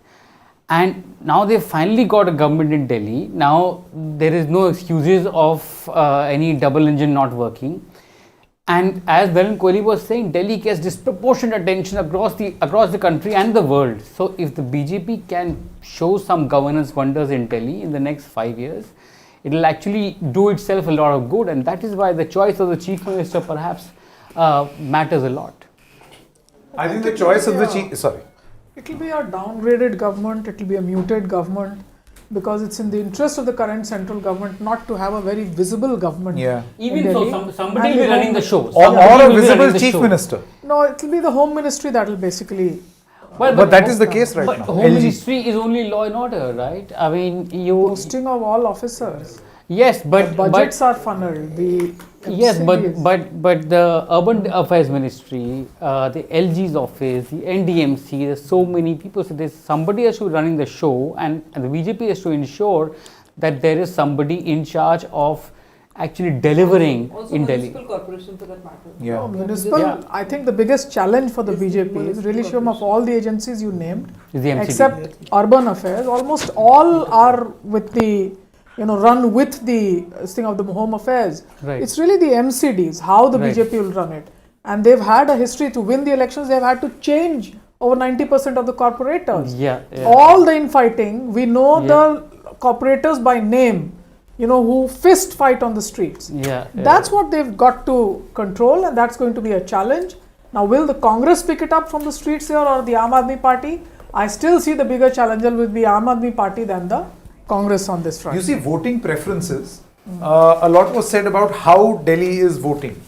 There were only really two options. Either emotional voting, as the BJP spokesperson said that people in Delhi are emotional voters, or practical voting. An emotional voter would have voted Arvind Kejriwal. Sense of hurt, they sent me to jail. But a practical Delhi thought that there is no point voting for Mr. Kejriwal because LG is the boss. He will be in charge Actually, of... It's a very good point, because people we talked to, many of them said, they're fighting each other.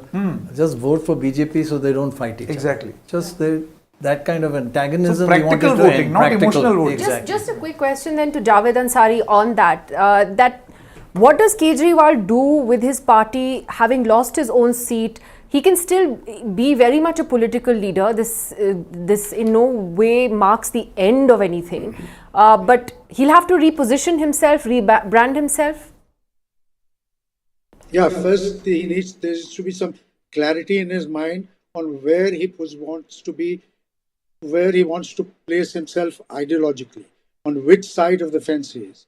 You can't have a leg, one leg this side and one leg on the other side of the fence. When you are not in power and when you are not even an MLA, it becomes even more difficult. Earlier, he used to, his diktat was final. His word was law in the party. As time passes, that may not necessarily be the case. So he has to, there's a lot of things he needs to rework, and there's a lot of hard work ahead of him. I will certainly not write him off. They are the principal opposition in Delhi, and they are more adept at street fighting than the Congress party. So what are what are the lessons from this that are going to, say, impact the Bihar election? Is that a question to me? Yeah, please. Yeah.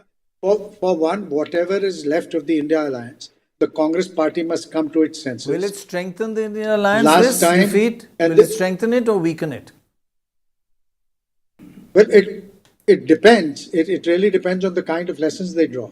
The Congress must take a conscious decision to play second fiddle to the RJD, and they must broad base their alliance in Bihar. It cannot be just MY.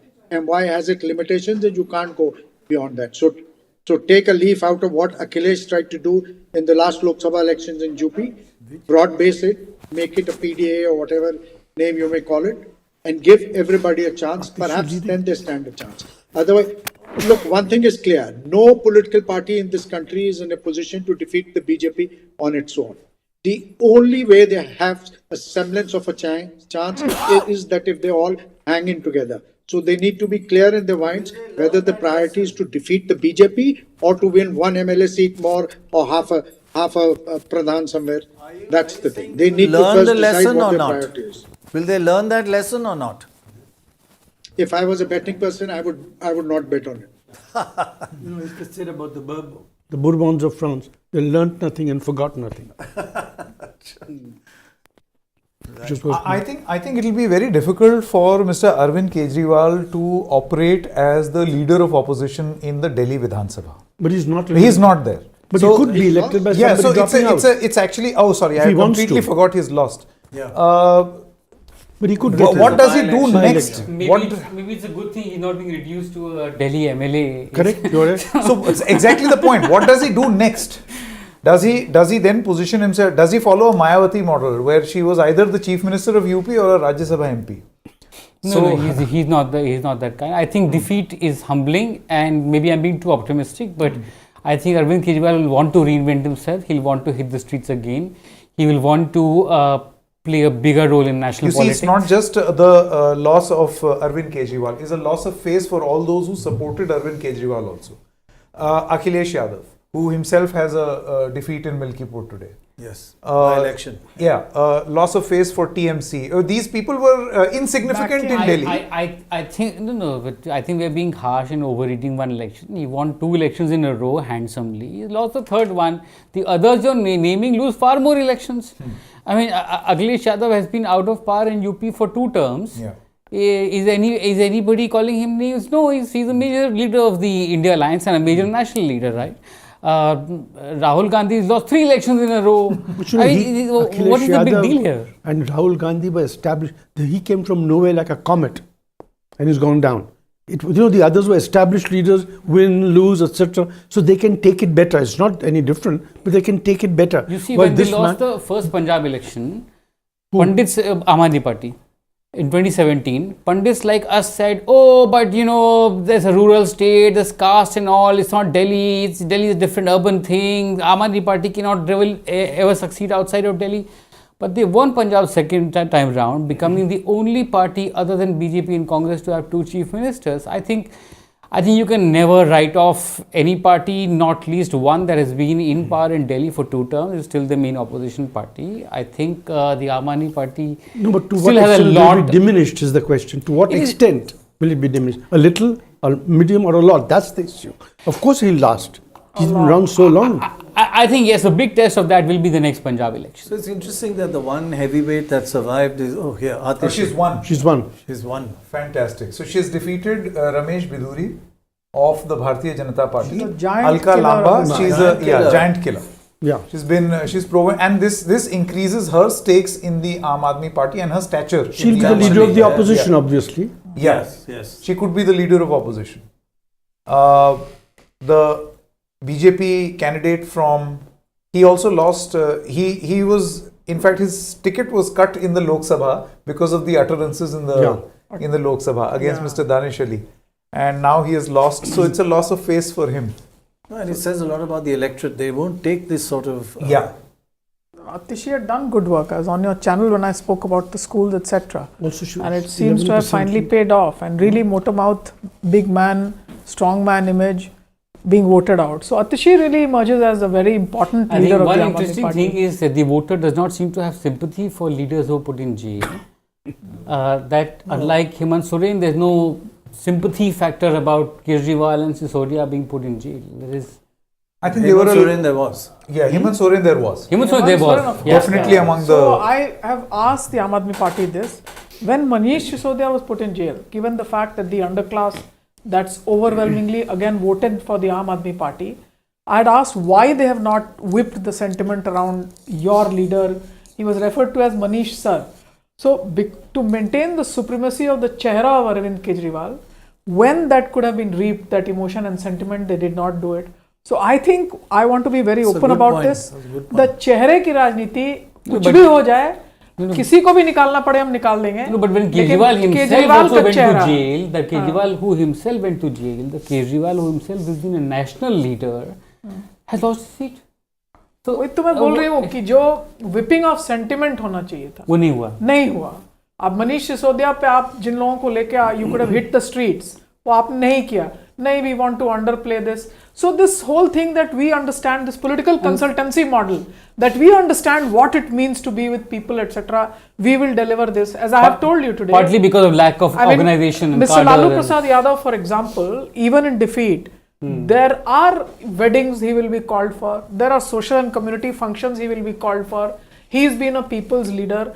I do not see where that social standing Arvind Kejriwal will have in Delhi itself. In Punjab, maybe he has it. He didn't reinvent himself as a Haryana leader.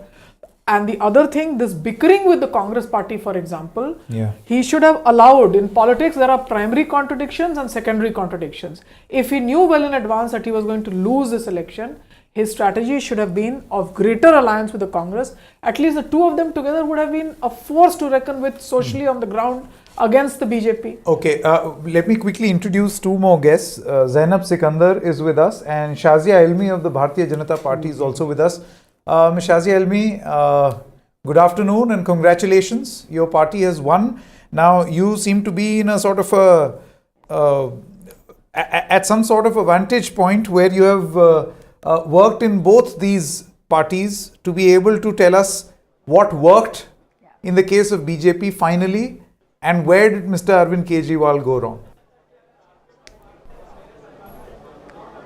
So first of all, I'd like to say that this is indeed a big moment for BJP and Delhi and for me personally. I mean, I stand vindicated. what I felt and how experienced Kejriwal has been so different from how the people saw him. So finally that has come to light, and people, he stands fully exposed for who he is. But more importantly, I think the huge dent in credibility of the man, not just in terms of delivery of promises, but in terms of character and in terms of corruption, because Aam Aadmi Party, owes its beginnings to Anna Hazare Andolan, and that was the genesis of Aam Aadmi Party, and it stood for corruption, against corruption of UPA 2 in general and Sheila Dikshit in Delhi in particular. And people saw him do just quite the opposite. And this whole, all the images of the Sheesh Mahal and those swanky chandeliers and jacuzzis, I think did him in. But more importantly, the lack of civil amenities. He was also a very poor administrator, not just a corrupt politician who actually tweaked the liquor policy to suit himself and others. In terms of pani, so it's okay to say pani half and pani maaf, but can you give pani that is saaf? So this I've heard even in the JJ clusters, and you will find so many women calling him out on that. Also, I think women voters will never like somebody who encourages the thekas and alcohol shops around. Never. And that was entirely privatized. And we know how the South India cartel or lobby was involved in that in terms of the retail business of it all. So I think a lot has flown down the Yamuna, and it has come full circle. And for Kejriwal to go on the plank of corruption, for him to be called out on the Sharab Niti, for him who said we will change the way Delhi looks. I mean, if here we see heaps and heaps of garbage. Delhi smells, Delhi stinks, you know. And more so, I mean, look at Yamuna ji. On the floor of Vidhan Sabha, Arvind Kejriwal spoke and said, yes, we have spent almost 7,000 crores of the budgetary allocation for cleaning of Yamuna. And you see what Yamuna looks like. So earlier it was about MCD, and now they got the MCD. Earlier on pollution, they used to say it's about Punjab government and Captain The point that you mentioned about liquor shops in Delhi and women not liking it, I would like to draw your attention to the liquor shops in Noida and Gurugram. And trust me, every 100 meters you have a shop called L1 in Gurugram. Now Gurugram is a BJP ruled state, so is Uttar Pradesh.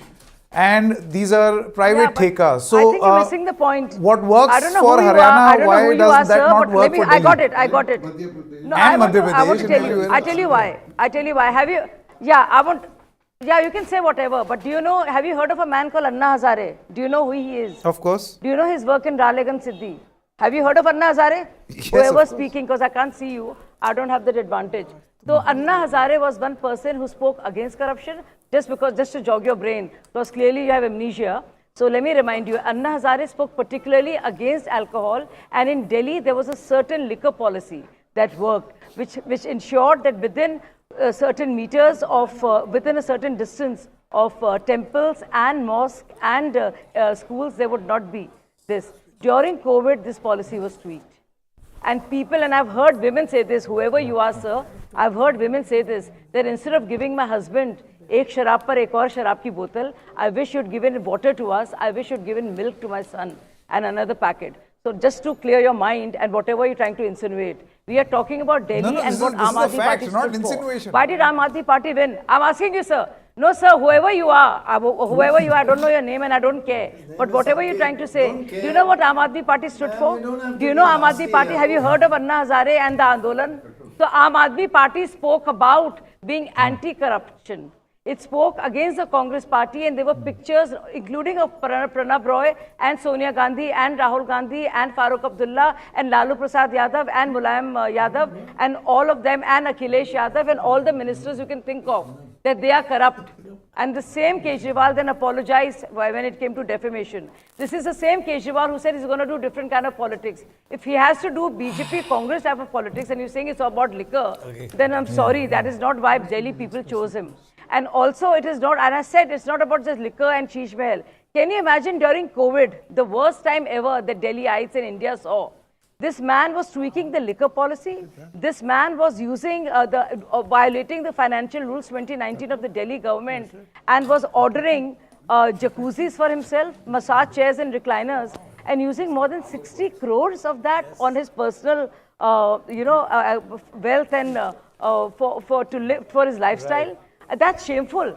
So for you to bring up, some Noida and Haryana at this point of time, you're totally out of line, and you really need to read about Aam Aadmi Party and what it stood for and what it's become. Because Dr. Roy asked me for reasons, and those are the reasons I was giving. If you feel so bad, you go and talk to the women now and you fight with them. I didn't ask. Noida mein kyun nahi ladti hain? Unse पूछी जाके By the way, you were उनसे पूछिए speaking अगर हिम्मत है to आपकी। the insignificant person you were speaking to. My name is Sanket Upadhyay, and it was a pleasure talking to you as always. Thank you very much. Shazia Elmi, thank you very much. Loved your going on like this. Listening into your question, which made no sense. No, it makes the perfect sense. It makes perfect sense. You chose to respond in the way you did. You are entitled to that, to doing that. Thank you very much. Zainab Sikandar and Shelley Oberoi. Shelley Oberoi was the former mayor of Delhi. She's also with us from the Aam Aadmi Party. Miss Oberoi, welcome. Tough day today. Yeah, it was. What went wrong? In fact, this time the election was totally different. It was Arvind Kejriwal versus the entire system, comprising of BJP, Congress, all the agencies, ED, CBI, Election Commission, Delhi Police. It was only Arvind Kejriwal who could contest against them. But we really accept the decision given by the Delhi people. We are really thankful for all the voters who voted for us, and also for all of them who did not vote for us. Definitely, we are going to work for everyone. And this time, the election was like an andolan. The challenges what Aam Aadmi Party faced in last 1.5 years was really difficult time. That was really difficult time, and even after. Yeah, Miss Oberoi, just one moment. Parvesh Sahib Singh Verma is now speaking. Let's cut across live.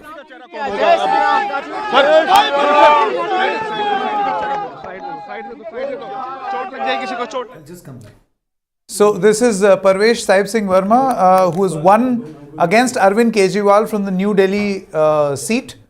This lies inside the New Delhi Lok Sabha seat, and this is a big win. Big win because this is exactly the same seat from where Mr. Arvind Kejriwal defeated Sheila Dikshit in the year 2013. So he has lost from the same seat. But the voting is very close. Yeah. BJP got 24,700. He got 21,500. Congress got 3,000 odd. So actually the Congress probably played a little bit of... They played a role? I think that'll be... And in Jangpura, Sisodia lost by 1,000 votes. And INC got 6,500 votes. So they did have something. He would still have lost by 400. Huh? He would still have lost by 400 votes. That means. No. He would have won. 6,000 votes went to the Congress. He lost by 1,000. 6,000. Okay. Yeah, he lost by 1,000. Okay. So But you see, we can always say that did the Congress party play spoiler Zainab Sikandar? But you see, every political party, it is their right to contest elections. So if an MIM chose to contest in Okhla and Mustafabad, it is their right, it is their democratic right. So to then attribute this to Team Bs and Team Cs and Team Ds, do you feel it is correct? Yes, and it's lovely to see you, and I know you very well, as I'm sure the whole of India does. And I have to make 3 important points, okay? So first, I'll address your point. When it comes to vote cutting, we can't deny, when it comes to Amanatullah Khan, yes, MIM has cut into his votes. We cannot deny it. When it comes to the Congress, yes, they have cut into Aam Aadmi Party's votes. We cannot deny it. Now, of course, it's a democratic right of every political party to be in the fray. The only problematic thing is that these people play best friends when it comes to Lok Sabha elections. Every 5 terms, they make a mighty alliance, call themselves with different mighty names, but inevitably, when it comes to state elections, they start bickering. So, optics-wise, it doesn't look good. Now, in my opinion, there are 3 very important reasons why Aam Aadmi Party saw the defeat that it did. Although I don't think it's such a bad defeat, considering that they've been in power 10 years and he's even come to power once before, but he resigned. So technically, this would have been a 4th term, if he would have won. firstly, I think one of the things that was sort of a death knell for the Aam Aadmi Party was the winning of the MCD election. You have to remember, Kejriwal ji always cribbed about the waste management, how dirty Delhi was, and how BJP was not doing its job, and Aam Aadmi Party would have thrived on, having the MCD under its control and, taken care of Delhi's problems. But what happened? When they came into power in MCD, it became worse. The truth is that Delhi actually became dirtier. So people saw that and said that, these people cry over these matters, but then they do nothing about it when we give them power. Secondly, something which I don't see many people talking about, Arvind Kejriwal for the last 10 years ate into a lot of vote share of the BJP when it came to the people aligned with the RSS. You have to understand, Arvind Kejriwal did play soft Hindutva for a very long time. If you see, in the last term that he had, he gave that free Tirth Yatra to the elderly. So he always had a plank of soft Hindutva. It was almost secular, but not completely. And he played the good Hindu. He was giving the BJP the run for its money as the good Hindu. What happened is when BJP right now, started its campaign, they actually bettered themselves with what Arvind Kejriwal was offering. So they said, look, people of Delhi love welfare schemes. We'll give you better welfare schemes. We'll go up a notch and give you more than what Aam Aadmi Party is giving you. And we are the true blue Hindutva, upholders. We are the flag bearers of Hindutva. So we give you the entire package. So the people who had swung towards Aam Aadmi Party for the soft Hindutva were back towards the BJP. Third, my third point, in which I think these 3 points were the major reason why Aam Aadmi Party has lost and even Arvind Kejriwal has lost, is the big politician image which now Arvind Kejriwal had. You have to remember that movie of Anil Kapoor, Nayak. Arvind Kejriwal came into the political landscape of India as Nayak. He was the Aam Aadmi, who was being bullied by the big guns of politics. If you remember, in his first term, there was black ink thrown on him. There was, I think, shoes, and he was slapped also once. And people really believed he was a victim. People really believed he was being bullied by, the biggies of the big bad biggies of politics. But now, with the image that he has, the whole paraphernalia of the big politician that he carries along with himself, people were like, he may be calling himself out as a victim. There may be central agencies against him. But, he doesn't have that credibility anymore of a common man. So perhaps he's corrupt and he's playing the part, of a big politician. So we don't need to look at him as a victim anymore. So he didn't have that connect anymore with the poor. There was a time when on rickshaws, although I know it was IPAC who was doing it, but on rickshaws, I love Kejriwal and all of that has gone away. So Arvind Kejriwal ji didn't do a good job in even managing his own image. And all in all of these factors, I think, led to, an entire obliteration of the entire image that Arvind Kejriwal had created for himself to come into power. And I think that's why he's lost. I wasn't expecting him to lose. Amazing points analyzing what could be the reason behind people being upset with Mr. Kejriwal and thus this result. Let me take all of this back to Ms. Shelly Oberoi. Ms. Oberoi, do you think that this is where your party went wrong? You tried to be more like the others when others were smart enough and attempted and succeeded in being more like you. See, this is really disheartening that nobody is talking about how the Bharatiya Janata Party misused the power. How these agencies, ED, CBI, Delhi Police, as well as the Election Commission, none of them performed what they were supposed to do. They did not even take action when it was required. And moreover, she is talking about MCD. MCD was led by Bharatiya Janata Party for 15 years. Or for almost 2 years, I acted as a mayor there. I saw how the entire MCD system was ruined, how it was totally so bad that it was very difficult for us to revamp or to do overhauling of the entire MCD system. On the other hand, but we will accept the mandate of Delhi people. We will accept what the Delhi people has given the results, because it's democracy, and in democracy, the public has the power to choose their own public representative. Definitely, we are going to work for them. And this is not an end, this is just a beginning. And in the coming times, we'll come back again with the more power and with more base.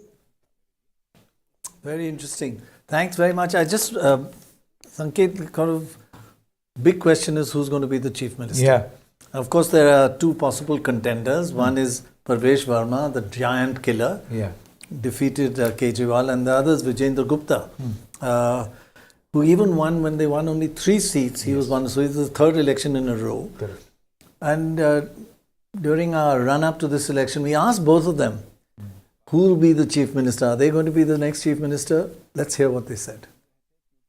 Are we talking to next chief minister? Are you going to be chief minister? नहीं मैं तो sir ऐसा है party decide करती है party की leadership पर मुझे पूरा फेथ है और हम चाहते हैं पार्टी जिसको भी क्योंकि बीजेपी इशू है कि बीजेपी का चीफ मिनिस्टर होना चाहिए पहली बात उसका कारण है कि हमें चाहिए हाँ जी उसका नाम V से शुरू होता नहीं And who's your chief minister? Sir, my party will decide that. Yeah, if they tell me, then I'm ready. Dr. Roy, you have ensured 2 people don't become the Chief Minister of Delhi. Mr. Vijendra Gupta and Pravesh Sahib Singh Verma. Oh no, they were modest and they were absolutely in line to be the next I think chief minister. Pravesh Verma did one thing wrong in his statement. He said, "Agar party mujhe kahegi to main ban jaऊं." Now you don't do that to Mr. Modi. Not in this BJP. You don't do that. Actually, even in the Congress, that would be bad enough. It would hurt. But in Delhi, you need someone with some personality. I mean, Delhi is a city, like they said, all the media is here. You need a, and I don't know who they have that is. But despite that, I think as Manisha Prem was earlier saying, they'll want someone who does not overshadow anyone else. So they might want to actually go to the other extreme and get a very low profile person. And Saurabh, Sanket's colleague, was making a point that he's heard that there could be a Dalit chief minister. Now that makes a lot of sense to me because of their recent problems with constitution and Dalits and 400 and they made upper caste CMs. So I think, I don't think they have a Dalit CM in any state, right? So I think that would be a very good idea for them politically as a message across India to have a Dalit chief minister in Delhi. Yeah, I think there could be a chief minister from Bihar also for Delhi because the Bihar election is up next. Mr. Alok Vats from the BJP. Thank you very much for joining us. The best thing about Mr. Alok Vats, Dr. Roy, is that he is the internal opposition within the BJP. So no chance being chief minister. We would love if a Bihari becomes the chief minister because he is from Bihar. Because we have a sizable vote here, and which I thought would go otherwise because of the statement of one of the spokesperson, if you remember, Poonawalla said something which flared up all the. But ultimately, It's interesting that this map has come up because this explains the power of the migrant voter of this city. You see, the outskirts is where a lot of these Pravasi, Purvanchali... We have it, where Purvanchali map. If we have that map, if it's possible to put it on screen. But even this, go ahead with this. Yeah, which is why it makes a lot of sense to have a chief minister from Purvanchal in Delhi. So, this is the seat, Delhi party performance, seats with high Purvanchali population. You can see a fair amount of Bharatiya Janata Party. Yeah, 16 out of 16 out of 20. 16 out of 20. Which is a 76% win rate. Which is higher than any, its average rate. Yeah. Exactly. So this means that you can't rule out this possibility. Making a Purvanchali chief minister will have a tremendous impact on Bihar elections. You're Purvanchali. Yes.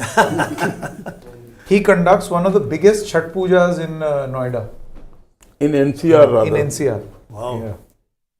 So if I can be devil's advocate to this idea of a Purvanchali chief minister, no offense meant, is don't take it personally. No. You know, last 2 elections, Delhi saw Arvind Kejriwal win handsomely. He is not even from Delhi. He is a Bania from Haryana. Yeah. Okay. Sheila Dikshit was a Punjabi who pretended to be a UP Brahmin because of her.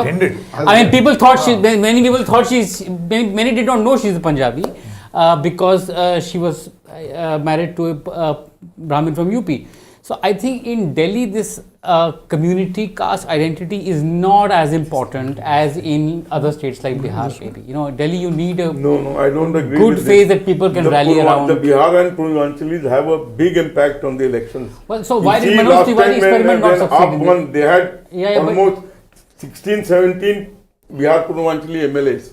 No, sure, there's a 30% population, no doubt about that. But why did the Manoj Tiwari experiment, for example, did not succeed for the BJP? See, Manoj Tiwari, they used to give him vote, but they never took him as a serious politician. You see, whenever he came, people demanded him to sing a song. And he would sing a song thinking that the crowd is with me. But they took him not more than that. And that is why the BJP High Command had to remove him and bring some other person there. Because he realized कि इसके साथ लोग हैं नहीं उस तरीके से. It was the kind of songs he sang. Which one did he sing? Can you sing for us? I don't remember, but I think he used to sing Bihar Ke Lala. From Bihar Ke Gangs of Lala, Wasseypur. and one song was, I'm just forgetting, Kaniya Ke Papa. Rinkiya Ke Papa. Rinkiya Ke Papa. Rinkiya Ke Papa was very good. So all that made, things very light in the crowd after he went away. So with that seriousness with which he would have been taken, the crowd didn't take Do you know him. his latest But hit they song? gave him vote when he contested. Manoj Tiwari's latest hit song from the web series Panchayat is Hind Ke Sitare.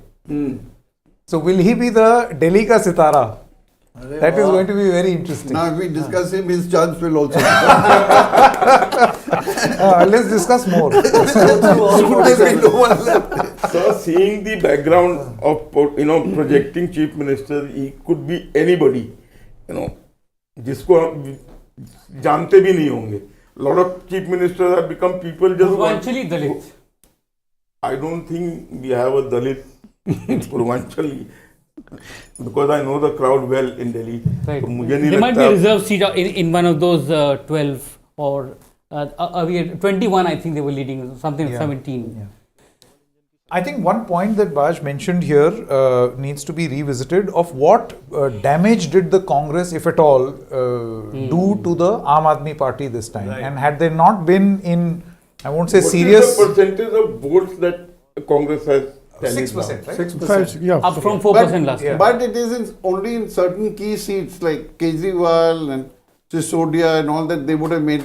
I don't think this 6% is distributed right across the Sir, state. but according to me, the three chief reasons why Kejriwal lost.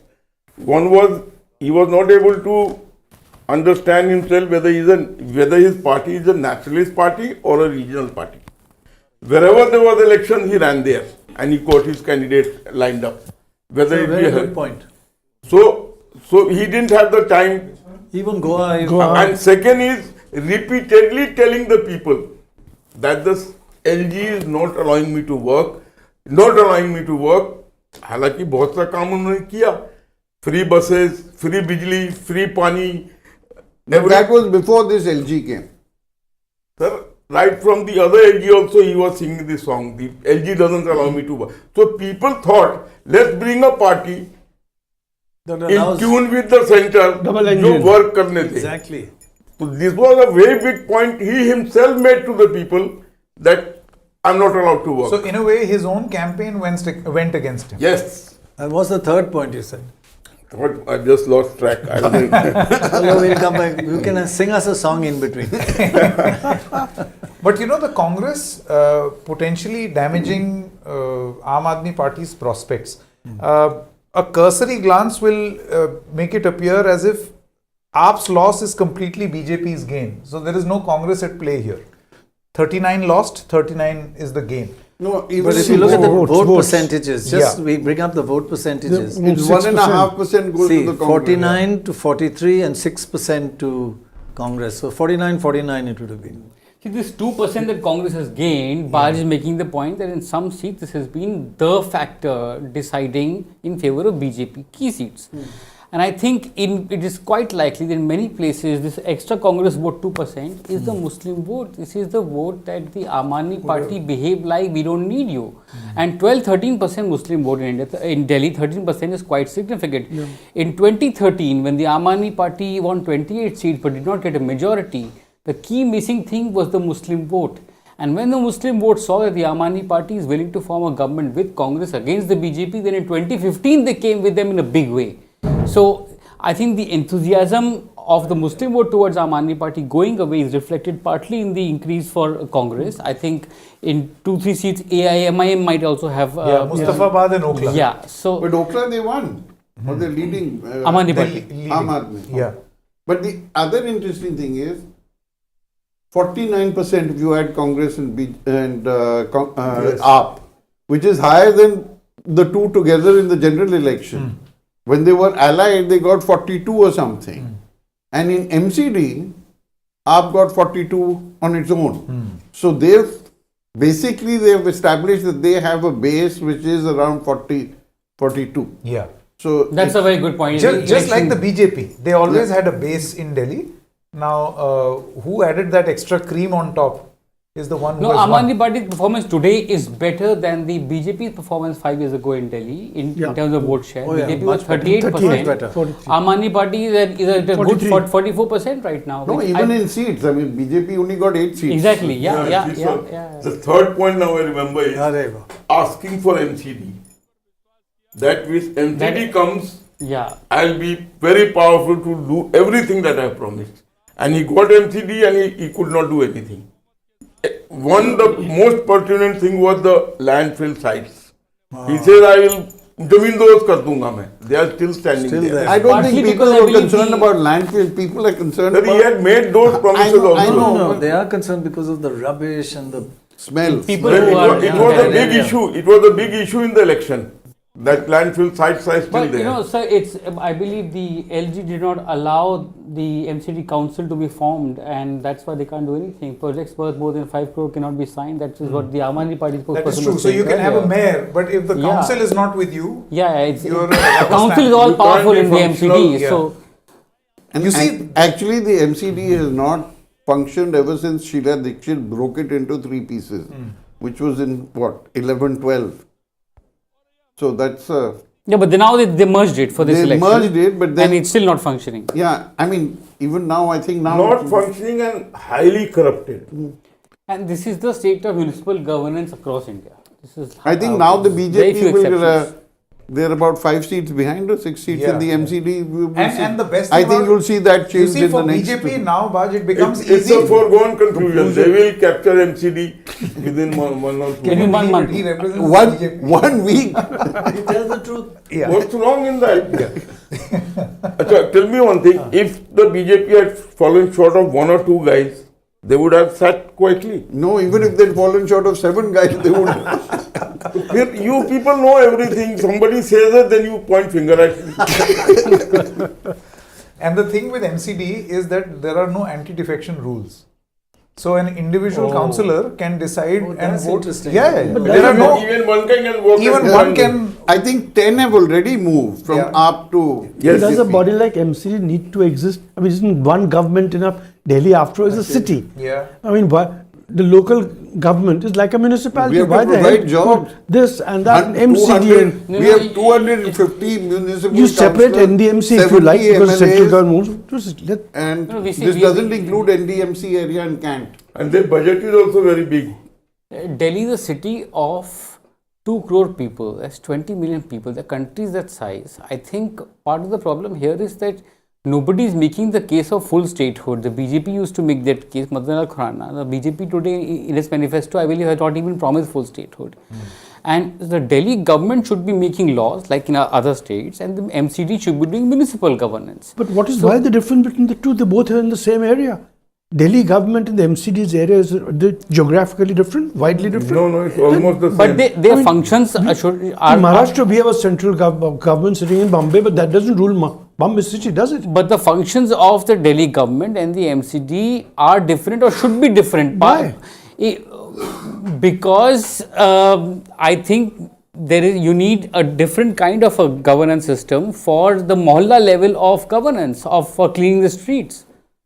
By the way, we are not limited to just these. There is NDMC which functions on its own.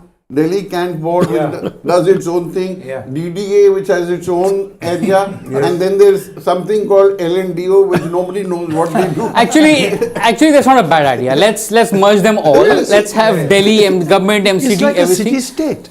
But as long as why should there be an MCD? no, but sir, as long as the central government is going to have policing and half the powers, nothing is going to work. Even if all of these agencies are run by the BJP, because part of the problem is that central government bureaucrats are not willing to relinquish control to the Delhi government. This is a bureaucratic problem. This is why we had discussed. This is called the Delhi Golf Club problem. Delhi Golf Club problem. Great, excellent. How do you get membership if you're not in control of?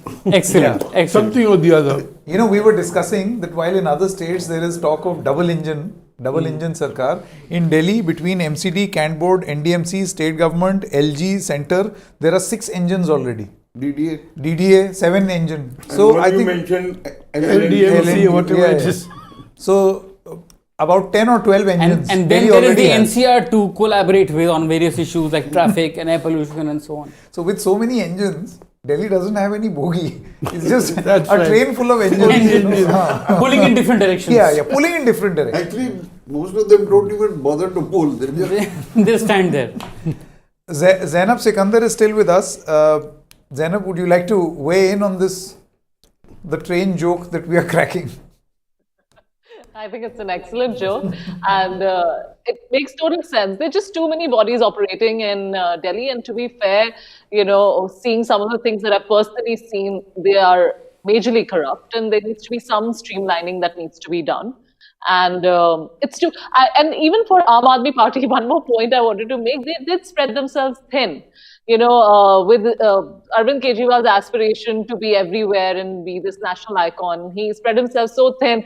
Someone was making a joke in another debate which I was on that will we now see Arvind Kejriwal becoming the CM of Punjab and is Bhagwant Man's career at stake? Because what will Arvind Kejriwal do now? I mean, it's a big question here. And how will the Punjab politics play out now? And what is the future of the Aam Aadmi Party? So those are some of the points besides the MCD joke. So that's all I have to say. Huda Zariwala is also now with us. She supports the Aam Aadmi Party. Thank you very much for joining us. This is a particularly bad day for you. You're very hopeful on when we were discussing on the red mic. You're very hopeful that the tables will turn, the tide will turn, and Mr. Arvind Kejriwal will take oath as the Chief Minister again. Tough luck, I would say. Tough luck, very disappointing, very shocking, completely unexpected. This is not a result that Delhi had bargained for, at least as far as Aam Aadmi Party is concerned. We campaigned aggressively on the ground. We stood for the cause of the people. Obviously, Aam Aadmi Party is a party that believes in, doing sangharsh, doing all that groundwork. I personally had gone to multiple Vidhan Sabhas, campaigned aggressively for a lot of candidates, including New Delhi Arvind Ji's Vidhan Sabha, Manish Ji's Vidhan Sabha, Atishi Ji's Vidhan Sabha. Thank God she's won. But then all the other seats are extremely disappointing, unfathomable, shocking, very, very upsetting to say the least. It is obviously a time to reflect. Once we get out of the shock, clearly the coming days are not going to be very easy. Bajpai is not going to let us go that easily. They're obviously going to beat their own trumpet. And I don't want to be a sounding or loser about it, but yes, I would not say Bajpai has won fair and square, but then obviously they have won. Delhi has decided, Delhi has voted, Delhi has given its mandate. So congratulations to the candidates of Bajpai who won, the seats. Zainab, what do you think really worked for the BJP? Is it anti-incumbency of Arvind Kejriwal, him becoming more politician than the politicians themselves, or the BJP actually did something which appealed to the people? honestly, if you ask me, I don't think it was anti-incumbency. I don't think so. I think it was something that the BJP did, which was better than the Aam Aadmi Party. If you notice, compared to the last two election campaigns of the BJP, this was surprisingly a very non-communally, fought election campaign of the BJP. There was absolutely not a shade of anything emotive, anything communal in this election. So I think BJP did that right because they understood that, Delhiwalas are very, they're very practical and they need their work to be done, so they stuck to the welfare schemes. I know people keep calling it freebies. I personally don't like that lexicon because I feel, taxpayers are paying for their money, we need to reap benefits of it from the people that we choose to govern us. So, the fact that BJP said, okay, we will give you better welfare schemes, we will up a notch and give you more than the Aam Aadmi Party, I think that worked for the Bharatiya Janata Party. And like I said again, AAP was at its weakest. Be it that you say that all of their first, the first commanders of the Aam Aadmi Party were in jail, the most important leaders were in jail.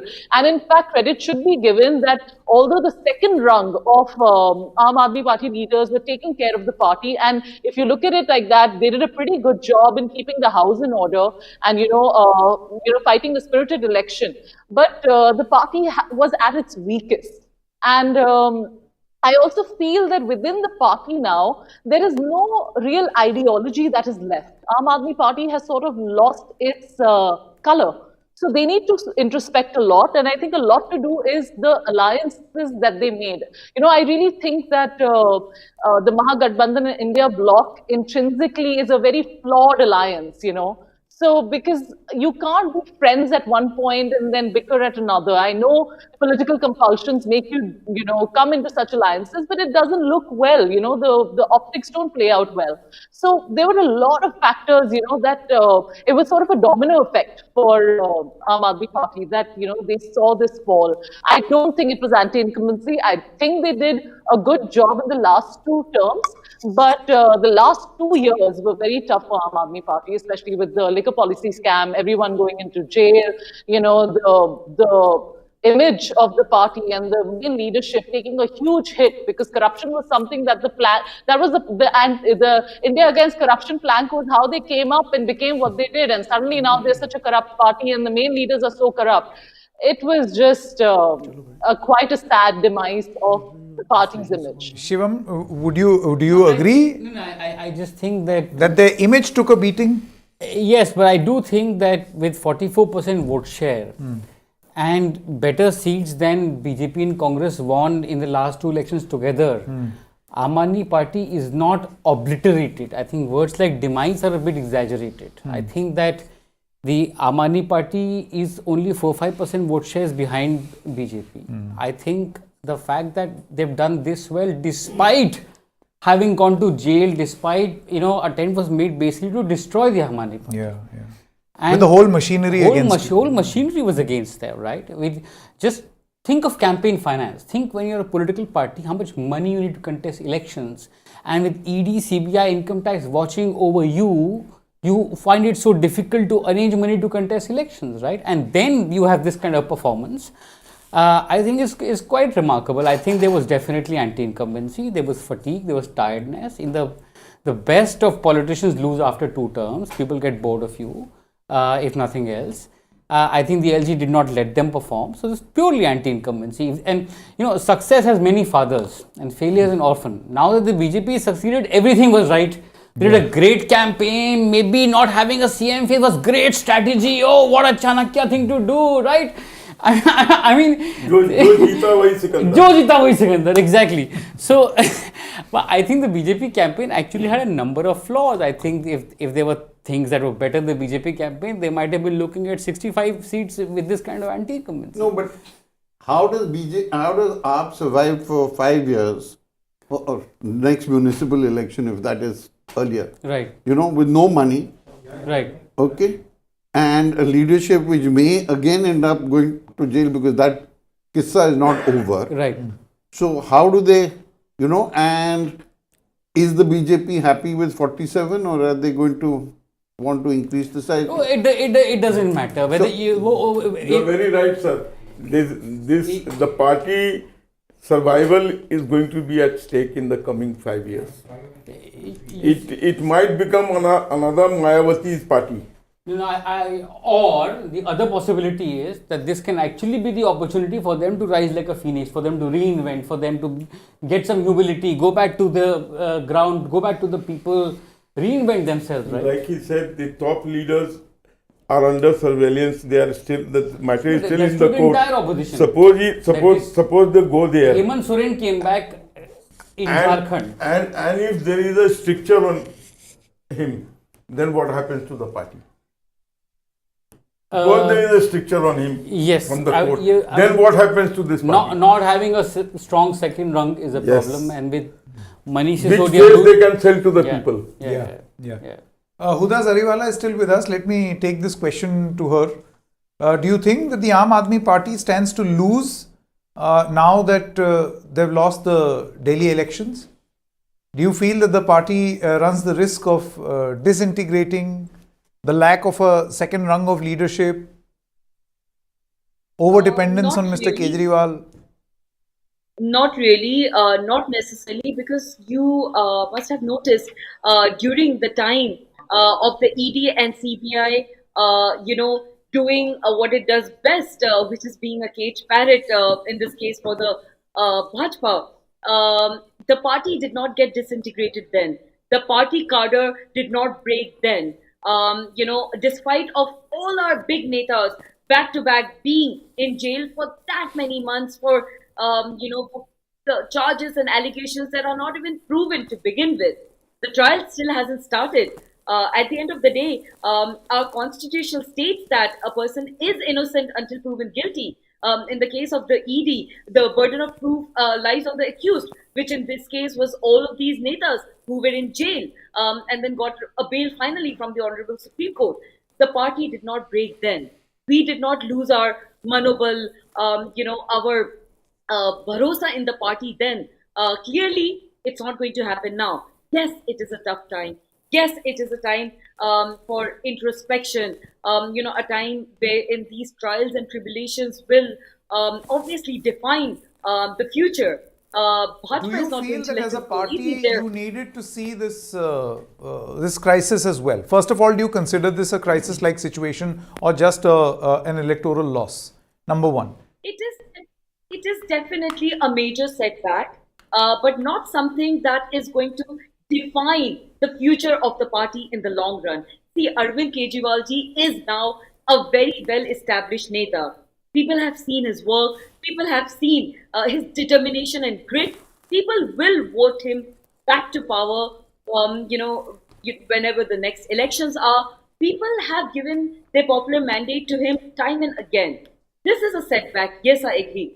This will take, some time to bounce back from. It's not going to be easy. I have been on debates since the morning. I will make a visit to the party office now after this, and I know everybody is just going to be with low spirits. It's not an easy time for anybody who's associated in any capacity with the Aam Aadmi Party. It's going to take some time to bounce back from this, but this is not the end of the road for us.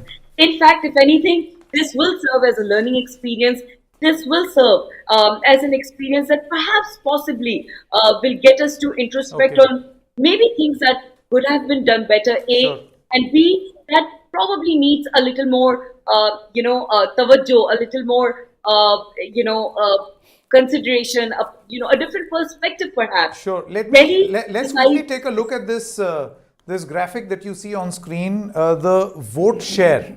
The vote share of each of these parties. Dorab, do you think that it's a little... I think it's not 40%. Last vote, BJP got 38%. Yes, this is vote share. Yeah, but last time the BJP share was 38%, not 40. 39. And BJP now is 40. Yeah. This kind of vote share should not account for the seats unless the victories are very small number of votes. And the 5% difference. And this kind of number of seats. Vote share in 2020. No, but my question is different. I want to say, is it a little simplistic to suggest that had Congress and AAP vote share, if you add them, it would have been greater than in the book the we have BJP. looked at examples of tie-ups, and normally votes tend to be additive. They don't have to be in every case, but most often, well, you see that often happening in the old days in Haryana, in UP, vote shares are additive. So one can't be certain, because many people who are voting Congress, they may not have voted for an AAP candidate. See, what happens in alliances, you are in a seat where the candidate is not the party of your choice, but of your ally. And so you go to the third guy. But they tend to be generally additive.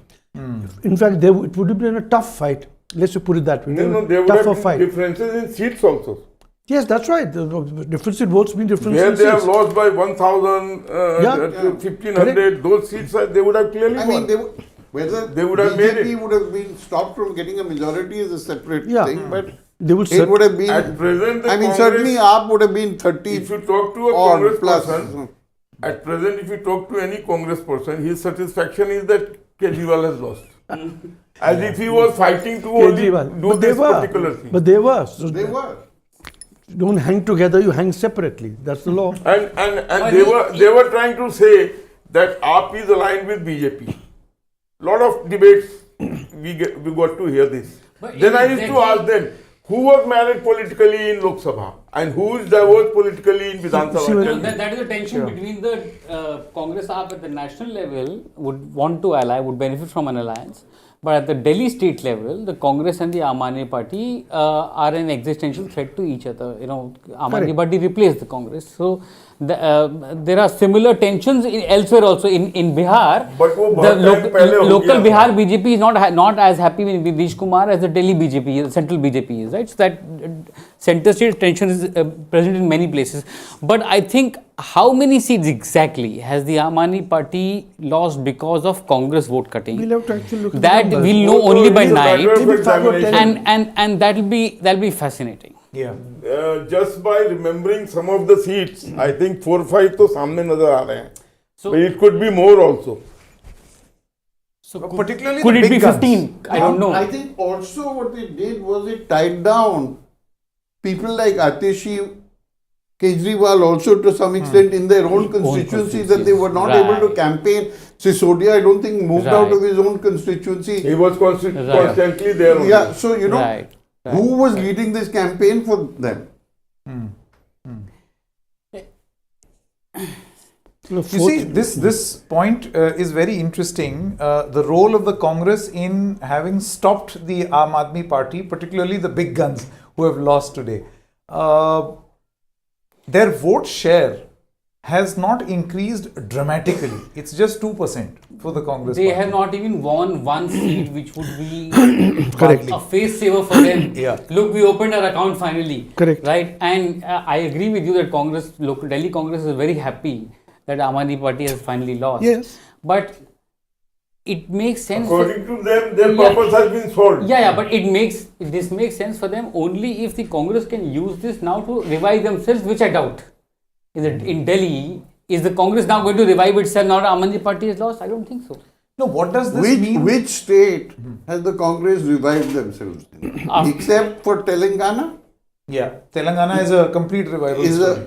Is the only It's the only recent example. No, I mean, I can't think of any other state wherever they lost to some extent, Punjab, they lost 2 terms and they came back after 3rd. Yeah, but they never got reduced to this 0. level. Yeah. You know, I mean, I can't think of a state where they got reduced to 5-10%. I think only Telangana. While the BJP will be going around poaching Aam Aadmi Party MLAs and MCD councillors, maybe the Aam Aadmi Party should poach all of the Delhi Congress and finish the story. No. They should, because politicians anyway love musical. Do that because what is left in power. I'll tell you another problem why Aam Aadmi Party will not do that, because what is left in the Congress Delhi leadership is not vote worthy. Is basically political gunk. So it'll be very difficult for Mr. Kejriwal to absorb that. No, in a very polluted city. They will be a liability than being an asset. Yeah, that's what he's saying. Yeah, this is a huge problem. Anything interesting that one should look out for from here on, particularly in the India alliance? You saw Mr. Omar Abdullah's tweet today, where he said, "Khatam kar do ek dusre ko." I mean, what happens to the India alliance? I think he had said long time Congress back will lose a lot of its bargaining India power alliance now. is no more. He had said long time ago that India alliance is defunct. Correct. It's no more. Yeah. No, but I think you will also, since you're from Bihar, I mean, I think in any alliance in Bihar now, whatever seats the Congress wants, they're not going to get very much. But let me put it the other way. Sir, had Aam Aadmi Party won, then the opposition would have gathered together to say that, see, we are stronger without the Congress. Our dependence on the Congress is low. The fact that Aam Aadmi Party has lost, don't you think that this is an opportunity for the Congress to be in play? Yes. Yes. These are I think state games. State games. People will call Congress for meetings. I think we are overreading the impact of No, today on Bihar. Bihar is still 7-8 months away. In maximum 3 months, people will forget the Delhi election. Let me tell you one thing. Bihar, the budget was half for Bihar, Yeah, exactly. half for Delhi and half for Bihar. Let me tell you one thing. In Bihar, what the present situation is, that Congress will be at mercy of Lalu. Whatever seats he tells them, itne le lo, lad jao. And Lalu has the power to transfer his votes. There were two people, if I remember, one was Mayawati and one was Lalu, who could transfer votes to any party he gave ticket to. At present, the scenario is that Nitish Kumar will again be the chief minister, because we don't have any big face to counter Lalu. Now, we'll discuss the impact on Bihar in just a short moment. I want to come back to Delhi and maybe ask both of you. You must have seen Delhi as a union territory, that is pre-1993, and then Delhi as a half state with Vidhan Sabha of its own. Do you feel that we are slowly going back to that pre-1993 era of the BJP? There is a state government, there is everything, but... I'm not a Delhi wala, I've really lived here. So I don't know. But the question is, I think it should become one state running the whole thing. No MCD, no 16, no engine, one engine running one state. Like everybody else has. I don't think that will... Sir, the demand for statehood, the demand for statehood of Delhi has been since long, yes, but nobody cared to do it. Sorry, Baj. There are too many people, politicians, for them to get rid of MCD, NDMC, can't board. Even jobs for the boys. Yeah, there are too many jobs. So this is employment generation. Correct. To have more governments, more agencies, maximum governance. In last year, he And also... you forget, Delhi has a lot of money. I mean, 72,000 crores is the Delhi budget. Yeah. Which is probably bigger than some states. Yeah. You know, and they actually have a surplus. Yeah. It's one of the few states, I think, in the union that has that. You were saying? No, there were also rumors last 2-3 years that Delhi's state government could be completely abolished. How about becoming a union territory again? And while I don't think this is serious. How would it be run? No, how are we run before 91? No. So I just want to know how would it be run? So you'd have a mayor? The centre. By the centre. No, like Pondicherry. Yes, you like a union territory. Pondicherry also is a government, but like any other union territory, like Chandigarh. Like Chandigarh. Yeah. Not Pondicherry, but Chandigarh. Yeah. But this is not a serious idea. But even then, we would be better run than we are now. This multiplicity of agencies is causing a governance crisis. But the point that Baj makes is that it's jobs for the boys. Hold it. And now the boys are your boys. If they were Congress boys or AAP boys, do you have enough incentive to merge them so that you get all the jobs? Yeah. But here with, many of the people are BJP people.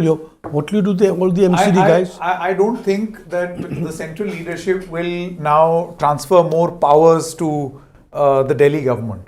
I think it's a one-way street. Yeah. This Delhi government will be run by from DLG. Raisina Hill. That is what is going to happen. But there's no problem because there is From North Block. they both are run by the same party. So there's no problem. Now there will be no cry. LG is not allowing me to Correct. Nilanjan is also here. Hi. Hi. Good afternoon. What do you make of this result? It's quite surprising. Didn't really expect Kejriwal to lose. Saurabh Bharadwaj, Saurabh Bharadwaj is lost from Greater Kailash. Yeah. There was great hope that he will at least, and he was leading initially. He was 15 or 16% up last time to lose that kind of margin. Yeah. But all the margins appear to be very small. Yeah. Sorry. Yeah, not very big margins. But yes, overall a 10% fall. I just got the last bit of your conversation as I was coming in. How will Delhi be governed? It will be governed by the PMO, like a large number of other states. You might actually depute somebody who has formerly worked in the PMO, like Gujarat is being done now. As the chief minister? No, Gujarat is being run, by some. There is an officer there who was part of the central team prior to his retirement. So special officer on special duty. You can have OSD to OSD. So we are in that. We are in the era of hyper centralization, and that is the way it is going to be. All hope that maybe that the conflict which has been there between the chief minister and the LG over the last 10 years would be cause to initiate a debate on re-looking at the 1993 Act of Delhi, which actually, this was a very fiercely contested election for a post which doesn't have any powers really. You really actually, if you had spoken to Sheila Dikshit around her time, she would go very dutifully like a proper schoolgirl every Tuesday or Wednesday to the LG and try to solve it through personal means. Ye kar dijiye, and that is what to keep the Lieutenant Governor, boost the ego. Almost like an appointment at the Buckingham Palace. Quite like it. It's actually the Chief LG. Minister of Delhi is actually a very powerless position, not really has anything. Ironically, the big song and dance which was created by the Aam Aadmi Party about the Anti-Corruption Bureau officials lining up at his house yesterday.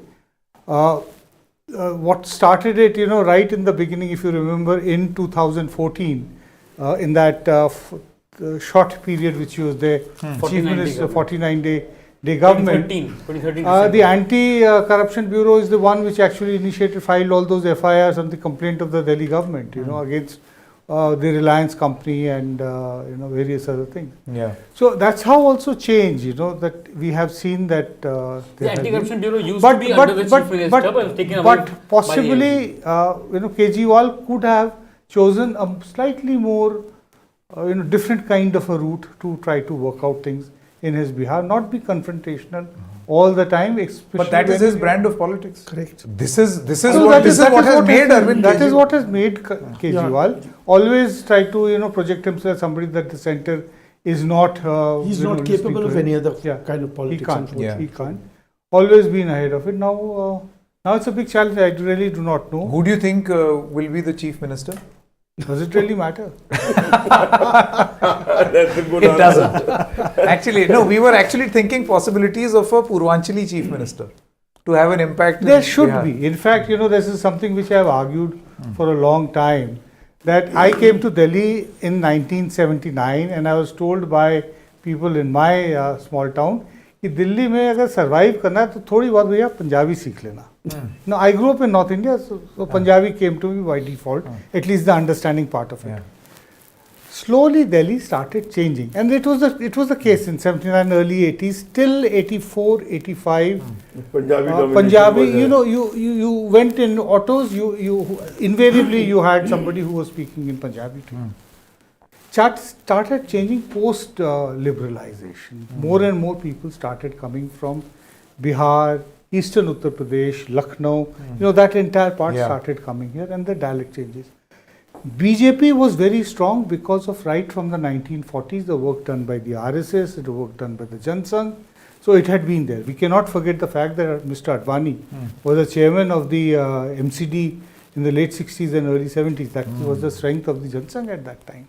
Cannot forget these things. So that's what they built on. So, but the BJP did not actually change its leadership from the traditional Punjabi-dominated refugee leadership which had been the Madan Lal Khurans and the people in outer Delhi, Pravesh Verma, all outer Delhi people, or the Punjabi who came from outside.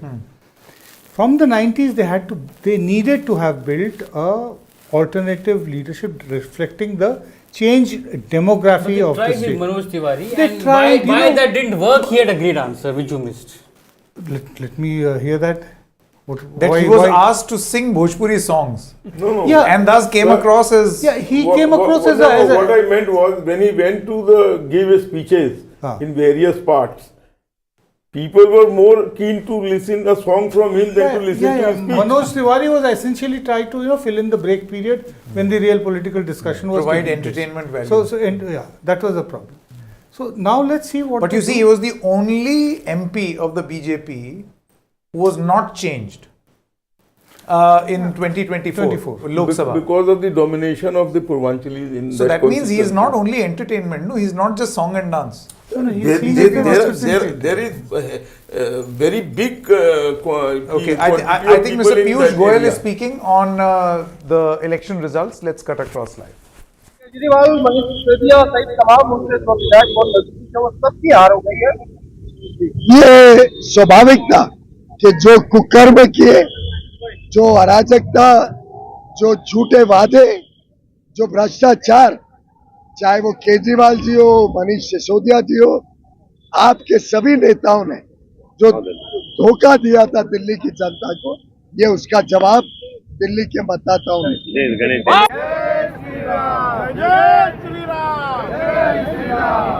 So that was Union Minister Piyush Goyal. He said this is a result of the kukarm of Arvind Kejriwal. Nilanjan, I think the one point that you mentioned very interestingly was the history of Delhi. How, okay, Swati Maliwal is also speaking. Let's quickly listen into what she has to say. उसके बाद चरित्र हरण करा, जिसने मेरी पिटाई करी उसको Z+ सिक्योरिटी दिलवाई, उसको डीजीपी और चीफ सेक्रेटरी पंजाब गवर्नमेंट के रिपोर्ट करते हैं क्योंकि वो chief adviser to Punjab chief minister बना दिया गया है, उसको लुटियन जोन में एमपी की कोठी दी गई। तो जिस लेवल का इन्होंने अत्याचार करा और कैरेक्टर असैसिनेशन मेरा करा है, इतना झूठ और भ्रम फैलाया इन लोगों ने, तो मुझे लगता है कि दिल्ली की जनता समझदार है और वो देख सकती है कि उन्होंने क्या करा और उसका जवाब उन्होंने वोटों के द्वारा दिया है। आपको लगता है आपका जो एक मुद्दा रहा है, जो आपके साथ हुआ है, जो आपने बोला है, क्या वो एक बड़ा मुद्दा था आम आदमी पार्टी का अरविंद केजरीवाल के हारने का? मुझे लगता है कि हमारी कथनी और करनी एक समान होनी चाहिए। अनफॉर्चुनेटली हमारी जो लीडरशिप है उसमें वो कथनी और करनी बिल्कुल अलग होती गई। जो लोग ये कहते थे कि हम कभी सिक्योरिटी नहीं लेंगे, बड़ा घर नहीं लेंगे और गाड़ी नहीं लेंगे, वो शीश महल बनाते हैं, वो Z+ सिक्योरिटी के लिए खूब लड़ते हैं और जनता के बारे में कुछ काम नहीं करते। 10 साल में दिल्ली में अगर आप जमीन पे जाएं, क्या काम हुआ है? MLAs जो एक बार वोट जीत के आ गया। Okay, Swati Maliwal, obviously she had a falling out with Arvind Kejriwal, but Nilanjan, the point that I was making and wanted to ask you this question, Delhi's character vis-a-vis demography and Delhi's character as a state, from a union territory to a half state, do you feel that the time is now right to change this again? It should be changed. Multiple command centers. This city is a mess. No, it from a is governance a point mess, of view, and it will remain a mess because I do not think that the political structure and the laws which govern Delhi will be changed by this government which is there at the center, because they would definitely like the entire power to be vested in the hands of the center. Today the BJP has been elected here, but this is not a permanent thing. It cannot continue forever. So they would want the office of the Lieutenant Governor to hold very important portfolios and to be able to control things. Even now, I think when so. There will be a BJP government. An elected government is a transitory thing. There is no way of knowing that what will happen 5 years down the line. We really cannot take unless of course you decide that we are going to. And you feel that for the people of Delhi, a demand for a full statehood is no demand at all. That this is a city where a sort of a melting pot, people don't have this emotion involved with Delhi being a state. Like for instance, in other states, you have this whole concept of asmita. So in Delhi, people are transactional. This is a city. Its characteristics is that people from all over the country come here, and thus all they need is a city which is clean, a city which is functional, Now, whether a government does this, it happens as a union territory, it doesn't matter. To some extent, yes, because the sense of belonging to Delhi is actually, is the best way to actually explain the sense of belonging is that it's a second-hand belonging. That I belong somewhere else, but I also belong to Delhi. Here, yeah. There is a sense of belonging to Delhi because Delhi has, besides other things, to everyone who has stayed here, it has provided avenues of growth. People have come here basically to grow. Yeah. That's why people have stayed on here. Yeah. So that's a chief reason. Moving so to Delhi. as a result, there is a certain amount of bondness with Delhi, but I think that the center is really not in a position or in a mood to relinquish its hold on Delhi and the way it is governed. That's what Even though they will have their own government. they have always called for, every political party have talked about full statehood, but when they have been in opposition. Yeah.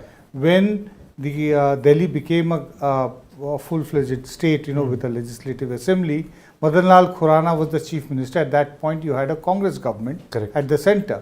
BJP was demanding full statehood. When BJP came to power at the center, Mr. Bajpai became. Congress won the elections. They demanded full statehood. And now this is no issue at all. So now it's actually not even a token issue in this election. It has been a long-standing demand of statehood. Yeah. And second thing what is, intriguing me, I want to ask you, because you have gone back to 1996, that there has been Congress government in center 15 years. And BJP in the state, in the center and BJP in the state. There has been Congress in the state and BJP at the center. But we never heard of such big conflicts with the LG as of today. Essentially because of the temperament of the LG of that time and the chief minister of that time. We have also had a very short stint by Sushma Swaraj. She did not have any run-ins with the LG at that time. Madan Lal, at that time, didn't have really any problems. Sheila Dikshit didn't have any problems, with the lieutenant governors of her time. Primarily because she had a much more genial way of functioning, But Arvind Kejriwal, right from the beginning, the first day he decided that this is what I want to do. Started making all kinds of demands which were not permitted by law. And if that was not permitted, the first thing which he wanted to do, he wanted to take oath in the Ramlila Maidan. Now he was told that you can't do this. Why can't I do this? So he was very combative right from the beginning, even though he had just 28 seats, way back in 2013. And it only he became much more arrogant with 67 seats when he thought, that he could get away with it. Unaccessible. So that is why you had, so many run-ins. The situation with the present LG was different because he was actually appointed with a political purpose. No, what I was wanting He was a very close, somebody who had worked with Mr. Modi in the past, so knew what exactly Mr. Modi knew. The idea was what I was to rile Kejriwal right from day one. Visiting fellow, just one moment, let me introduce another guest. A visiting fellow of Sea Voter, Dr. Karthikeya Batra is now with us. Dr. Batra, any key takeaways that you can think of right now on this result? Perhaps the Congress eating into the Aam Aadmi Party's share? Biggest takeaway, Sanket, first of all, thank you for having me, is that finally the exit polls have gotten an election right. In terms of at least vote shares, almost all the pollsters got this one right within the margin of error. So I think congratulations to all those who got it.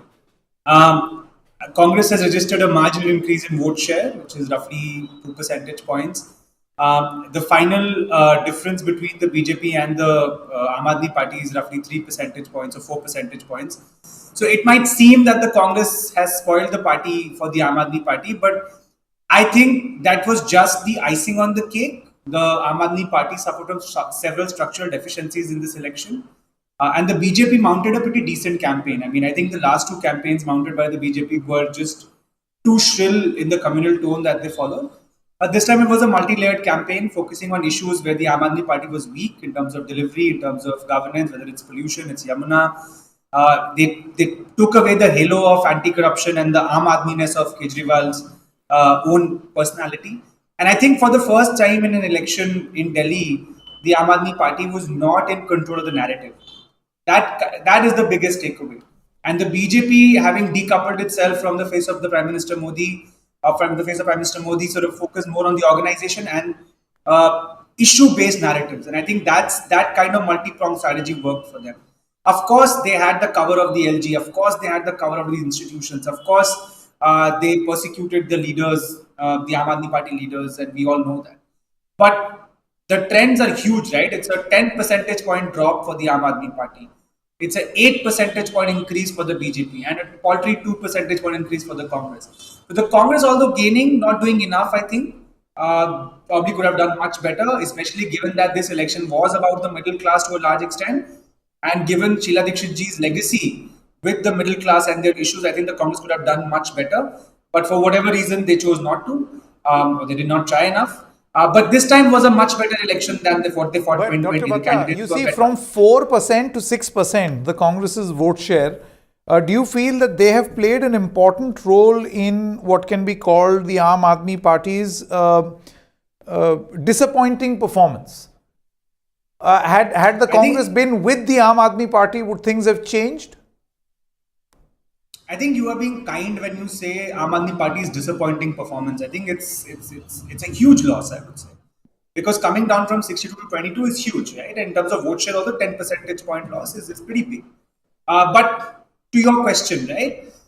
The question is Congress's vote entirely coming from the Aam Aadmi Party's kitty? The answer lies in two arguments. One is the Congress's vote is made up of symbol-based votes and candidate-specific votes. On the symbol-based votes, whether it's the Muslims or the Dalits, I would say yes, the Aam Aadmi Party did suffer because the Congress gained. But when it comes to candidate-specific votes, I think it cut both ways. So imagine a Sandeep Dikshit, for example. Now, it will be very convenient to say that Mr. Kejriwal lost, the margin was 3,000 something and Sandeep Dikshit ji won 5,000 something votes. But can we with certainty say that Sandeep Dikshit did not cut into the BJP's votes? As I said, if a lot of his vote is coming from this Congress symbol, then yes, Aam Aadmi Party should be upset about it.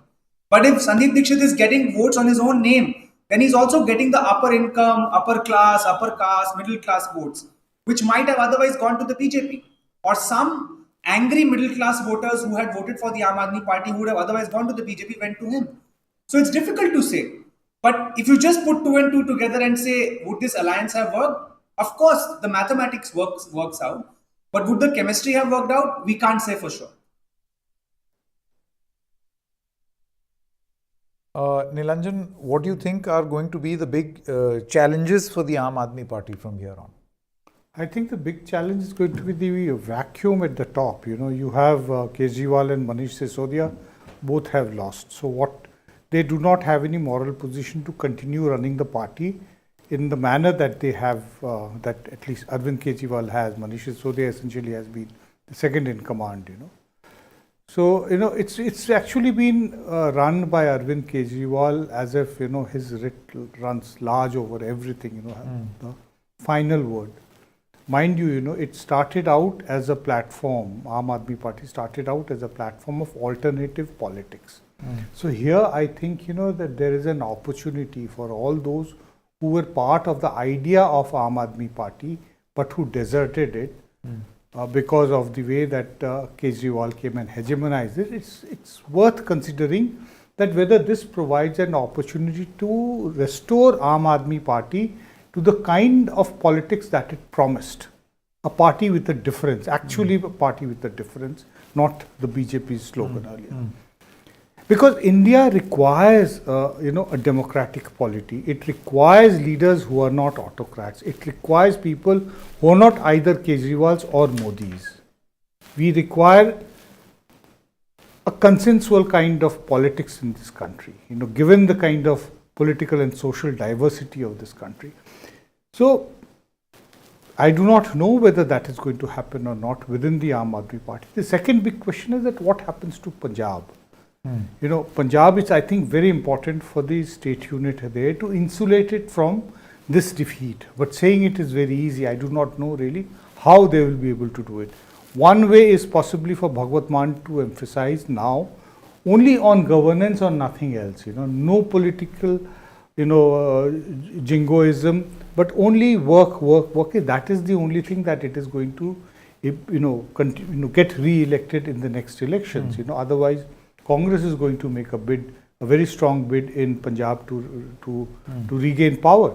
That is what possibly Congress. And imagine had in mind. if they lose Punjab as well, this will be a unique situation where Aam Aadmi Party becomes the so-called most successful political startup, a national party with no state government. If they don't but I win do not Punjab know for again. how long they will be considered a national party. Having the election commission tag really does not make any difference. It does not actually make you a national party, barring a That's few also went important things. into his head that I am now a national leader. This also went against him. He became a national. Arvind Kejriwal became a national leader in 2014 itself. When he went to Varanasi and actually became the runner-up to Modi in the contest there. Let's not forget that. But the point is that after that, you have to understand there were the very big important people of civil society who were part of Aam Aadmi Party at that point. They have all left. A large number of ministers who were part of the government left. Mr. Rajkumar Gautam, 2022, represented the Dalit community. Those were the core voting, the support bases of the Aam Aadmi Party. But you look at someone like a Kailash Gehlot. He was promoted within the rank and file, and he left because he could not perhaps see Atishi as the chief minister, or he did not want to be seen as reporting to Atishi as the chief minister. So he had everything, and yet he left. So it was not for lack of any opportunity. No, he had all the opportunity. Question can be, greener pastures. Who and how in the party decided that Atishi is going to take over from Arvind Kejriwal? Was it a decision taken after a will this not always be a crisis in any political party? No, People leave different political Aam Aadmi parties. Party was not intended to be like any other party. The moment he It was a decided party to with a become difference. any other party, then why wouldn't people want the original one? Why do I want a duplicate? Let me Yes, take this to very correct. Dr. Batra and Zainab Sikandar again. Zainab, see, you made a number of points about what Arvind Kejriwal started doing, his brand of politics and how that changed. Do you feel that this is a right time to reinvent, perhaps go back to the drawing board and decide what sort of a party do you want to become? In a way, this is actually an opportunity for the Aam Aadmi Party.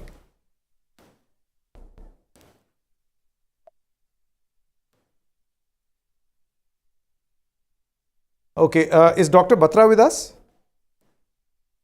Dr. Karthikeya Batra, can you hear me? Yeah, I can hear you, Sanket. Yeah, so would you like to answer this question? An opportunity, not a crisis. Aapada mein avsar for the Aam Aadmi Party. No, I absolutely agree. And I think if there is one politician today's times who you can think about, who has the ability to do so, who understands communication, who understands how people think and behave, at least that's what we've thought of him until now. And if he has that same mojo at this point, then I don't think there's any doubt that he has the capacity to reinvent himself. The question is, will the party face internal rumblings which may not allow him to do so? Because you have parallel power centers now. One who's the party leader but does not have an executive position, and another chief minister of the party of a bigger state who's not so active within the party. So these are two parallel power centers, and given the limited scope of the party, how do you manage all this? There are also other leaders who may be vulnerable now from the BJP's overtures. The other thing, Sanket, you have to understand is what happens in the MCD now, because the anti-defection laws don't apply. And we know that the BJP has been eyeing power in the MCD ever since they lost in 2022. They've been trying everything possible to scuttle the Aam Aadmi Party's grip on the MCD. But I do believe that Mr. Kejriwal, and I was saying this in the morning on another show, it's sad that he lost his own election, but I was just imagining a situation where he was the LOP, the Delhi Assembly. It might have been a very good scenario where Delhi had a strong leader of the opposition. And that's a question I was asking on that show. Does BJP mind Kejriwal as CM more than they mind Kejriwal as leader of opposition? I don't know the answer to that question.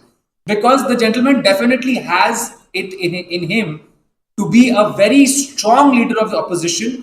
Now that he does not have that official position because he lost his own election, he could just take to the streets and be that.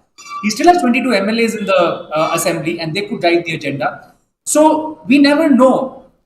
Never say never in politics, right? I mean, we've written Rahul Gandhi off so many times. Yeah. And every now and then he springs a surprise. There have been leaders who've been written off in the past, but who've scripted miraculous comebacks. So I will not put it past him. It is possible. Zainab, would you admit that even though he may have lost from the New Delhi constituency himself, even though his party has lost power in Delhi, yet Arvind Kejriwal will remain a strong, noticeable and important political personality in India? And by India, I mean the country and India alliance. Okay. I apologize for my bad connection. Okay, just one moment. Arvind Kejriwal.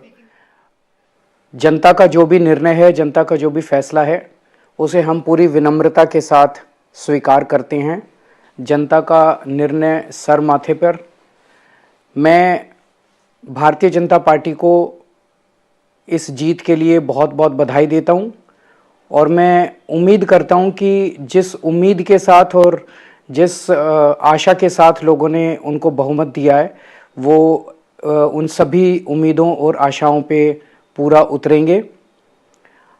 हमने पिछले 10 साल में जनता ने जो मौका दिया हमें, उन 10 सालों में हमने बहुत सारे काम किए. शिक्षा के क्षेत्र में, स्वास्थ्य के क्षेत्र में, पानी के क्षेत्र में, बिजली के क्षेत्र में और भी अलग अलग तरीके से लोगों को राहत पहुंचाने की कोशिश की उनकी ज़िंदगी में. और दिल्ली के इंफ्रास्ट्रक्चर को भी हमने सुधारने की कोशिश की. अब जो जनता ने हमें निर्णय दिया है, हम न केवल एक कंस्ट्रक्टिव ऑपोजिशन का रोल निभाएंगे, बल्कि हम समाज सेवा, जनता के सुख दुख में काम आना, व्यक्तिगत तौर पे जिसको भी जो ज़रूरत होगी, हम लोगों के सुख दुख में हमेशा काम आएंगे. क्योंकि हम राजनीति में कोई सत्ता के लिए नहीं आए. हम राजनीति को एक ज़रिया मानते हैं जिसके ज़रिए जनता की सेवा की जा सके, जिसके ज़रिए लोगों के सुख दुख में काम आया जा सके. वो काम हम करते रहेंगे और हमें आगे भी इसी तरह से जनता के सुख दुख में काम आना है. मैं आम आदमी पार्टी के सभी कार्यकर्ताओं को बहुत बहुत बधाई देना चाहता हूं. वो बहुत शानदार चुनाव लड़े, बहुत मेहनत की, उन्होंने बहुत कुछ सहा. इस पूरे चुनाव के दौरान उन्होंने बहुत शानदार चुनाव लड़ा. इसके लिए मैं उन सबको, सभी कार्यकर्ताओं को बहुत बहुत बधाई देना चाहता हूं. नमस्कार. Okay, so that was Arvind Kejriwal. Dr. Batra, Zainab, as well as Nilanjan and Mr. Alok Watts. Here are a key observation that I have about the manner in which Arvind Kejriwal spoke. And let's see if you guys agree or disagree. Number one, he looked upset. He looked upset as if he was not expecting this or he was expecting something else. Number one. Number two, and I know for a fact that Mr. Arvind Kejriwal gives a lot of importance to all these things. This was a close-up frame so that you could see those facial expressions clearly. Number three, in all his political communications, in press conferences, we have seen Arvind Kejriwal with an image of Babasaheb Bhimrao Ambedkar and Bhagat Singh. Those pictures behind. Those pictures were missing. So it was a blank white frame. Let's listen into what Atishi has to say. चाहे अरविंद केजरीवाल हो, चाहे तमाम सौरभ भारद्वाज जो बड़े चेहरे आम आदमी के थे, जिनकी उम्मीद थी, तमाम चीजें थी, वो लोग हार जाते हैं. किस तरह से इस सबको देख रहे हैं? सबसे पहले तो मैं कालका जी विधानसभा की जनता का धन्यवाद करना चाहती हूँ, जो उन्होंने मुझ पर भरोसा दिखाया मैं अपनी पूरी टीम का धन्यवाद करना चाहती हूँ जिन्होंने बाहुबल, गुंडागर्दी, मार पिटाई का सामना भी करते हुए ज़मीनी स्तर पे मेहनत करी और जनता तक पहुँचे। बाकी दिल्ली की जनता का जनादेश है, हमें जनादेश स्वीकार है। ये मैं अपनी सीट जीती हूँ, लेकिन ये जीत का समय नहीं है, ये जंग का समय ही है। जंग जारी रहेगी भारतीय जनता पार्टी के खिलाफ, उनकी तानाशाही और उनकी गुंडागर्दी के खिलाफ। आम आदमी पार्टी हमेशा गलत के खिलाफ लड़ती आई है और हमेशा गलत के खिलाफ लड़ती रहेगी। ये ज़रूर एक सेटबैक है, लेकिन आम आदमी पार्टी का संघर्ष दिल्ली के लोगों के लिए, देश के लोगों के लिए कभी खत्म नहीं होगा। Ma'am please again, please. So, Atishi, among the bigwigs in the Aam Aadmi Party, Manish Sisodia, Arvind Kejriwal, Atishi, Saurabh Bharadwaj, among these four, she's the only one who has won from Kalkaji. In a way, she's a giant killer because she was up against Mr. Ramesh Bidudi and she defeated.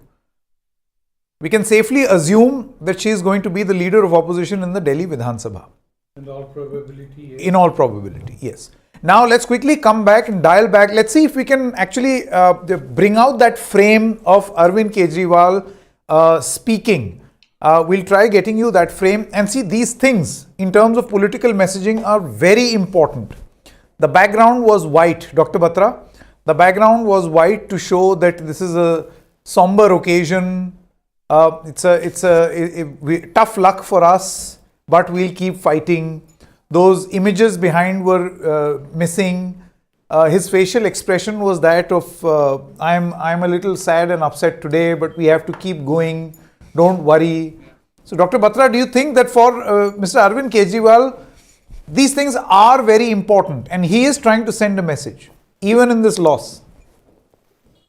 I mean, I must appreciate you for picking up those undertones, I guess, because I actually did not think of it like that. But what I felt, Sanket, definitely was that there was humility in the tone, and it was as if he is trying to send out the signal that, yeah, we will now rev up ourselves to play the role of an opposition, which is what I was saying earlier, that actually, I would have actually imagined as a Delhi voter that even if the Aam Aadmi Party had to lose, having Mr. Kejriwal in the assembly would have been a good thing, just in terms of fixing accountability as a leader of opposition.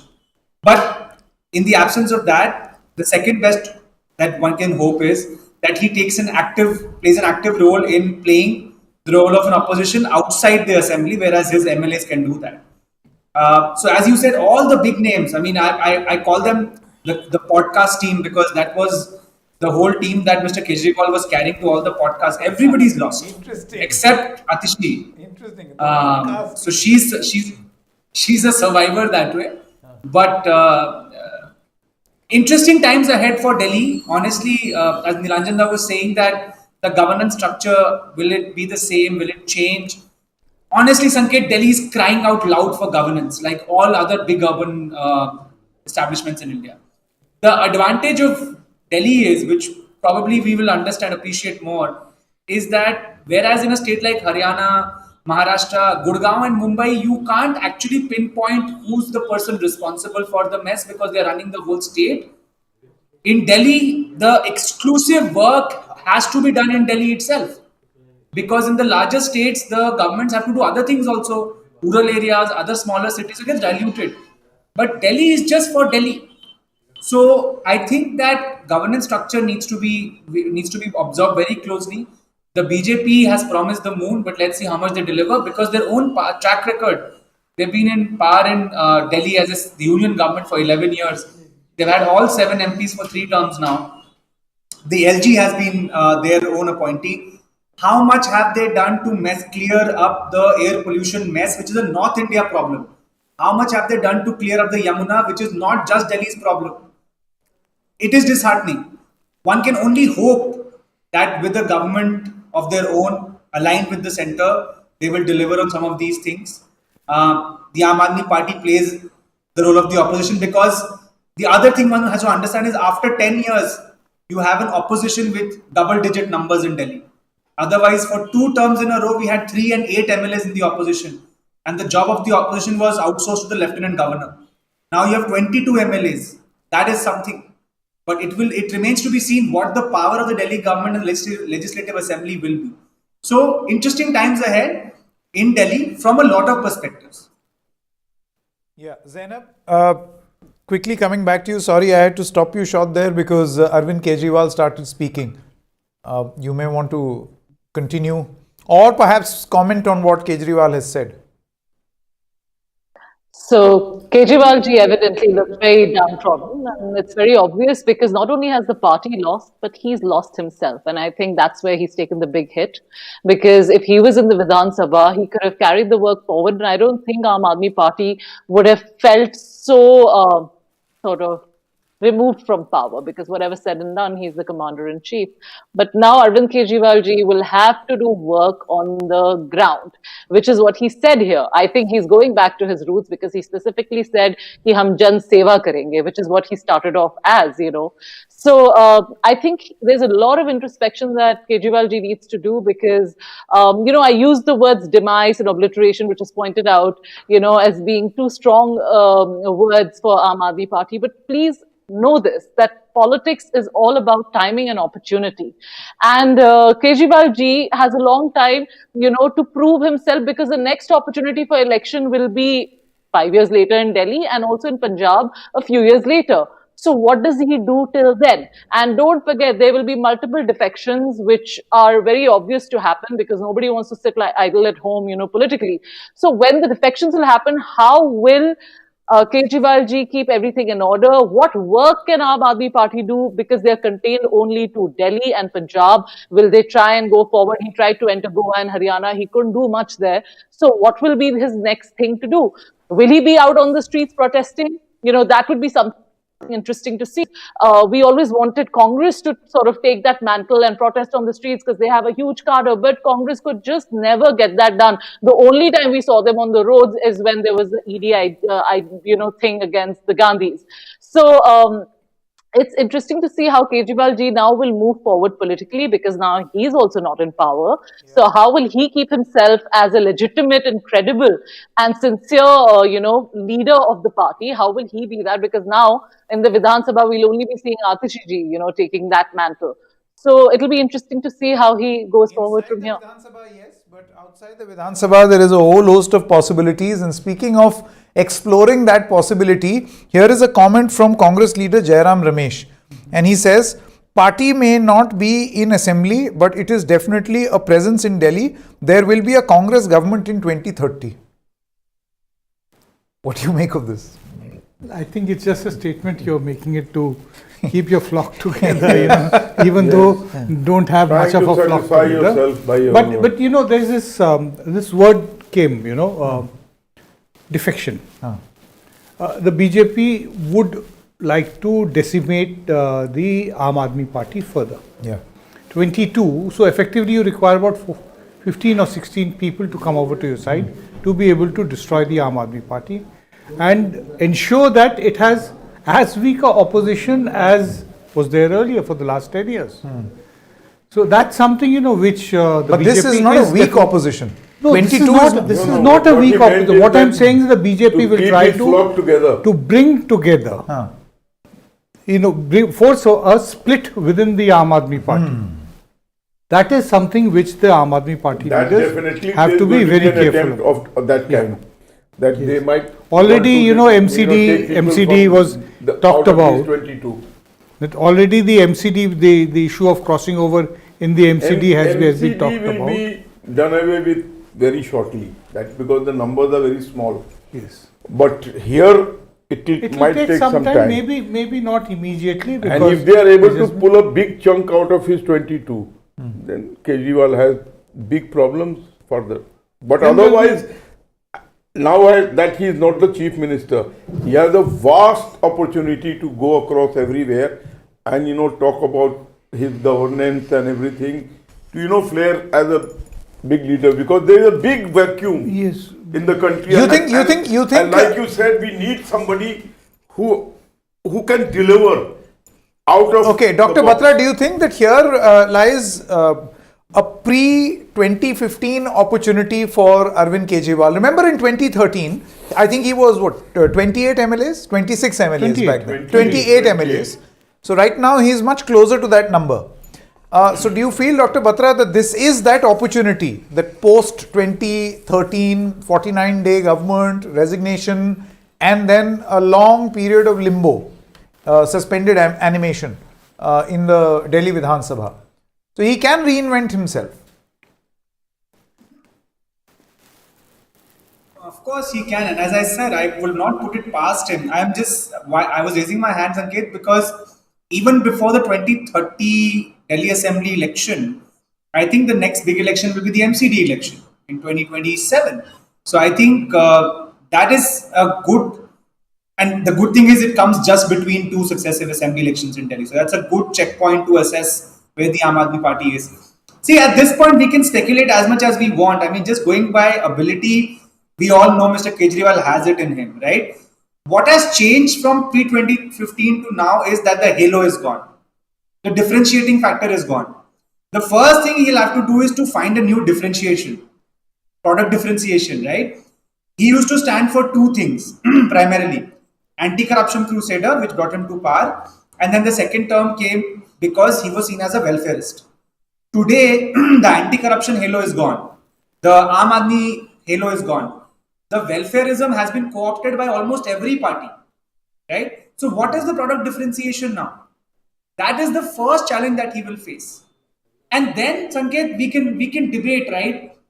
As someone who is so capable in communication, would he want to re-enter the Delhi fray, or would he want to depute somebody to recapture Delhi and himself make, as somebody was saying on the panel, that at least in the Hindi heartland, just go out, express himself, get into some kind of an understanding with other opposition parties, that here is a communicator who can actually help the opposition recapture this space. Will there be an understanding? Will there not an understanding? Who will provide the resources? So all these possibilities. Dr. Batra, having covered the Aam Aadmi Party and having seen its transition from an anti-corruption organization to a political party, let me tell you that in Delhi they had an advantage. Arvind Kejriwal's Karma Bhumi, if you were, was Delhi. He camped and he did a lot of work in, slum colonies of Delhi like Nand Nagri, Sundar Nagri. So in a way, he had that base ready in Delhi. And which is why the switch from an anti-corruption organization to a political party was easy. He can build momentum and tempo at other places in the country. But building an organization or organizational structure is a difficult task. And that is an advantage that the BJP has. He doesn't. He doesn't have an organizational setup in Uttar Pradesh or in a Bihar, or I would say anywhere beyond Punjab. Now he will have paucity of funds also. And there will be paucity of funds as well. Dr. Batra. Yeah. No, Sanket, if you can hear me, that's exactly what I was saying, that who will provide the resources? So which is why I'm saying that there are two options. And we are all speculating, right? Does he pigeonhole himself within Delhi? If not, if he looks at a larger national role, he will have to get into strategic tie-ups with other parties. Because he provides the communication firepower, the other parties have the organization. And that is the only way I see forward, because absolutely spot on. Who will provide the funds, the resources to build organization in a state like Madhya Pradesh, Chhattisgarh, Jharkhand? Nobody will want to cede that space. But I have always maintained that as an opposition leader, as a communicator who can take on the BJP, he is very well positioned, at least in the Hindi heartland. The other thing one will have to understand, Sanket, is the relevance of demagogues in this period where the BJP is also focusing on an organization-based election strategy for state elections. So far, for the last 10 years, we've been so used to ki Modi versus whom. But ab in the Vidhan Sabha elections, even the BJP is saying, it's not Modi ji. Modi ji is always there, but he's not on the ticket anymore. We are taking him onto the back seat. The organization is fronting this election. So the next big question for these other opposition parties will be, how do you tackle the BJP's machinery with your own machinery? And in that sense, does Mr. Kejriwal's role become smaller? Because he was that face-to-face competition with Takkar. He was never an organization builder, from what I understand. You've covered the Aam Aadmi Party better. You know better because you've covered it yourself. Quickly come back to you. Charu Pragya is now with us. Congratulations, Charuji, on this victory. What do you think swung things in your favor? Good afternoon. Thank you very much, Sanket. Thank you for having me on your show. Let me begin by congratulating every single Karyakarta of Bharatiya Janata Party, not just those who worked for this election, but all of them who worked over the past 3 decades to bring BJP back to government in the state of Delhi.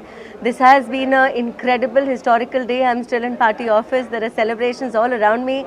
We're immensely happy, as you can make out. And this is a victory of Modi ki guarantee. The people of Delhi did not have access to all the wonderful work that has been happening at the center at so many levels. Ayushman Yojana was kept away from the people of Delhi.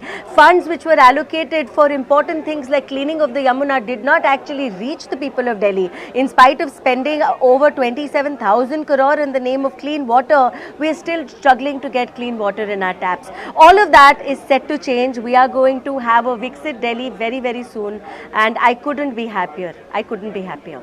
APDA needed to go out. Arvind Kejriwal has led this loss right from the front. The people of Delhi have swept him out like his symbol, the broom. Charu Pragya, what do you think you will be able to achieve for the people of Delhi? Like as a Delhi resident myself, I can tell you that a lot of people in this city are just fed up with a constant fight, and the voting was practical in nature. I mean, I speak to people around and this is what they tell me. Can you ensure that this city can, number one, remain clean? The Yamuna river will be cleaned. There will be those big mountains of garbage heaps will go. Landfill sites. What is the action plan? Because this is what people want to know. Or will this Delhi government will this Delhi government be like a puppet at the hands of the centre, which is also a view that a lot of analysts here seem to suggest? No, but puppet at the hands of whom? It is Modi's guarantee which is working at the center, and it is going to be the same which will be applicable to the state of Delhi now. See, there could have been conflicts in other states, but none got as ugly as it got with Delhi. All other states, even with the opposition political parties ruling there, nobody has gotten to a level so dirty that they want to blame the center for all of their failings. So Arvind Kejriwal didn't need the center when he made the Sheesh Mahal. He didn't need the center when he wanted to siphon off money from the Delhi Jal Board. He didn't need the center when he got around the Delhi liquor policy. But when it came to welfare work for the people, he always used the excuse of a different government at the center. So now that barrier no longer stands. I think we are going to start at the very basics. Ensure our roads are fine, ensure our air gets better, ensure we get clean drinking water at least. And after that, every single welfare scheme that we have at the center and those which have been announced for Delhi will become applicable. We are going to make sure that our healthcare actually becomes top notch. We are going to make sure our education becomes better, our students fare better. Not like the older times where Aam Aadmi Party was classifying a bathroom as a classroom and passing that off as the same as constructing a whole new school. Okay, now for the difficult question, Charuji. Are you ready? For the face. CM कौन? Bring it on. CM कौन? देखिए, बहुत जल्दी हम सबको पता चल जाएगा, as is the case with all the other states where we have our party in government. This decision is going to be taken by all the MLAs together and the senior leadership of the party. We'll know very soon. But let me assure you of this, whoever is going to be the CM of Delhi, they will be working night and day to improve our conditions. Delhi is going to be Viksit very soon. If a government can ensure clean air and a clean river and clean drinking water, there will be 3 cheers for that government. So and roads. And roads. Absolutely. So we live in hope. We live in hope. Thank you very much, Charu Pragya, for joining us. Thank you. Thank you very Thank much. you. Thank you. Nilanjan, do you think that it is easier said than done to have to remove or reduce pollution in the national capital, to clean up the Yamuna River? It's not as easy as it sounds. No, it's definitely not very easy. And I think, Delhi is polluted even as you and I are speaking. Yeah. For far too long, we have been blaming the farmers of Haryana and Punjab, that they are the ones who are responsible for it. Parali. But are they burning the remainders of whatever is the crop at the moment? Parali. So what is the pollution because of? So for that you require much better understanding of the causes of pollution, and then to take it forward and tackle those issues point-wise. If it is because of too many vehicles in Delhi, that's the main are reason. you going to? That is considered to be by lots of experts. I am not an expert on No, sir, you are causative right. agents. It's the main reason. But can you? For that, the central government has to do. Will the car industry, will the automobile industry allow a rationing of selling cars in Delhi, that you have to first go and get a license to buy a car in Delhi and only then can you walk into a showroom? I don't think that the government of India is going to permit that. So there are lots of multiple issues. I think the basic problems which are there in the city will remain 5 years later also. Pollution will remain. As I said, I have lived in the city right from the 1980s, late 70s, early 80s onward. It's always been the case. We have always had a problem of the Yamuna not being very clean. Of course, it has become progressively dirtier and dirtier. But now people have got kind of used to it. Fair enough, we keep on speaking that we should have clean air, we should have better water, clean drinking water. My point is, how will you discipline people? Who throws religious waste into the Yamuna? Who drives the wrong way into the in lanes? Exactly, and these are all voters. Are you going to punish your voter? You got to bring about a certain basic change in the mentality, not just of the leaders and the people who are going, but also of the citizens. You have to work towards it, even if it actually means becoming very unpopular. Yeah. You see, Mr. Alok, before you reply, there was this huge controversy around the level of ammonia in Yamuna River being released from Haryana. And that amount was mentioned to be around 6.7 ppm. Do you know how much Delhi gives to Uttar Pradesh? 56.5 ppm of ammonia. So we were in the Yamuna. So we were really upset about 6.7. What we pass on to Uttar Pradesh is 56.5. And the permissible limit, I think, is 1. So that is where Yamuna stands right now. Let me tell you, let me answer that question, then I'll come to my own answer. Yeah.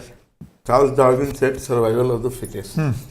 तो उसमें 70 भी मिला दो, 80 भी मिला दो, वो P के जिंदा है तो ठीक है. क्या कोरोना में बहुत लोगों ने कहा कि हमारी हैबिट्स ऐसी हैं कि कोरोना हम पर असर नहीं किया. No, but this is it's like choosing to be in a hellhole. What choosing? Are they not drinking that water? Has somebody made a hue and cry that this is 56%? First time I'm hearing it from you. Yeah. I've never read it in a newspaper. No article is there. No, this is the Central Pollution Control Board data. And let me tell you one thing, that the BJP has come into power, they have promised to the people that everything that Kejriwal was doing will be continued. If I am not wrong. Yeah. And additionally, they have added more things. Yeah. So according to me, it will be a gigantic task to fulfill all those things. In fact, whatever may be Kejriwal's, errors or whatever he might have done, the wrong things which he's done, there's one thing about him which we have to accept, that he has changed the template of governance. He's actually provided a new template of governance in Delhi. The very fact that Mr. Modi, who had very famously said that I do not give anything free. That used to be said by him very repeatedly before and after he became the Prime Minister. In this election, before the campaign really picked up, he promised the people that none of the welfare schemes which were started by the previous government will be stopped. That's what I'm saying. So, which means that whether Mr. Modi likes it or not, he will have to ensure that his team in Delhi follows the basic template which was prepared and laid out by Kejriwal. No, you look at what this Modi government did to the Manrega. The budget has not come down. In fact, it has increased. And Manrega was a saving grace in during Corona. Yes, and Manrega was the one about which Mr. Modi in the 2015 debate on the president's speech, motion of thanks to it, said that Manrega is something जो गड्ढे खोदते हैं. Exactly. He kind of derided it. So, it should be stopped. You see, Zainab, do you feel that this argument around what is Revdi and what is not must be settled, and it is completely settled in Indian politics, that you can't win elections without announcing these welfare schemes? You call it whatever you want, but you can't do away with it. You can't, and it shouldn't be done away with. It is actually one of the best things, like Nilanjan sir said, that this is one of the best things that Arvind Kejriwal gave, through his Delhi model, so to speak. Welfare schemes are something that are central to our democracy, and the implementation of them is what is, what was missing. Because since forever, there were all sorts of welfare schemes, but Arvind Kejriwal ensured that there were more direct benefits that people were getting. For example, women, riding free on public transport. For example, certain units of electricity and water being given free. So it's very necessary, and I think it's a great template that's been brought in, and the credit is due to Aam Aadmi Party and to Arvind Kejriwal. And I think Bharatiya Janata Party has realized how necessary it was. And look at the benefits they're reaping. I mean, they went ahead on this route, and it's completely, given them the benefit that they expected. Dr. Bhatrao, would you like to come in? What's the precise question, Sanket? Is the governance model the question, or? No, basically, I want to ask you to be able to deliver what is promised. We were discussing this in the studio. Delhi's problems, and remember, we have also done episodes on the Red Mike Pathshala on the pollution problem. So the pollution solution, if it was so easy, it should have already happened. But it did not. There are two parts. Now I recall the conversation you were having. There are two parts to it. One is the policy part, one is the behavior part, right? So let's attack each of them separately. On the policy front, I think a lot of these problems are not Delhi specific, they are region specific. It requires coordination by the central government. So far, the relationship between Delhi and the centre was so confrontational that I think that was probably one of the reasons why the central government was not interested in solving these problems, which is really unfair. Because as confrontational politically as you might get, you have to be bipartisan or non-partisan rather when it comes to solving problems at a regional national level. So I hope that coordination comes in now that the BJP holds Rajasthan, Haryana, Delhi and Uttar Pradesh, all states which are impacted by air pollution every year. So that's one. The second is the behavioral part, which is where I think Nilanjan was saying that would you get licenses to get cars? And Sanket, you were saying who throws water, idols in the water. See, there is a concept called nudge in behavioral economics, and that is where leadership comes in. See, we have a very good example of how Prime Minister Modi set a template for this with Swachh Bharat Abhiyan. Swachh Bharat Abhiyan was a great example of how when the top leader of the country takes interest in a micro issue like sanitation, it can actually bring about behavioral changes. It may not be 100%, but it is there. The conversation about sanitation started. It's a shame that it stopped now. But the first term of the Modi government, Swachh Bharat Abhiyan was a great example of how when a leader at that level is personally invested in bringing about behavioral change, it can actually happen. I agree. Will we have a similar champion for that in Delhi to undo these habits which are reason for our air and water pollution, at least partially? That remains to be seen. But if someone says it can't be done, I disagree. There are policy levers. You can't have licenses for cars, understood. At least make parking regulations stricter. Increase the fines for parking in the wrong places. Increase the parking fee in authorized parking lots. There are multiple policy levers. Again, there was a great decision which was taken by Modi 2.0. Mr. Vats, Modi 2.0 took a great decision, Mr. Nilanjan, of increasing the fine, the challan fee. right? It was increased after what, about 3 decades. And you know what started happening? State after state, BJP ruled states, they overturned this decision. Right. And the challan amount was brought down because it amounts for good politics. It makes good politics to keep the challan amount low. And thus you have indiscipline. Do you feel that in this country, we mistake indiscipline for independence? And it becomes a political compulsion to play along. Yes, to a certain extent, yes. The fact that you're seeing it as violating a rule or a law, is something which comes. I really cannot understand. You look at newspapers or television channels. You get so many news of people dying on the roads in car accidents, on two-wheeler accidents, because they're driving on the wrong side of the coming in the opposite direction. But I do not see any political leader making a strong campaign of this. Leaders of the society have to start working on it. You have to integrate it. This kind of following traffic rules is something which families have to actually teach their children. Families can be taught by some kind of an assistant in schools, and there must be revision to teach these things so that it becomes part of the value system. Why is it that the Indians who violate all traffic norms in Delhi, the moment they go outside India, they follow all the traffic rules? It's not only the fear of being fined, but it's also several other reasons. And if the people are able to adhere to norms and rules outside India, I'm sure that they can do it here. Possibly because, we are not ensuring that they are followed correctly, that the policeman, there is this thought at the back of the mind that I can always get away, that instead of 100 rupees, I can get away with a 50 rupee down the, and slip it into the policeman's pocket.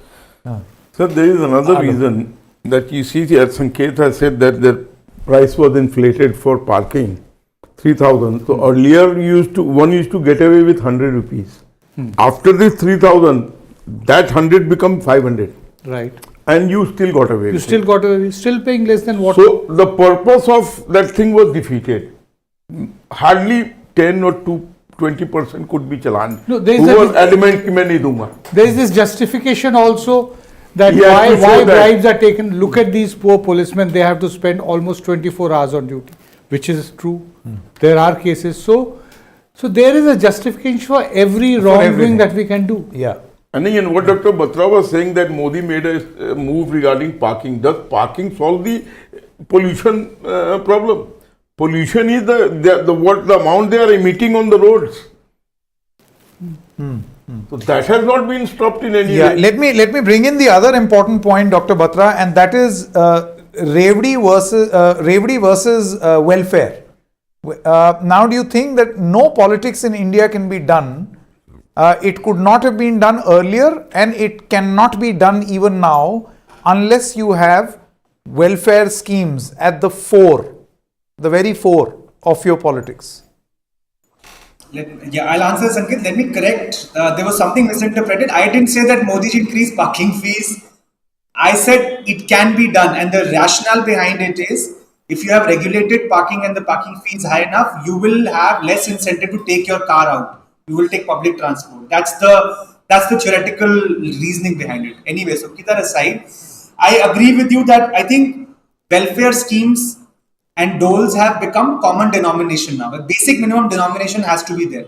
And then on top of that, you build on your ideology or other governance models. So you have to go back in time and see how this has evolved in India. In the early 2000s, we were growing at a very fast rate of 8%, 9%. That's when the UPA government started the welfare model, because as a growing nation, it was assumed that we will continue to grow at 8-9% every year. So Manrega came, then other schemes came in, slowly the whole, the Food Security Act, land acquisition, everything came. Then in 2015, once Jan Dhan came in, the payments became easier. Direct benefit transfers became more appealing. Why? Because you had Aadhaar, bank account and mobile phone, the jam trinity. And now, because these state governments have started sending that money, they find it easier to do this than solve complex problems which you are referring to, like bringing about behavioral changes. मैं कैसे किसी को समझाऊं don't drive on the wrong lane? I will not fix that. Instead, what I will do is I'll hand over some money to the poor and they will vote for me. This is a shortcut. This is a shortcut that they have adopted. That does really poorly on the fiscal front for the state government.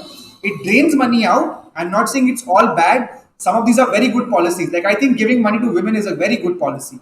But then giving free electricity, giving loan waivers, one has to understand who are you incentivizing. We've done shows with you, Sanket, where I've explained how when you give loan waivers, the people who probably benefit the most are the rich kisans. And when you do loan waivers and you do electricity bill waivers, you are inducing a behavior where just before elections, people will stop paying because they know another waiver is in the offing. So policies are some of these policies are good, but some are very myopic.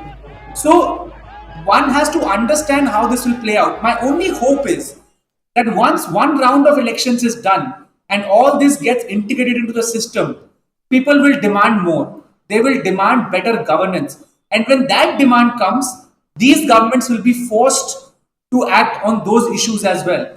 The question then will be, having fiscally committed yourself to all this welfarism at the bottom of the pyramid, which part of which I support, very honestly I support, will you be able to channelize resources for other levels of governance? I think that's a big challenge that state governments and the union government will face in the next few years. And Sanket, with that, I'll take your leave. Thank you so much. Thank you, Dr. Batra. Thank you very much for joining us. Yes, one by one. Alok, what's first? I just wanted to say one thing. Yeah. That you were talking about these reveries and welfare schemes. When I was a child, I used to hear कि पैसे दिए जाते हैं election में. But I had never seen it. But I used to hear. You could have gone outside Pravesh Verma's house. You would have seen money. मैंने बोला ना. Just let me complete. So now तो it is direct note for vote in everybody's manifesto. He is giving 2,000. I am giving 2,500. You are giving. So you are saying and what are you asking for in return? Legalized vote for me. Yes.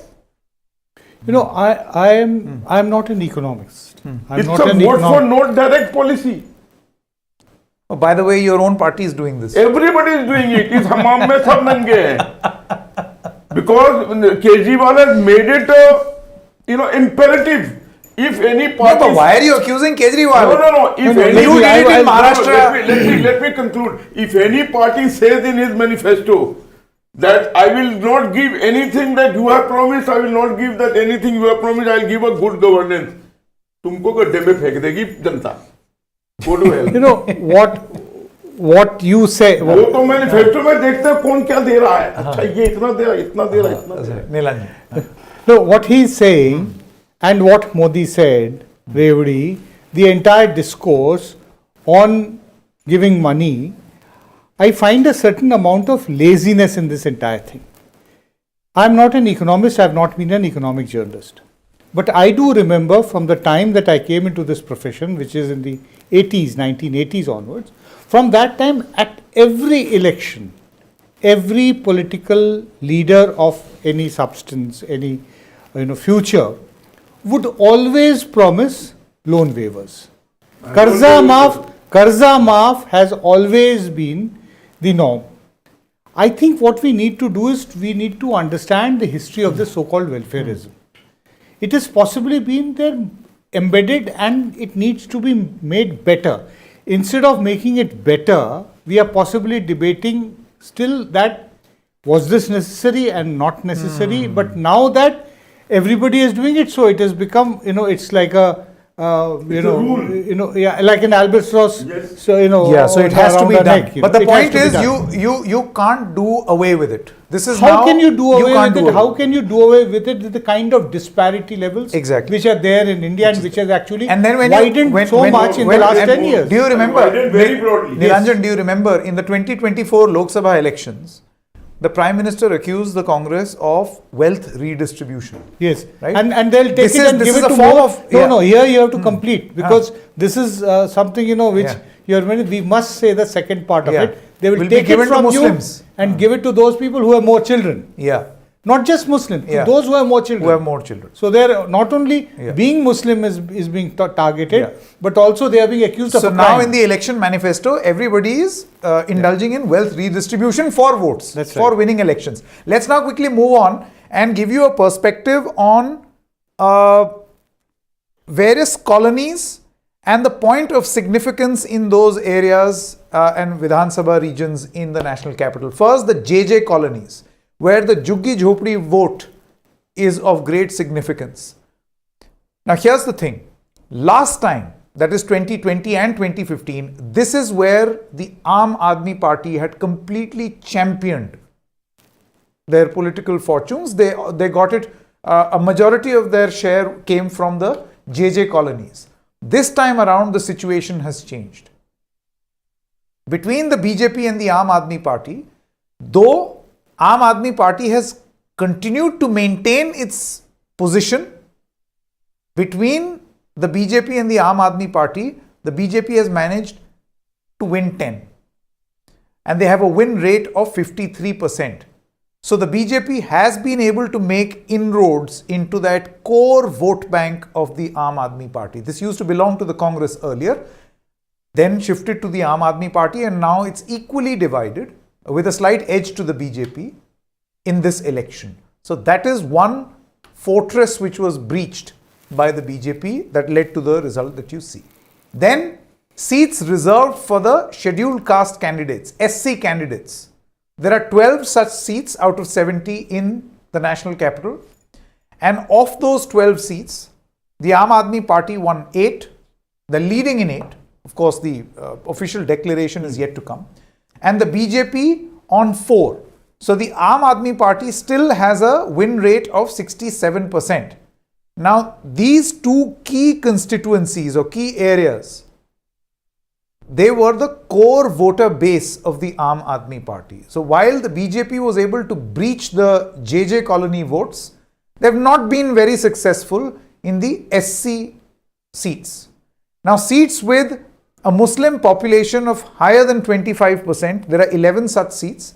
The Aam Aadmi Party has won 8, the BJP leading on 3, a winning rate of 73% for the Aam Aadmi Party. The BJP has a winning rate of 27%. Again, Muslim population of more than 25%. 25%. More than 25% of Muslim population. And this was on expected lines. I think the big breach has been on the JJ colony seats. Also the middle class. Also the middle class. And that we'll come to that. So this is the big one. Yeah. And we always knew that this is going to happen, but on most of these seats, you have a sizable middle class population. Seats with 75% plus Hindu population. 56 of them. The BJP is leading on 42, Aam Aadmi Party on 14. The BJP has a winning rate of 75%. This is the bulk of their success has come from these seats. Despite the fact that there was no Hindu-Muslim polarization in the campaigning of the BJP this time around. Not as pronounced as it was in 2020. No, it was missing in Delhi. No, Adityanath came and made a few speeches where he did, but not the way it was done in 2020. Definitely not. Seats because also in the last 10 years, the sentiment of Hindutva has latent support more than what it had before. Yeah. So that is something which we have to accept. Seats with a high Jat population, you see this is also an important matrix. The BJP of these 8 seats is leading on 7. Aam Aadmi Party only 1. The winning rate of the BJP is 88%. That is where the success has come from. Now seats with high Purvanchali population, 21 such seats, and this is a very, very interesting graphic because this voter now decides, they are the deciding vote bank in Delhi. So of 21 such seats, the BJP has won 16, Aam Aadmi Party only 5. So the Pravasi Mazdoor, the Purvanchalis, the migrants, 76% winning rate for the Bharatiya Janata Party, only 24% winning rate for the Aam Aadmi Party. Congress has been a consistent 0 in all these key constituencies. Let's see, what do we have next? So regions, Chandni Chowk, 10 seats, the BJP at 6, Aam Aadmi Party at 4, none for the Congress. This is a straight lead for the BJP of 6 seats and a loss for the Aam Aadmi Party on 6. So AAP's loss straight away translating into the BJP's gain. So that is Chandni Chowk for you, densely populated. East Delhi, important constituency. There are a total of 10 seats. 8 have gone to the BJP. They are up by 3. 2 for the Aam Aadmi Party. They are down 7. And a loss of 5 seats for the Aam Aadmi Party. 5 is the gain for the BJP. So it will be easy for you to understand with the help of these graphics of where these wins for the BJP have come from. New Delhi region. Again, a very significant area. A bunch of your government employees stay here. Middle class population plus a very big village falls into this New Delhi constituency. Pilanji village. Which village? Pilanji Gaon. Yes. So let's quickly go back to New Delhi. New Delhi, the one just before this, not Northeast Delhi, New Delhi constituency. So in the New Delhi region, you had 10 seats. Yes. Of these 10 seats, the BJP won 7, Aam Aadmi Party won 3. In 2020, Aam Aadmi Party had 10 on 10 from the New Delhi region. So it's a loss of 7 for them and a 7-seat gain for the Bharatiya Janata Party. Has the budget announcement worked over here? Has the announcement of the 8th Pay Commission worked in the New Delhi constituency? All Babus stay here. It definitely has worked. Sizable middle class population stays here. So it has definitely worked. These formulas seem to have worked in the New Delhi region of Delhi. Let's move to Northeast. Northeast is a region where in 2020 you had the terrible riots. The BJP has won 5, up 3. They had 3 in 2020, so up 2. Aam Aadmi Party is at 5, they are down 2 seats. This is where Aam Aadmi Party has not performed that badly, but the BJP has indeed made gains. Any other region left? I think Northwest Delhi. South. Northwest, South. Let's move to the next graphic. Northwest Delhi. The outskirts of Delhi. Areas adjoining Haryana. 10 seats in all. 8 for the BJP. 2 for the Aam Aadmi Party. Look at that massive gain. BJP only had 1 in 2020. So 7-seat gain in Northwest Delhi. Aam Aadmi Party loses 7. They're down to 2. Let's check out the other region. This is South Delhi, a very, very crucial region. 10 seats here again. 6 for the Aam Aadmi Party. They're down 3. 4 for the Bharatiya Janata Party. They're up 3. As you can see. I think, you know, if I'm not wrong, South Delhi is the only parliamentary constituency where the Aam Aadmi Party has won more assembly segments than any other seat. Correct. You know, and every other parliamentary constituency, it's the BJP which has won more number of seats. Here they are on the you know, upper on hand. the social thing, you know, besides the Muslim, you know, since we saw all these things on quick succession, if we can know, you know, that which are the social segments, you know, where the Aam Aadmi Party won more seats than the BJP. You know, I know that among Muslims, I remember noting that.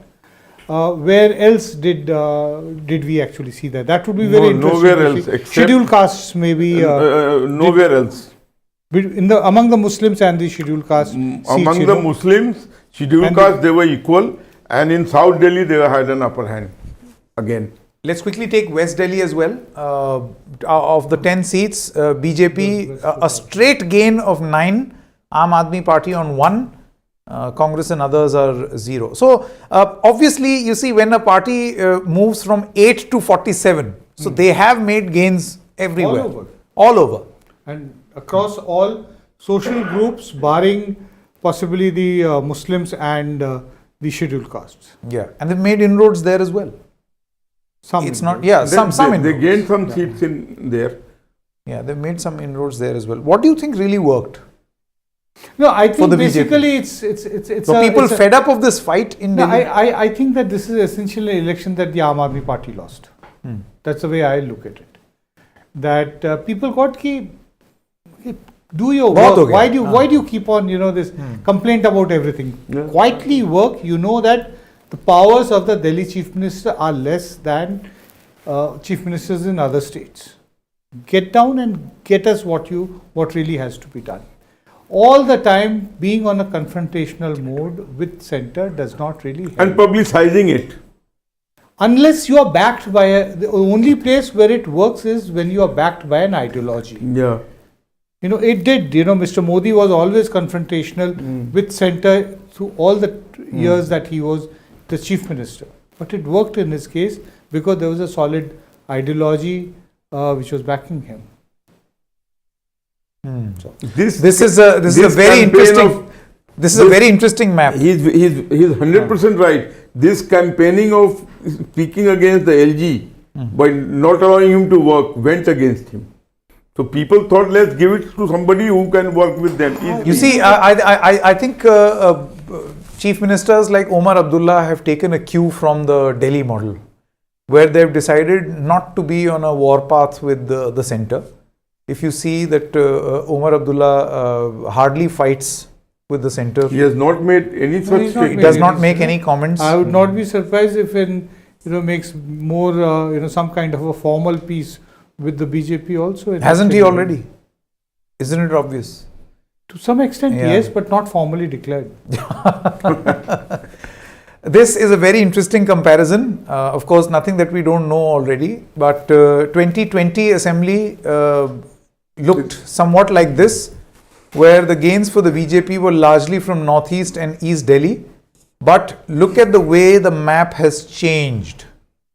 Complete reversal. Complete reversal. No, this is, near complete reversal of verdict. Of course, on the outskirts of Delhi, you see constituency size is bigger. They are not as densely populated as, say, East, Central or Northeast, which is why you see that splash of Bhagwa of the Bharatiya Janata Party. But this is a big win for the BJP. What does this mean? Is it finally a prestige battle won for the Bharatiya Janata Party, being out for 27 years and then... I think most importantly, if you look at it, of course, 27 years, big thing, it's also the same number of years that the Congress has been out of power in Gujarat, same number of years. What is more important is that the setback which the BJP and Mr. Modi received in the parliament elections last year, that has been more or less overturned. With Haryana, Maharashtra and now Delhi, and also paving the way to Bihar. So that becomes very...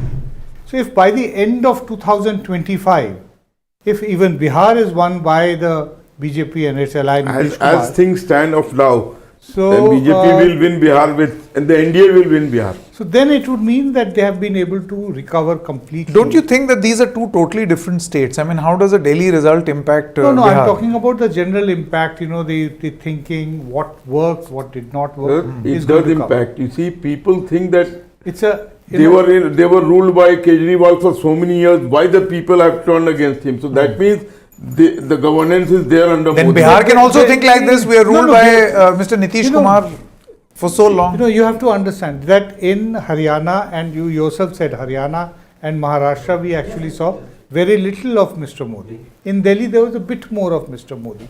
The slogan, Modi ki guarantee, was back this time. So are we actually seeing the return of the Modi brand?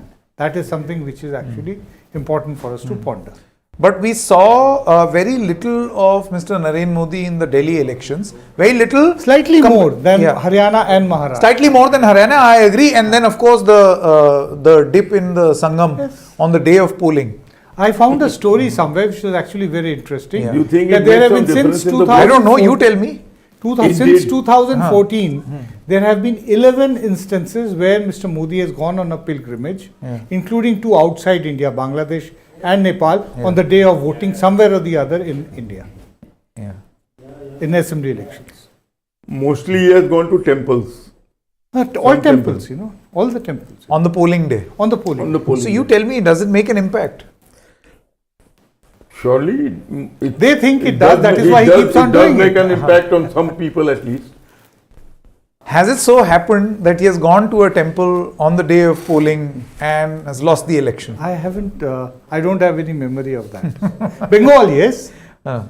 Yes, 2021 in Bengal, when he had gone to Bangladesh, he went to that very important temple of the wore a long beard also. No. He went to this temple of the Matua community, I think, one of the communities. Yeah. That is on the outskirts. That is no, it was in Bangladesh. He had gone to Bangladesh on a that particular region, the Mathua population is very high. And it was on a day of one. They are, I think, all fishermen. Yeah. So impact on Bihar and then impact on Bengal, or are we planning too much in advance? No, Bengal is Bengal is too far away. Far away. Much more can happen. I don't think there is going to be an impact of the Delhi elections. Bihar definitely something that we can actually look at, to assess over the next coming months. Okay, it's been a spectacular day for the Bharatiya Janata Party. Tough luck to the Aam Aadmi Party that they could not win. What they plan to do with this mandate is something that they will have to decide. It was a spectacular start of the Aam Aadmi Party as a political outfit, as a political organization. The way they started off in Delhi in 2013 really captured the imagination of this country, and there was no looking back for Mr. Arvind Kejriwal. In 10 years became a national party. This is the first big electoral blow, and I say this fully cognizant that he lost in Varanasi, he lost in 2017 Punjab, but Delhi is different. Delhi was Arvind Kejriwal's own prestige at stake, and after 10 years of his governance model, he lost. Will they go back to the drawing board and reinvent themselves? That's the nature of politics. Let's quickly get you reactions of all the candidates who won and lost on this election day. One last thing. Yeah, quickly. Regarding Kejriwal, it has been said that every man can stand adversity, but you want to test the real character of the man, give him power. So that he got power and he went haywire. Okay. You understand? Okay. On that note, let's quickly listen in to all those candidates who lost and won in this Delhi election. Delhi के मतदाता भी चाहते थे कि अब उनके पास भी एक अच्छी सरकार हो जो केंद्र सरकार के साथ प्रधानमंत्री मोदी जी के मार्गदर्शन में उनके आशीर्वाद से जनता की सेवा करे, विकास के कार्य करे, ईमानदार प्रशासन दे।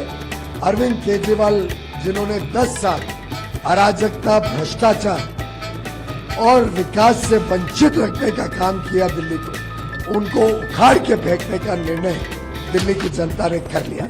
देखिए, जनता ने ये बता दिया कि झूठों की राजनीति, मक्कारों की राजनीति नहीं चलती, और ये जो झूठ और मक्कार हैं, जो हमेशा झूठ बोलते हैं और सिर्फ लोगों को बरगलाते हैं, उसको जनता ने नकार दिया है और ये बता दिया है कि सिर्फ दिल्ली के अंदर डबल इंजन की सरकार चलेगी। केंद्र में नरेंद्र मोदी जी और दिल्ली में भारतीय जनता पार्टी का मुख्यमंत्री डबल इंजन के विकास करेगा, ये तय है। दिल्ली की जनता ने जो विश्वास दिया है भारतीय जनता पार्टी पर, वो बहुत महत्वपूर्ण है। पिछले अनेक सालों से दिल्ली के विकास में अनेक अड़चनें पैदा हुई थी। मेरे डिपार्टमेंट से हम लोग 65,000 करोड़ के काम कर रहे हैं और 35,000 करोड़ के नए काम डिक्लेयर कर रहे हैं। हम दिल्ली को प्रदूषण से मुक्त और दुनिया का सबसे सुंदर शहर बनाना चाहते हैं, और मेरा विश्वास है कि भारतीय जनता पार्टी की जीत के कारण प्रधानमंत्री मोदी जी के नेतृत्व में दिल्ली की तस्वीर बदलेगी, ये मेरा दृढ़ विश्वास है। दिल्ली की जनता ने हमको जो जीत दिलाई है, मैं जनता के प्रति आभार व्यक्त करता हूँ, उनको बहुत बहुत धन्यवाद। उम्मीद थी इस तरीके की जीत, क्या आप भी प्रचार में थे? कई हाँ, मैं करीब 10-12 सभाएं की थी। मुझे लगता था कि हम लोग सरकार आएगी, और हमें अपेक्षा से भी अच्छी जीत मिली है। जनता ने विश्वास जताया, ये बहुत खुशी की बात है। मैं दिल्ली की जनता का बहुत बहुत एक बार फिर से धन्यवाद करता हूँ, और ये जीत, ये प्रधानमंत्री नरेंद्र मोदी जी की जीत है, ये सभी दिल्ली वासियों की जीत है। केजरीवाल तो गए, केजरीवाल का पॉलिटिकल करियर भी खत्म है, केजरीवाल जेल में भी जाएंगे। जो पैसा कमाया तो इसको एंजॉय करने, और उनके पास सब कुछ नहीं बचा सिवाय पैसे के, और पैसे को एंजॉय करें। जंगपुरा विधानसभा का चुनाव हम सब कार्यकर्ताओं ने मिलकर बहुत मेहनत से लड़ा। जंगपुरा विधानसभा के लोगों ने भी बहुत प्यार, मोहब्बत, सम्मान दिया, लेकिन 600 वोट से लगभग 600 वोट से उसमें हम पीछे रह गए। तो मैं जो कैंडिडेट जीते हैं उनको बधाई देता हूँ, और उम्मीद करता हूं कि जंगपुरा की समस्याओं को वो हल करेंगे, जंगपुरा के लोगों की जितनी भी चीज़ें हैं उनको हल करेंगे। बाकी तो अब बाकी देखते हैं। सर काफ़ी टफ फाइट रही है, कहाँ चूक हो गई? नहीं, अब चूक तो आपको बताएंगे एनालिसिस करके। नमस्कार।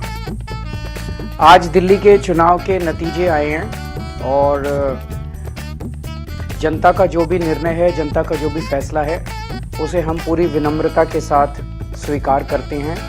जनता का निर्णय सर माथे पर। मैं भारतीय जनता पार्टी को इस जीत के लिए बहुत बहुत बधाई देता हूं और मैं उम्मीद करता हूं कि जिस उम्मीद के साथ और जिस आशा के साथ लोगों ने उनको बहुमत दिया है, वो उन सभी उम्मीदों और आशाओं पे पूरा उतरेंगे। हमने पिछले 10 साल में जनता ने जो मौका दिया हमें, उन 10 सालों में हमने बहुत सारे काम किए। शिक्षा के क्षेत्र में, स्वास्थ्य के क्षेत्र में, पानी के क्षेत्र में, बिजली के क्षेत्र में और भी अलग अलग तरीके से लोगों को राहत पहुंचाने की कोशिश की उनकी ज़िंदगी में, और दिल्ली के इंफ्रास्ट्रक्चर को भी हमने सुधारने की कोशिश की। अब जो जनता ने हमें निर्णय दिया है, हम न केवल एक कंस्ट्रक्टिव ऑपोजिशन का रोल निभाएंगे, बल्कि हम समाज सेवा, जनता के सुख दुख में काम आना, व्यक्तिगत तौर पे जिसको भी जो ज़रूरत होगी, हम लोगों के सुख दुख में हमेशा काम आएंगे। क्योंकि हम राजनीति में कोई सत्ता के लिए नहीं आए, हम राजनीति को एक ज़रिया मानते हैं जिसके ज़रिए जनता की सेवा की जा सके, जिसके ज़रिए लोगों के सुख दुख में काम आया जा सके। वो काम हम करते रहेंगे और हमें आगे भी इसी तरह से जनता के सुख दुख में काम आना है। मैं आम आदमी पार्टी के सभी कार्यकर्ताओं को बहुत बहुत बधाई देना चाहता हूँ। वो बहुत शानदार चुनाव लड़े, बहुत मेहनत की, उन्होंने बहुत कुछ सहा इस पूरे चुनाव के दौरान। उन्होंने बहुत शानदार चुनाव लड़ा। इसके लिए मैं उन सबको, सभी कार्यकर्ताओं को बहुत बहुत बधाई देना चाहता हूँ।